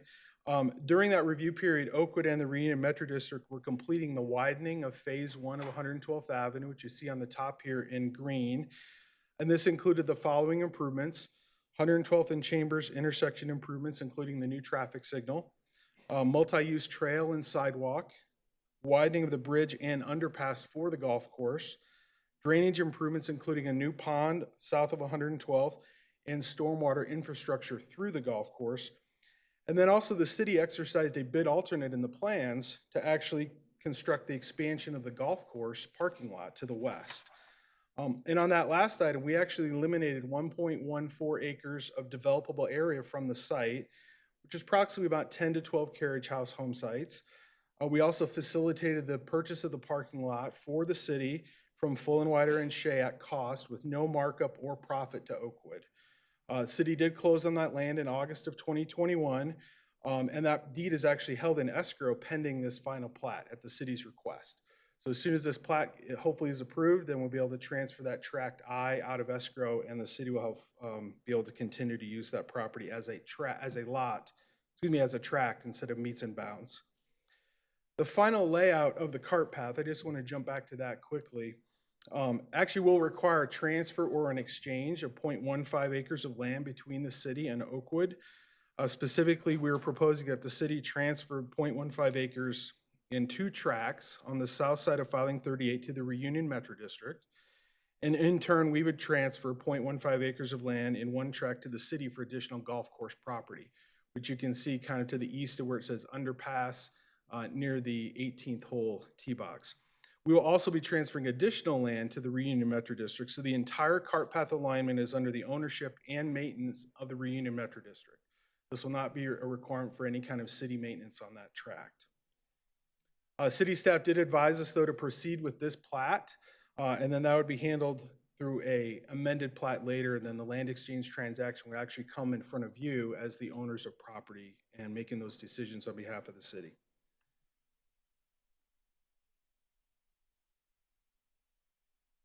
So I'm going to jump ahead here. This is just a quick map showing some of the areas we identified where a lot of the comments were coming from. You see that little buffer we put in kind of the dark gray charcoal line around the filing. That's roughly 300 feet away. We identified there were 109 comments going back to December. There have been a lot more since then. Only about 14 were from the surrounding neighborhoods. We were not provided a map by the staff. We were not really able to determine addresses from those, but we actually did a lot of research in terms of last names, looked at the parcels, and tried to identify exactly where these residents were commenting from. We believe about 95 of these were outside of actually the immediate area of Filing 38. I did want to mention just a couple things that Michelle had touched on that were raised by the residents as concerns. High density, again, the comprehensive plan does designate this property as high density residential, and the final plat does comply with all of the PUD zone documents for the number of units and all bulk standards. The PUD zone document actually is 6 to 24 units per acre. As Jennifer mentioned, you could look at it on a basis of 7 per acre. It's actually more of a medium density residential than even high density. The grocery and new commercial development. Again, the existing grocery store at 104th and Chambers was actually built through a public-private partnership with Shea Homes, Reunion Metro District, the city, and Kroger. Specifically, there was a sales and use tax rebate to incentivize the development of the site in 2011. Unfortunately, the city allowed the current rebate to expire on December 31st of 2021. But Oakwood and the Reunion Metro District are still willing to consider new public-private partnership opportunities with the city for commercial properties currently owned by Full and Wider and under option to Oakwood. Good discussion on traffic. I'm going to jump over to this one. I think it's really the most relevant here. Again, 112th Avenue in Chambers, it's the connection of a multimodal arterial, which is 112th, and a minor arterial Chambers. So Oakwood, through the Reunion Metro District, entered into the IGA with the city for 112th. Filing 38 is planned on the east side of Chambers. Filing 39 and 40 are being processed right now on the west side of Chambers. A new active adult community is also planned up 106th, south and west of the creek. And so therefore, Reunion Metro District, at our direction, started the engineering design to widen Chambers from 112th down to 106th. That would include a new bridge, an 1,800-foot clear span over Second Creek, signals at Heartland and 106th Avenue, and the intersection of 105th and Chambers would also be reconfigured to improve traffic safety entering the King Super Center. This is actually was a requirement that Shea do this work down there many years ago as each pad was developed, and as we know, that it's mostly built out now. So it does still fall on the Reunion Metro District to complete that project. We had a great meeting with Public Works on January 18th of 2022. We're continuing to do the next round of design in good faith that we can reach an agreement with the city to do an IGA for that widening. I think it's important to note that the road design as a minor arterial is actually wider than is identified on the city's transportation plan and is about a $20 million project. There are areas south of Heartland and east of Chambers that are part of original Reunion that are still the responsibility for paying for that for the Reunion Metro District. So we came up with kind of a split in terms of our initial proposal to the staff that I know they're still reviewing right now. Unfortunately, I think there's been a little confusion here about the turn lanes, and I appreciate Mr. Soderlin, identifying the counts and so forth. What I heard and what I wrote down was that 12,000 per day is what we've got now. We're going to add 1,500, and then we could have 15,000 per day with no turn lanes. So I don't know if there was an error or not in the development agreement. We were never asked to make those improvements. We were never asked to put those into the development agreement, but we did dedicate the right-of-way by this plat for Chambers, so we can facilitate this type of project. I think the other thing to point out is that we're prepared to pay the traffic impact fee, which is currently $1,181 per home at the time of building permit. Section 5.02 of the city's engineering, construction standards and specs outlines the criteria regarding traffic studies. And although none of the 6 criteria apply here, we always submit a traffic impact study for all filings in Reunion because it's a master plan community. We always want to make sure that we do updated traffic counts and update them, especially if they've not been completed within the last 2 years.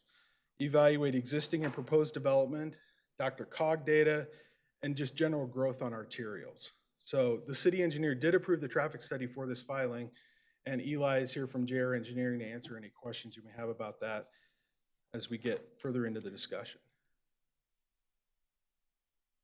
So I want to show this phasing graphic. Jennifer had mentioned that it will be phased. It's going to be from east to west in 2 phases. It has an overall gross density of 6.97 dwelling units per acre, or 7.35 dwelling units per acre net of the parking lot. The final plat for 153 home sites has public streets, landscaping, and park tracks. It's 21.9 acres. There's 12 acres of development, 4 acres of right-of-way, and then 4.8 acres of open space.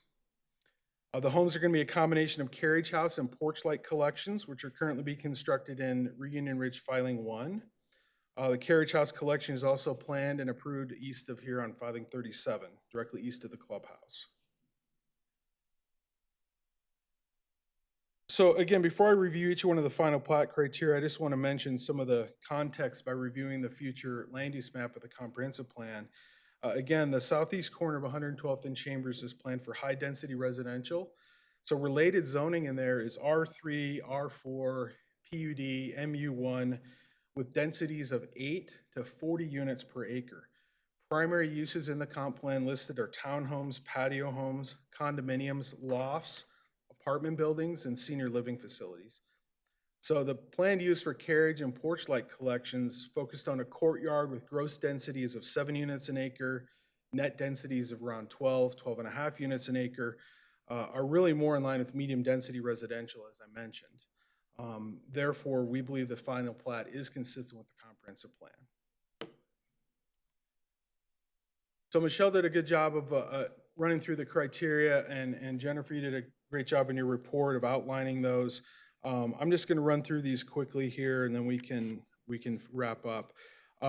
First of all, the subdivision is consistent with any approved rezoning, concept plan, or PUD zone document. As I mentioned, it not only meets that density, but all the other bulk and performance standards set forth in the PUD. A subdivision is consistent with mixed-use zoning district intent. Again, the mixed-use zone district provides a land use table in the PUD zone document that designates the area, and proposed cluster homes are an allowed use. The amended Reunion PUD actually contains the land use schedule that shows the densities of residential and non-residential development, but it doesn't necessarily have a minimum or maximum amount of each type of land use that needs to occur. So in this case, we have selected to go with residential.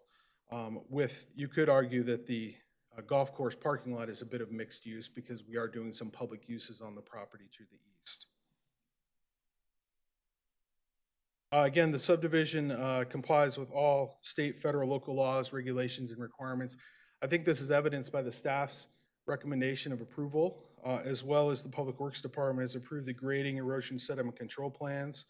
City construction documents for drainage and road construction have been approved, as well as South Adams has approved the wet utility design for the site.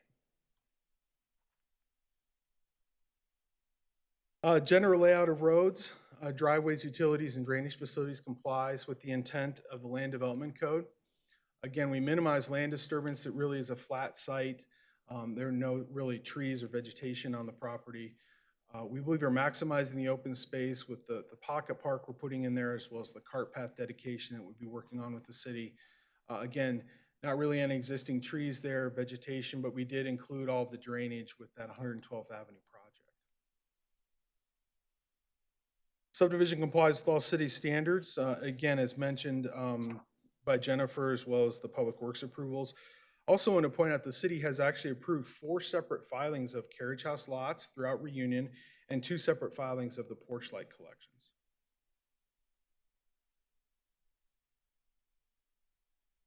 Next is that subdivision will not result in any adverse effects on adjacent properties, traffic conditions, parking, or public improvements. I think we've identified in the PUD zone document any potential negative impacts. Residential development at these proposed densities will not result in any adverse effects on adjacent properties. Adequate and sufficient public safety transportation, utility facilities and services, recreation facilities, parks and schools are available to serve the subject property. Again, as we mentioned previously, there were no concerns from the DRT, no unresolved referral agency comments regarding infrastructure during the review process that we believe this criteria is also met.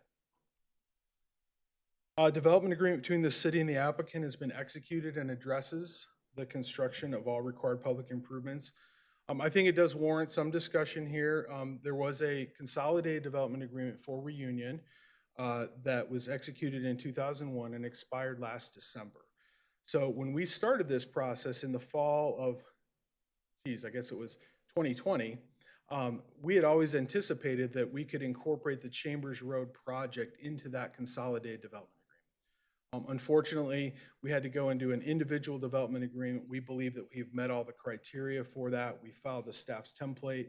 They've approved the exhibits. We're going to be providing the appropriate surety once it's executed, and we believe that this criteria has been met. Finally, the phasing plan we believe is rational in terms of available infrastructure capacity, again, moving from east to west and accommodating the drainage. So with that, I will turn it back over to Michelle just to wrap up for us. Thank you.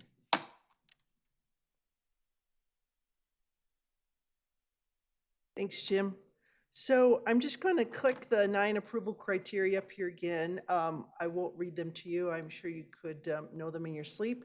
And but I would just like to have them in front of all of us as we listen to questions from the public, and as you have any questions for us.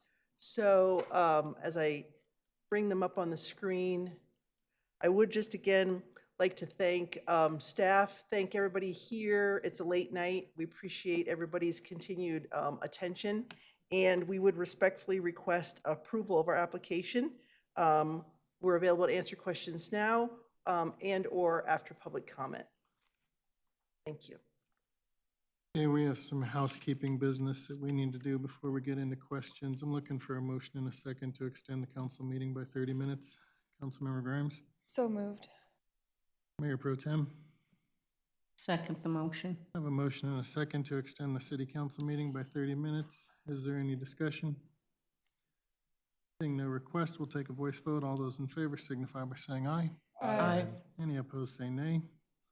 Okay, our automatic time of adjournment is now moved to 12:40 a.m. This time, does anybody on council have any questions for the applicant? Councilmember Grimes. Thank you, Mayor. There was a reference made to the height of these homes, and I was just curious if we could get a comparable height for a standard 2-story home. I'm not sure we have a comparable height for a 2-story home. All single-family homes in the Reunion PUD are allowed to be 35 feet, regardless of the number of stories. Okay, thank you. Councilmember Ford. Yeah, I have a couple of questions for Jim. First, after having the gentleman called in that noted that I received donations from you and or Oakwood for my campaign, you and me have known each other a long time. You know that doesn't tie my vote to anything that a developer would ask me to do that I wasn't in agreement in. I have to state that. Secondly, I do have some questions. You know, years ago, we donated land, not in Reunion, but down the street about 117th for a school. And I was very opposed to it being there. I wanted it on the other side of the road. I don't know if you remember that discussion. I do. Well, the school district now has decided not to build a school there, right? So that school site went away. I know the school district's not here to answer my question, but Turnberry seems like it is a long ways away from that development for a school site, for elementary school, for the kids in this neighborhood. And I'd really like to know how the school district came to the fact that that's gonna be okay. I mean, it's a long ways from that neighborhood to Turnberry. And I'd like to know about how many kids you think are gonna be coming out of your subdivision that will be attending Turnberry. Because I know that that's a big concern for a lot of the residents is, where's the capacity in the schools? I mean, they already go to these schools. Where's the school site gonna be that's gonna take on these kids if Turnberry is temporary? If it's permanent, it seems like it's a long ways away. Do you have any ability to answer any of that for me tonight? I don't, other than I can tell you what we're planning on, dedicating.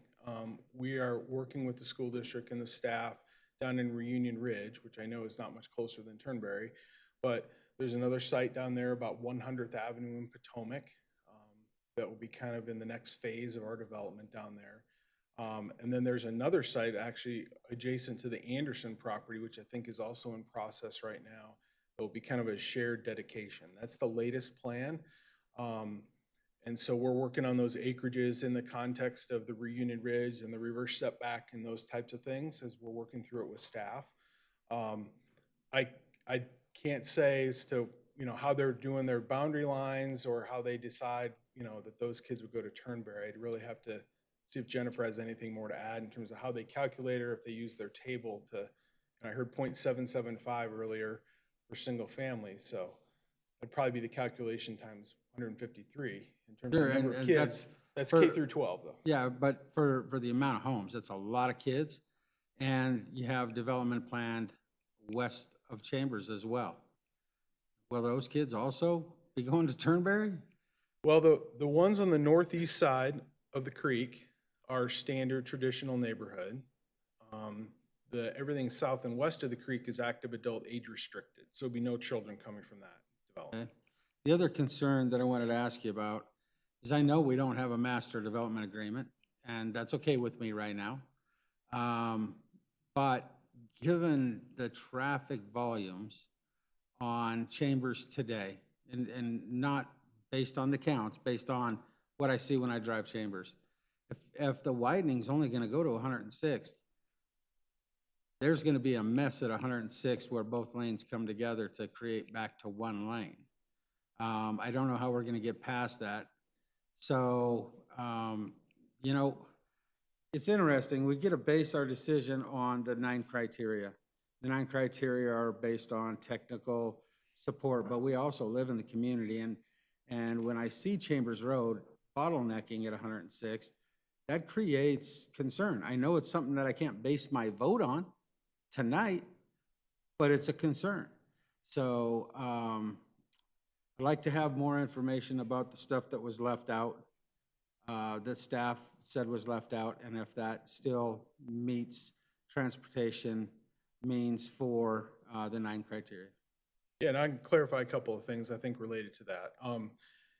As I mentioned, when we started this, we didn't necessarily want to just put in throwaway improvements at 110th place, I think it is there, with the turn lanes and so forth. We think that the best solution, the best economical solution is the widening of Chambers Road to a minor arterial from 112th all the way down. I should clarify, it is kind of wide at 105th, and then it does neck down to 106. So the idea is that it would be 4-laned all the way down to 104th. It wouldn't stop at 106. There wouldn't be a gap. The idea is that it would go all the way.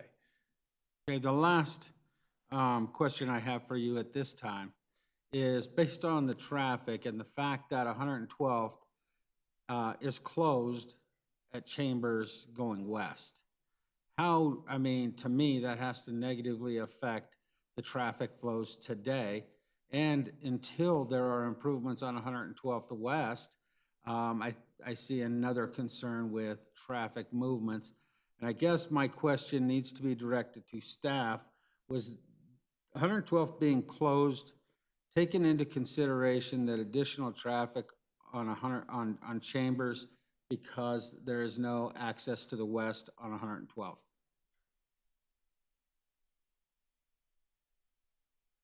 And what kind of relief would 112th bring if this development was to happen? Councilmember Ford, would you mind if we let Eli Farney answer that question, the traffic engineer? No, that's fine. They can answer as long as the city staff is to concur with the answer. Sure. Okay. Mr. Hayter. Good evening, sir. Do you swear to tell the truth, the whole truth, and nothing but the truth? I do. I'm Eli Farney, JR Engineering, out of Centennial, Colorado. We have not thoroughly studied that connection on 112th from Chambers over to Highway 2. I know we've taken traffic counts on Chambers and we've seen those fluctuate by a few thousand over the last year or so, but we have not thoroughly studied at this point that entire connection over to Highway 2. But that would, with that connection, that would relieve some traffic on Chambers. Now you pose another question to me. You see a fluctuation and we don't have a lot of room to give based on the traffic studies. What kind of fluctuation are we seeing? Well, looking back at our counts, we were about 11,500 back in March of 2021. And then we took counts again in October 2021. Those are about 15,500. And I see some of that probably related to COVID, just with fluctuations with people staying at home, and we've seen volumes. I've do a lot of studies over the metro area, and I've seen those volumes kind of fluctuate over the last year just with COVID. But really with our calculations, a 2-lane arterial with a median and left turn lanes can accommodate about